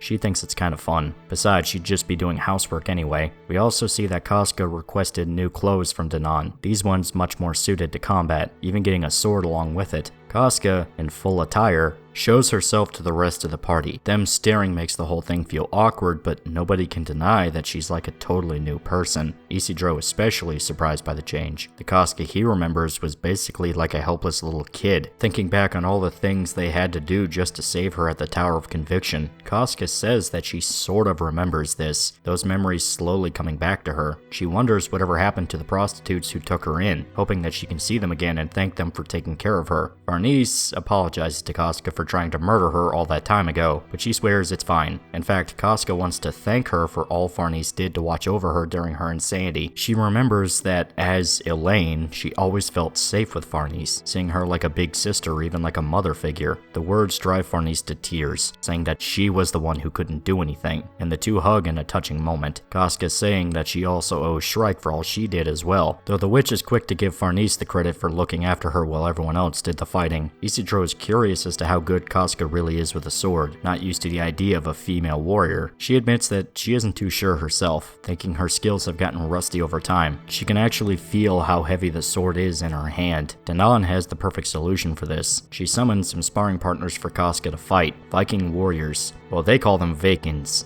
Still, they're not actually alive. When the mages chased off the Vakins, they stole the armor and weapons the raiders left behind, now using them as practice dummies for combat training. Casca is grateful for the favor, and Dagon says the dummies are enchanted so they can't actually wound or kill her, meaning she's free to hack them apart to her heart's content. Casca shows off her skills to the party, even after all this time still having an incredible talent for sword fighting, able to dismember one of the dummies in just a few seconds. The second dummy attempts to attack, but she's able to evade its strike and send its face planting to the ground with a kick. The third dummy uses a spear for its weapon, going in for a stab, but Casca is able to cut its arm off in a single strike. That mindless madwoman they knew for God knows how long was able to tear apart 3 opponents in a single fight. Granted, it was just a sparring match, but still, it was a shock to the system. Casca thinks it's all just muscle memory acting for her, but the results speak for themselves either way. In fact, Isidro begs Casca to train him, saying that the main issue with Guts was that he was too big and had a different style than what Isidro could handle. Casca seems more like an appropriate match for what he needs, and she's actually up for teaching him, but only with wooden swords so neither of them are hurt. She's still not as certain of her skills as she would like. As the two spar, Shrike and Farnese leave, claiming they need to go study. Serpico wants to come along as well, but Farnese tells him to stay and help Casca with training Isidro. Turns out, they weren't entirely honest. They were actually leaving to go speak with Guts, who's listening in on everything from a distant tree, refusing to get anywhere close to Casca again. Farnese isn't really sure of this strategy. He should at the very least try to talk to her, but Guts says so long as Casca's having fun with the rest of the party, that's all that matters. The scene at the cherry tree shook him bad. He drifted away from Casca during Millennium Falcon War, after he hurt her when the Beast of Darkness drove him psychotic. Both times. It was a major blow that caused Guts to completely rethink how he was going about the journey, even accepting that maybe he wasn't good for Casca, and he needed to let other people try and take care of her instead of him. He sort of became a silent protector, always willing to rush in and save Casca, but knowing to keep his distance. But now, he's full-blown hiding from her. Dagon says that what's happening in her head is up to Casca to resolve. Whether she face her demons or let time try and heal all wounds, it's her decision. And thanks to their help, she can make the choice. Farnese isn't really sure, seeing how much Guts is shouldering during all of this. So she decides to just say screw it, running off to tell Casca where Guts is, because the way she sees it, she made a promise to her, at least to the small fragment inside of the dream. She promised that they would see each other again, and that's exactly what she's trying to set up. Casca approaches the tree, calling out to Guts while he's still hiding on the other side. She tells him that it's okay to just stay where he is. She just wants him to listen. At first, she congratulates him on finding the party. They are good people. Isidro especially worships the guy, and the idea of Guts taking on a student is funny to her. Though his stubbornness is just like Guts, so it's kind of fitting. His dual-wielding style kind of reminds her of judo.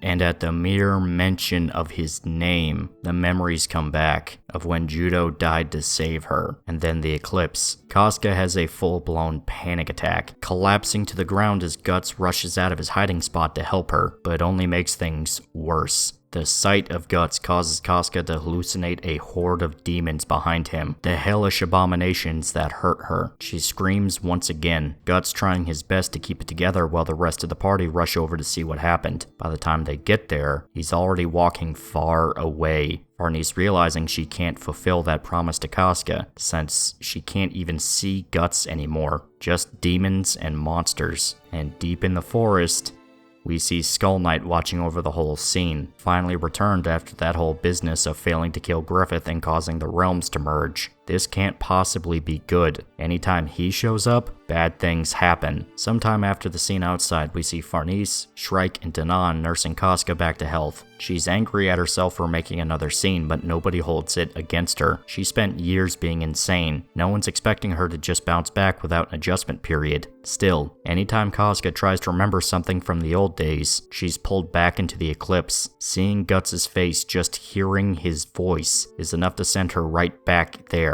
Before she can have another episode, Dagon uses a spell to lull Casca to sleep. She orders Shrike and Farnese return to their studies. She'll watch over her for them. Farnese doesn't want to just leave her alone, but there's really not much else they can do. Though Casca mindlessly grabs hold of Farnese's clothes when she tries to leave, treating her almost like a teddy bear she doesn't want to let go of. Still, Farnese undoes her grip and goes to leave, Dagon giving her one last gift before they exit the cherry tree, some of her old hand-me-downs, which she has generously donated to Farnese for her first day of magic school. That was nice. She actually looks like a real witch now. Of course, it's a little weird for a grown woman to be in the same class as a bunch of literal children, but in her defense, things got really crazy in her life. Farnese is nervous to introduce herself to the rest of the class, and her first test to gauge her abilities is to perform the 4 Cardinal Kings ritual, the spell to summon the barrier. Evilira goes ahead and readies the charms. Now all Farnese has to do is chant the spell. Some of the students see that she hasn't even put down a magic circle, a completely amateur mistake. Of course, she's an adult trying to learn magic out of the blue, so obviously she's gonna get something so basic wrong. At best, she'll conjure up a light. Then she up and summons the whole barrier. Gedfring is curious how long Farnese has actually been studying magic, considering the power she was able to put into the ritual, and she guesses that it's been around 3 months. The rest of the students can scarcely believe the idea that somebody studying magic for 3 months could be this skilled. The circumstances around her studies have been, exceptional. Even Morta is impressed, lazing about in a tree instead of actually listening to the lessons. Shrike is the next one to show off her skill, and she wonders what to use as an example spell. She decides to use the darkness itself inside of a hollow of a tree for her spell, once again not even bothering to put down a magic circle. Once Shrike is able to commune with a shadow spirit, she commands it to leave the tree. The entity demands a tribute for the summoning, picking out the apple a fat kid was eating as an appropriate prize, completely covers the boy, blinding him with darkness, but not actually trying to hurt him, instead simply devouring his apple down to the core. Once the spell is finished, the spirit goes away, Shrike able to control her body again. She apologizes to the boy for scaring him, but everyone is far too curious how she was able to summon a spirit of darkness. Those are considered a very dangerous entity to make contact with when you're just a student, and Shrike did it without a magic circle. She says that the circles are really just a formality. You have to make the connections in your head, and during the journey they didn't have time to draw runes or anything like that, so they had to learn how to cast spells as fast as possible. And because she had to constantly track down sources of power during battle, she got good at spotting places spirits could be resting. Also, that specific one in the tree isn't bad. In fact, it's really nice. It just acted up because it got jealous watching everyone have fun outside while it was stuck in the tree. So she suggests that they should give it some food or play with it sometimes. Gedfring is excited to have 2 students already so skilled in magic, and suggests that the rest of the mages should use their experiences as a good lesson for the practical uses of sorcery. He feels the need to pay the 2 back for the lesson, thinking it was a valuable experience for the students. And Farnese already knows what she wants. She wants to learn healing magic, specifically anything to heal the mind and the soul. Gedfring does say that medicine was originally always handled by mages, and Dagon arrives to actually volunteer for the job, already guessing that Farnese is interested in helping Casca get over her psychological trauma. Gedfring then offers to teach Shrike how to communicate with beings even deeper inside of the astral realm. Daemons. Not demons.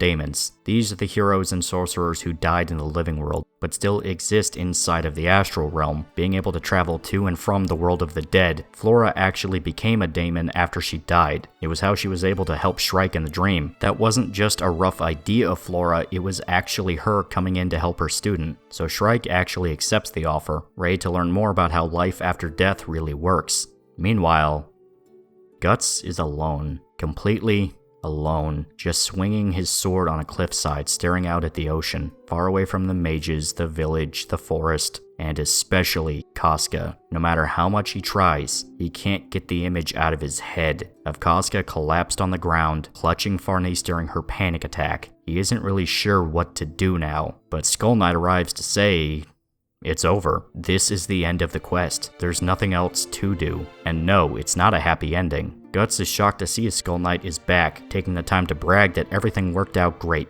just fine. No problems whatsoever, but Skull Knight can see straight through it, though he is grateful his friend is still alive. However, they can't relax yet. Something big is still coming. Yep, he's back with more cryptic warnings. Even this late into the game, Gedfring arrives to greet Skull Knight, addressing him as Your Majesty. The Revenant actually recognizes him too, saying he was the son of Vid. As a boy, he would actually accompany his father whenever they had an audience with Skull Knight, but now it's been so long that he's become an old man, the leader of the mage village. Guts wants to know just how old this guy really is, but Gedfring says that no matter the answer, it would not really be accurate, since time flows differently in Elfhelm. He is curious about the bond Guts and Skull Knight have, joking that they're thick as thieves when Guts explains that he's constantly hassling him with bad omens. It seems like there was an actual reason for the visit beyond seeing Skull Knight. He wants to take Guts to a man named Hanar, a dwarf smith who knows something about the Berserker armor. In fact, he built it. Skull Knight agrees to tag along, saying he needs his armor repaired as well. As they walk through the cliffs, Morta spots the trio from her spot in the tree, curious as to what's going on with them. Shrike and the other mage children practice flying on broomsticks, but she's having trouble getting the idea in her head. Danon admits that seeing the kids studying how to fly makes her want to join them, and the rest are skeptical if Shrike can actually do it, but she thinks she can actually feel herself starting to float. Only to realize it was actually Morta, sneaking behind her and carrying Shrike into the air with her own broomstick. She claims that it'll help her pick up on the basics quicker, flying off with a terrified Shrike. While she flew plenty of times while astral projecting, this time she'll actually die if she falls to the ground. Morta tells her to just calm down and open her eyes, letting Shrike enjoy the air and the scenery, then flying down towards the ground to feel the grass as they pass by it. While the younger witch is still scared stiff, Morta assures her that she's the best on the entire island when it comes to a broom. She always sneaks off to fly whenever a lecture bores her to tears. Shrike says that Morta seems different from the rest of the mages, more of a delinquent than anything. Her words, not mine, and she does admit that the whole vibe of Elfhelm doesn't really fit her. She catches up to Guts, Skull Knight, and Gedfring, noticing that they're walking down into a ravine. Morta explains that this is where the island's outcasts all go, the ones who clash with Flora's bright and happy nature. They're not necessarily evil, just they prefer gloomier places. The two are curious as to why the men are marching down into a place like that, and Morta wants to know who the skeleton dude is, so they decide to follow them, entering the ravine not far behind. The place is a complete shift from the upper levels to the island, Shrike outright saying it reminds her more of Quillfoth than anywhere else. They find a storage area full of wickermen, and Morta says that a long time ago the island was attacked by a powerful kingdom. Captured enemy soldiers were sacrificed to create the wickermen, so the reason why they're considered taboo to play with is because to make one it requires killing people. Morta thinks the stories are cool, saying that in the old days sorcerers and witches got their reputation from how many scary rumors they had about them. Now it's like a massive playground. Shrike jokes that Morta sorta reminds her of Isidro, loving the romanticized stories of powerful warriors and aspiring to be like them. Morta is embarrassed at this suggestion, but before they can continue the conversation, they spot an old witch living in the cave. Turns out this is her master, Granny Vol, and despite looking like an evil witch, even having a specialty in curses and necromancy, Vol is actually pretty chill, though she is pissed at Morta for taking off with a wicker man without permission. Also, her full name is Volvapa. Shrike introduces herself as a student of Flora's, and Vol seems to know who her master was, though she doesn't say much beyond that. Morta wants to know where the men went, and Vol says that they headed for the Stone Forest not too long ago. Morta is annoyed at the revelation, realizing they're gonna have to talk to dwarves now, guessing that she's not a fan of manlets. Well, just as they leave after Vol nags her ear off to help out with a spell sometime, the old witch master can't help but realize this is the first time Morta ever brought a friend with her, but that friend being a student of Flora, that undead horseman coming through one after the other like this, it seems like this is playing out to some kind of prophecy the elder gurus have been looking into for some time. We don't get any context as to what that might be, however. Instead, we move on and see Morta and Shrike manage to track down where the trio went. Turns out dwarves prefer dark, cramped caves. full of heavy weight elementals. Flying around in the cave would make them exhausted, so they're forced to dismount the broom and walk inside. They spot the men talking with one of the blacksmiths, Hanar. His blunt attitude sort of reminds Guts of Godo, a sudden flash of the old man appearing in his head.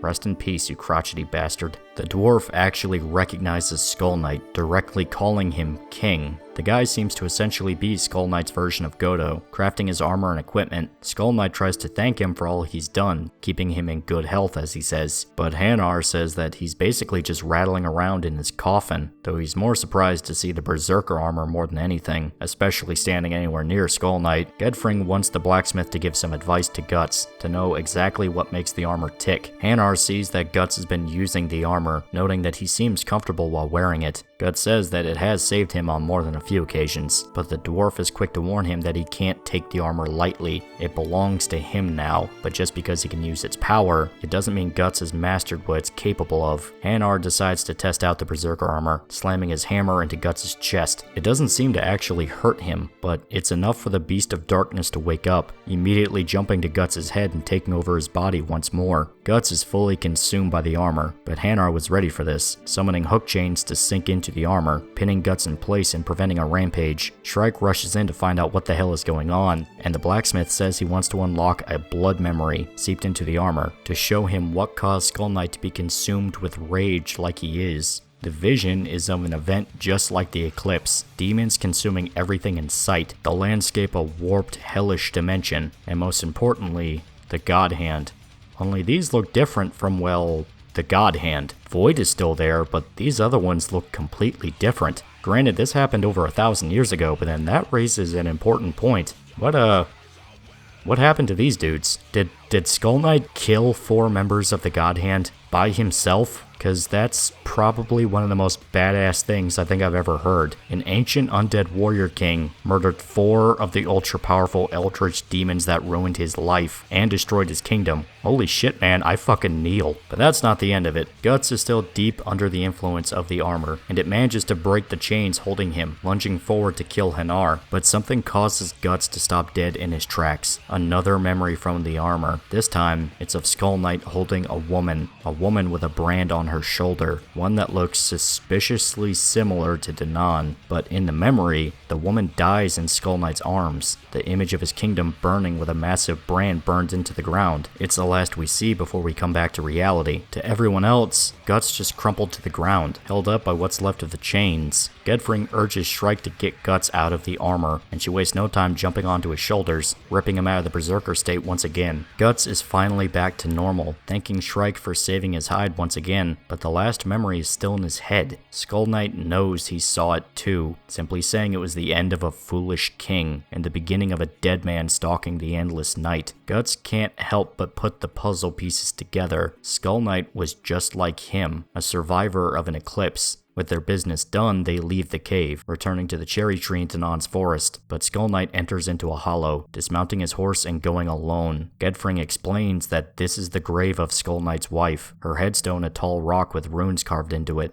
Danon welcomes Skull Knight into the mausoleum, saying this is the grave of the Lady Priestess of the Cherry Blossoms. Shrike admits that she saw a flash of the same memory when she went to save Guts from the Berserker armor. Now that they have the 2 images to compare, Danon looks exactly like the woman who died in Skull Knight's arms over 1,000 years ago. The Flowerstorm Monarch reveals her true form to Skull Knight, who claims that he is 100% dedicated to hunting the God Hand. He can't waste time thinking back to when he was immortal, even referring to himself as just the remnant of a grudge. But even so, the guy took the time to go visit his wife's grave. Gedfring leads Guts and Shrike away from the hollow, pointing out that this is a private conversation they aren't really supposed to hear. Shrike is curious how her teacher knew Skull Knight, and Gedfring explains that Flora served under the Priestess of the Cherry Blossoms. She was very close to both her and Skull Knight, and her emotions blinded her. After that era's version of the eclipse, Flora broke some kind of taboo, causing her to be exiled from the island and into the forest, where she lived for the rest of her days. Before we get any hint as to what happened, Evalira shows up, at first screaming at Morta for trying to turn Shrike into a delinquent like her, but then begging for help to deal with Isidro. Shrike is pulled away to go deal with what happened, saying the boy has gone on a total rampage, bullying the mage kids in all sorts of imaginative ways. He sees this as payback for all the trouble magic users have given him, and also, he's teamed up with Puck and his brothers. The mage students try to fight back, but his impromptu technique of throwing his elven allies into people's faces works like a charm. Plus, the lower gravity thanks to the lack of weight elementals means the boy is more agile than ever, able to pants entire lines of magic students at a time. Puck clearly pulled Isidro to the dark side of the Force.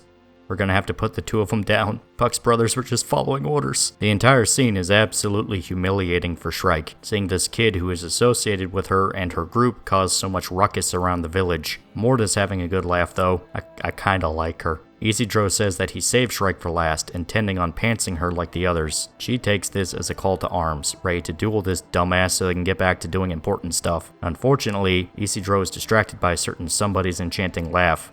And nothing else. She does have pretty good ones, though. How old is she? I need to make sure so I don't go to prison. Giving Shrike a chance to launch a spell. He manages to dodge out of the way, leaping from branch to branch with ease, intending to ambush Shrike from behind. But before he can get close, he's suddenly yanked out of the air. Something wrapped itself around Isidro and pulled him into its mouth. A kelpie. This one isn't like the one that tried to murder Serpico, though. It's Isma's friend, so all's well that ends well. She asks the kelpie to spit Isidro out, leaving him to be beaten senseless by every able-bodied mage in the village. Shrike is impressed that Isma was able to make friends with a kelpie, and the Marrow girl points out that she's managed to make quite a lot of witch friends herself. Really, Elfhelm's been a sorcerer's paradise. If they stayed here forever, it would be the perfect ending to their quest. A safe place, accepted by everyone, where they could have fun together every day. But Shrike still has questions. What did Flora do that got her exiled? That's something she can't stop thinking about. Guts is thinking back on the events of the day, of a conversation he had with Gedfring. The guru points out how Guts and Skull Knight are comrades, though to him, the Warrior King is just some ominous old skeleton that won't stop bringing bad news to his feet. Gedfring explains that Skull Knight is not human, at least not anymore. He's driven by pure hate and rage, which might be why he's drawn to Guts, seeing a sort of kindred spirit in the fellow cursed man. Guts says that he doesn't plan on dying like him, and Gedfring says that this is where the crucial difference has to be set. Is Guts going to use his wrath to keep himself alive, or will he let it tear him apart from within? That's something he has to figure out soon, or else it will be decided for him.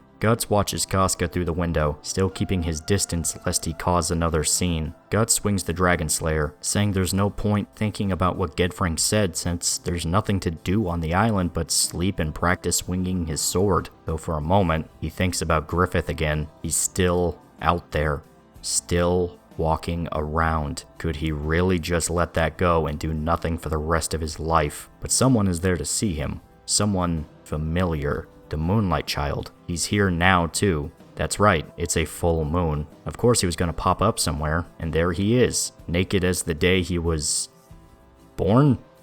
I don't know, this kid is confusing and weird, but this is it. The final chapter of Berserk. At the time of this video, this is the last piece of Berserk content out there, beyond the Grumbeld light novel. And some people have some seriously mixed reactions about that, especially with it just being a glorified prequel for one of Griffith's jabronis. We might cover that later as its own video. But this is the endgame, and it's a pretty substantial beast. Not so much in page length, but in content. We see the Moonlight Child circling around Guts, getting behind him so he can climb on his back like he kept trying to do at the cabin on the beach. Guts brings the child with him back to the hut, where everyone is sitting down for dinner. They're surprised to see the child is there with them, now clung on to Guts' back and grabbing his hair to keep a firm grip. Shrike believes the sight of the Moonlight Child on the island is confirmation that Dagon took the form of a young boy to watch over their journey. It's the only way he could show up in the middle of Elfhelm after all, but that theory is shot in the foot when Dagon herself shows up. Shrike is kinda pissed to learn the hypothesis she's stuck to for so long went up in smoke, but she'll get over it. Still, this raises the question, who the hell is he? Guts doesn't really seem to care at the moment, simply pulling the boy off his shoulders and asking the others to take him up to Casca. They oblige the request, taking the Moonlight Child up to Casca's room, where she's still being looked after by Farnese. As soon as the door is open, the boy goes straight for Casca, leaping into her lap. She remembers the kid from her time as Elaine, but doesn't really know much more about him than anyone else. They explained to Dagon that this kid always seemed to follow them on nights with a full moon. They assumed it was a familiar, or some kind of entity sent by the Flowerstorm Monarch to ensure they made it to Elfhelm. Dagon admits that she was watching them, but she has no clue where the kid came from, and she can't blame them for assuming something was up with the Moonlight Child. His energy isn't anywhere close to human.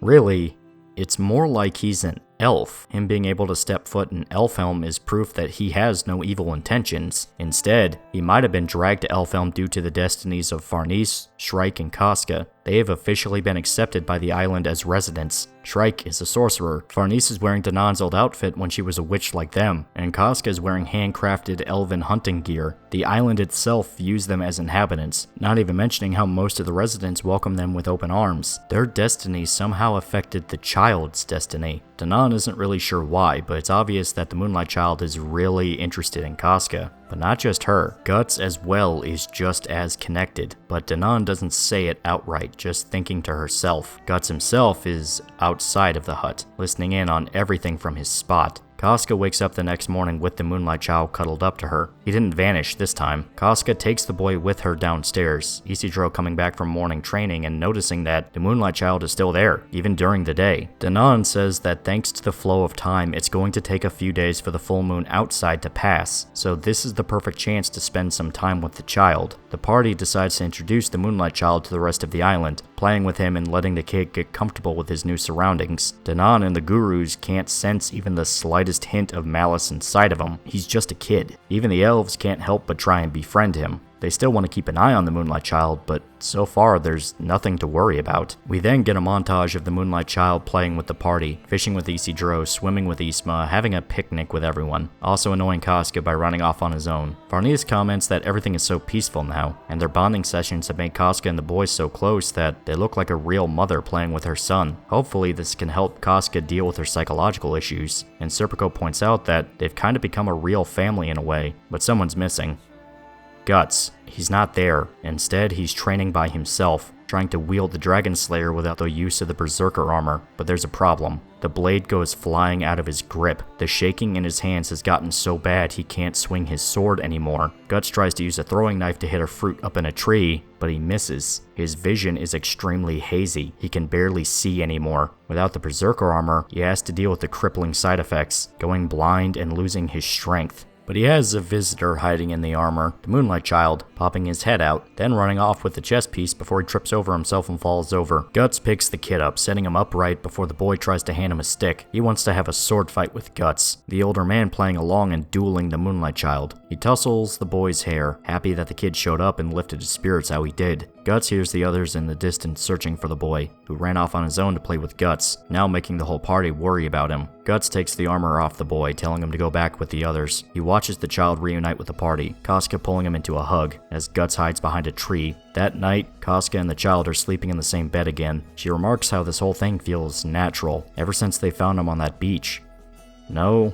Even before then, Casca knows she recognizes the boy from somewhere. She gets a nostalgic feeling anytime he's around, a mixture of affection and sorrow, and she can't shake the feeling that she can remember him from somewhere. Then she's hit with another memory, this one of the time Casca was consumed by the blob at the Tower of Conviction, of when the demon infant protected her. Casca jolts awake from the dream, then seeing the Moonlight Child wasn't sleeping by her side anymore. She looks out the window, at Guts and the child standing together outside. Casca bolts downstairs, trying desperately to reach the boy again. The whole time, Guts is just standing with him, listening to him. The child begins to speak for the first time since we met him, but something is happening to the Moonlight Child. His hair is turning white. The child talks about a dream he had. He was a boy sitting under a full moon, embraced by nostalgic warmth, but whenever he wakes up from the dream, all he feels is a sense of longing. But even that disappears, like the morning dew.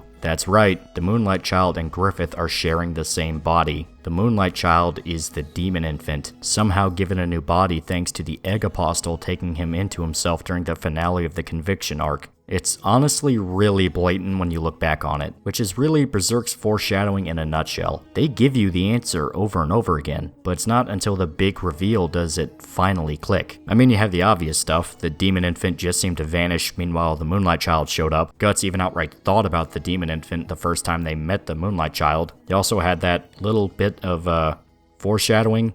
You could outright see Nosferatu Zod hiding on the cliffs the first time they met the Moonlight Child at the beach. It was right there. Hell, the very beginning of Millennium Falcon War, part 4, that whole thing, you outright saw Griffith talk about how the demon infant was affecting him and made him save Casca. As stated, Pretty blatant stuff. Same thing with Skull Knight and King Geyserich. The point is not this big picture twist, it's more about the details within the twist itself, and it makes you think back on a lot of other possibilities that the story brought up. It wasn't just that Skull Knight was King Geyserich, it was the extent of the loss of his kingdom. It was about the possibility of Dagon being his wife. It was about how he might have killed For Godhand. And the whole thing with Griffith and the Moonlight Child, it was not just that, oh, yeah, they're sharing the same body. It was about seeing this tug of war where Griffith seemed to be trapped, constantly losing control of himself to this child who, frankly, just wanted to see his mom and dad. It's sort of Berserk's greatest tragedy in a way, if you really think about it. The one product of love that Guts and Casca made together, when they had sex in the woods and she became pregnant, that was the thing that really fucked Griffith over the most. Now he's stuck in the same body as the child of the two people he screwed over the hardest, forced to feel the guilt whenever he loses control of himself because the Moonlight Child wanted to go see them, and afterwards, he's always left feeling nostalgic. Nostalgic for something he can never have again. It's kind of fitting in a way. But that's it.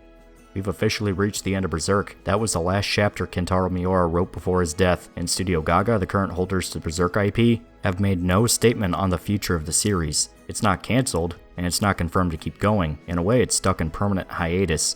The irony is very palpable. So now, what can be said? This is the end of our time exploring Berserk, and it's been a massive beast to put it lightly. It took us 17 hours just to reach the final arc, and even that was a plump monster. I hope this has helped you all to finally understand why a series like Berserk means so much to people. This wasn't just edgy guy hits monsters with big sword. It was a real fantasy epic, covering themes like family, betrayal, destiny, vengeance, redemption, and a ton of other ideas. It managed to make a fleshed out dark fantasy setting while never taking the focus away from Guts' emotional journey. And Guts himself went from a scared kid trying to survive as a child soldier, to a violent monster seeking retribution against the God Hand, to becoming a more quiet, introspective man, only realizing at the end that his party, his family, is the reason why he keeps moving forward. This is why this kind of story stands out above so many other pieces of media, whether it be anime, book, video game, or movie, at least to me. It's simply a one-of-a-kind journey, one that threw its protagonist into the deepest pits of hell, and had him crawl his way out until he was finally rewarded in the end, his loved ones now getting to live in a literal paradise. It's not a complete happy ending. His relationship with Casca is, let's put it bluntly, simply too broken to put it back together, and she can't even look at him or hear his voice without it driving her into a catatonic state, so he had to detach from the party and let Casca take his place. In a way, everyone won except Guts. Isidro gets to continue his training and be the strong warrior he always wanted to be. Serpico gets to stay with his sister and watch over her. Shrike gets to study the more advanced forms of magic and learn about the history of Flora and her connections to the Old Kingdom. Varnice gets to become a full-fledged witch, interested in learning how to heal people. Casca, while she was having trouble adjusting, has a new group of loved ones she can spend time with, letting her slowly overcome her psychological trauma and be back to who she was. And Guts? Yeah, it's not as fun for him. Of course, this is not the ending of Berserk. There was so much they were hinting towards. The idea of the daemons and living in the astral world after death, the vague hint at a larger prophecy that Vol brought up, Griffith's obsession with making mankind flourish, and his goal of conquering the entire continent, the history of Skull Knight and Dagon, now confirmed to be the old King Geyserich and his wife. There were a lot of stones that Berserk had left to turn, and sad to know they'll probably never find a way to finish the manga. On one hand, I understand the hesitance. How the hell do you continue the story without the original creator around to help you out? That's such a massive blow to production that it's simply impossible to ignore. Even if they make something new on their own, they'll always be compared to Miura's chapters. Some fans will be fair to it, other fans will eat them alive, but at the same time, if Miura did leave a plan behind in case something happened, then I feel like they should at the very least try, unless Miura specifically wanted Berserk to die with him, as some authors stipulate in their wills. It would be a shame to let such an influential story fade away, yet something like this absolutely has the potential to be a monkey's paw. You can say you want Berserk to come back, but if the new stuff they publish is complete garbage, it's something you have to consider. I don't know, it's something I keep wavering on back and forth. Some days I'm happy that it's over and we can draw our own conclusions. Other days I'm begging God above for any kind of news or even hint that Berserk is coming back. A painful relationship to say the least. So this raises a question.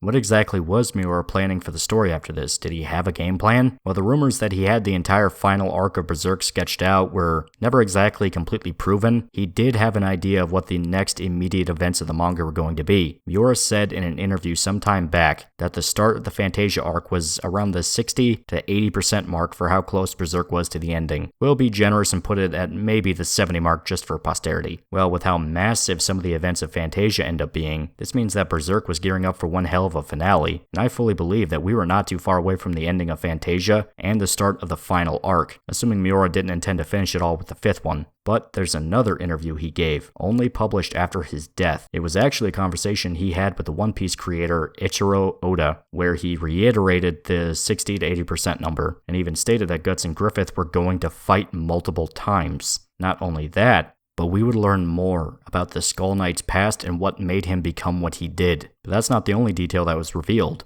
It seems that at some point after the Elfhelm segment of the story, Guts was going to leave the party. He would travel alone, or at the very least without them, and this would somehow sync up with the reveals of Skull Knight's past. Some people speculate that he actually was wrapping up the story in his head, and the claims that there were no written notes or sketches for the finale, or at least the big moments of it, or horseshit. It's hard to tell one way or the other. Miura's estate has the right to their privacy, and Studio Gaga ain't saying a word. We simply don't know. It feels wrong to just sort of drop things here like this, but what else can we do? I guess we can take a shot at guessing what the finale was going to be, or at least major moments to it. And yeah, we could. I mean, let's be perfectly honest here though, I doubt I would get anywhere close to what the game plan was. For one, I'm not a mind reader, and I did not live in Miura's walls, so I have no clue how accurate I would be. In fact, nobody knows.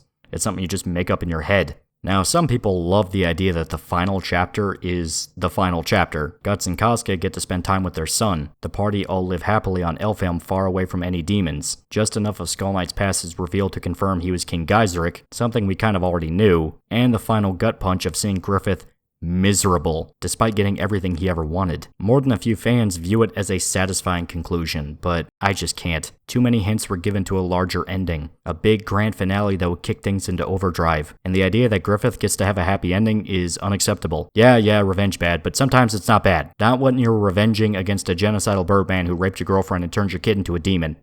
Because, I mean, come on. There's no way on Earth Griffith was just going to leave them alone. An entire island of mages, people Skull Knight specifically said can be powerful enemies against the demons in the God Hand. Granted, they seem to kind of just be doing their own thing, and have no interest in waging war. But remember, Griffith wants mankind to flourish. He needs his empire to expand as large as possible, and if the mages even look like they might be a problem, he'll burn the place to the ground. And also remember, this all happened before. Geiseric rose a kingdom that spanned an entire continent and then it was destroyed, dooming him and his loved ones for eternity. Granted, it seems like him and Dagon somehow escaped being dragged into hell, more than likely due to whatever taboo Flora broke that got her exiled. As stated, there's so much here that they could explore. I mean, holy shit.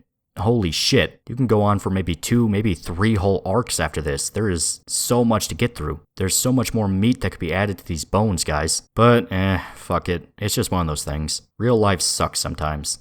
And we'll simply never get the end of Berserk. It was sad to know that this is where it ends, but yeah, it is what it is. Until next time, please remember to like, comment, and subscribe. See you.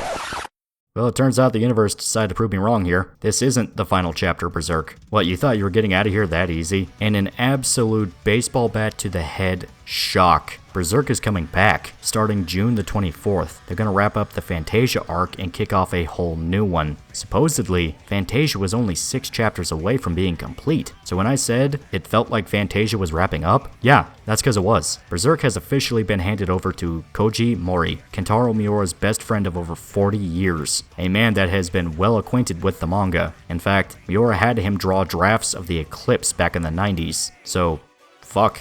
Who else would you get with a job? I mean, let's be honest here. And he's dedicated to finishing the story alongside Studio Gaga. The whole reason it took so long to get an answer was because everyone involved was pissed terrified if they could actually handle such a big job. But Mori is determined to get this right, even saying that he knows the ending of Berserk, or at least the big details to it, since Miura's been pitching ideas to him for years. This recent revelation has completely thrown the ending of this video into chaos. Originally, I was going to pitch a possible ending to Berserk. I was even in contact with some artists so we could draw some storyboard ideas, but that was under the assumption that it was, over, as in we wouldn't see Berserk. I was trying to give people something to chew on with the manga quote-unquote finished. Now, there's a serious possibility that we can actually see a Berserk ending properly. So, I deeply apologize to all the people I was talking to. I quite literally was not anticipating a miracle when I made that announcement.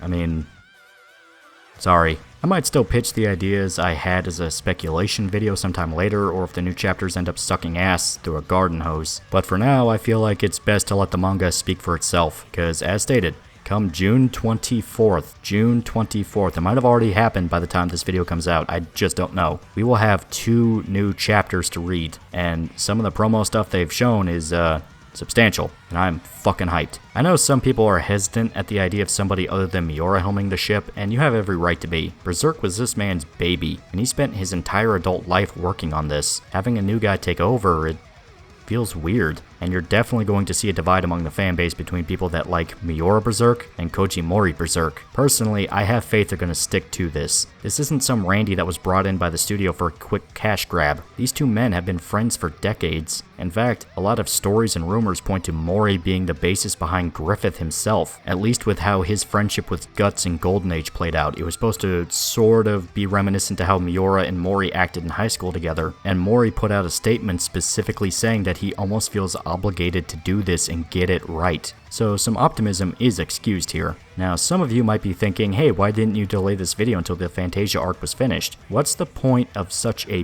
beautiful cliffhanger if I can't use it to piss you guys off? Go read the new chapters, you entitled bastards, it's really good. Besides, this technically is still the ending of Berserk, simply the Miura era. And I don't want to be kind of the guy that everyone goes to just to read through the manga. I want you guys to buy it. Buy it, read it for yourself, really enjoy the story in full. It might look like I went through every single page, but I didn't. There's a lot of stuff that's left on the cutting room floor you guys just didn't see, because why would I spoil it? And you guys absolutely should read the manga as it comes out. Buy the volumes, buy the merch, give this series money, I'm fucking begging you people. But it looks like there might be a part 6 after all in the future, maybe even a part 7 if we're lucky. And personally, I couldn't be happier. I mean, holy shit. But now, it's time to call it. We have to go now. I have to work on other videos and keep my eyes glued onto the upcoming chapters. There's absolutely going to be more Berserk videos. It's inevitable. So, get hyped. Until next time, please remember to like, comment, and subscribe. See you guys. Tormented and wounded, branded and persecuted, torn inside out, yet here I stand. Fierce thunder, blind madness, invokes the beast of darkness. No mercy, 'cause they all must die. Like a hellraiser, I celebrate. Unleash the fury through your sword of hate. Destroy and murder, retaliate. Harness the power of the beast in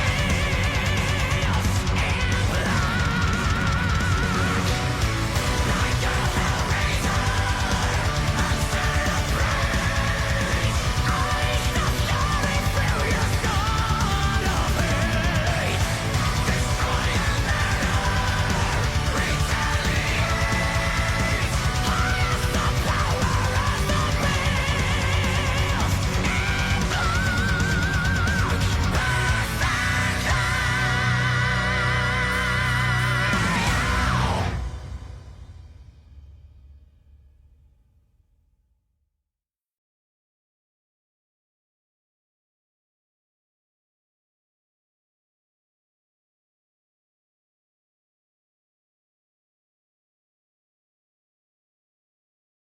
Hey loser, do you want a shirt? Do you want a t-shirt? I have shirts now. Look in the description for a link to a t-shirt you can buy. If you don't buy the t-shirt, I'll kill your family. If you don't buy the t-shirt, I'll poison your dog. If you don't buy the t-shirt, you're gonna be the only person in town that does not have a t-shirt. Everyone's gonna look at you funny. There's gonna be social consequences to not having one of these t-shirts. I'm now making express threats of violence against you if you do not buy my t-shirt. I will call the police, tell them how they're not, you're not buying my shirt. They're gonna plant crack in your house, and they're gonna arrest you and then beat you up in a jail cell. Buy my shirt.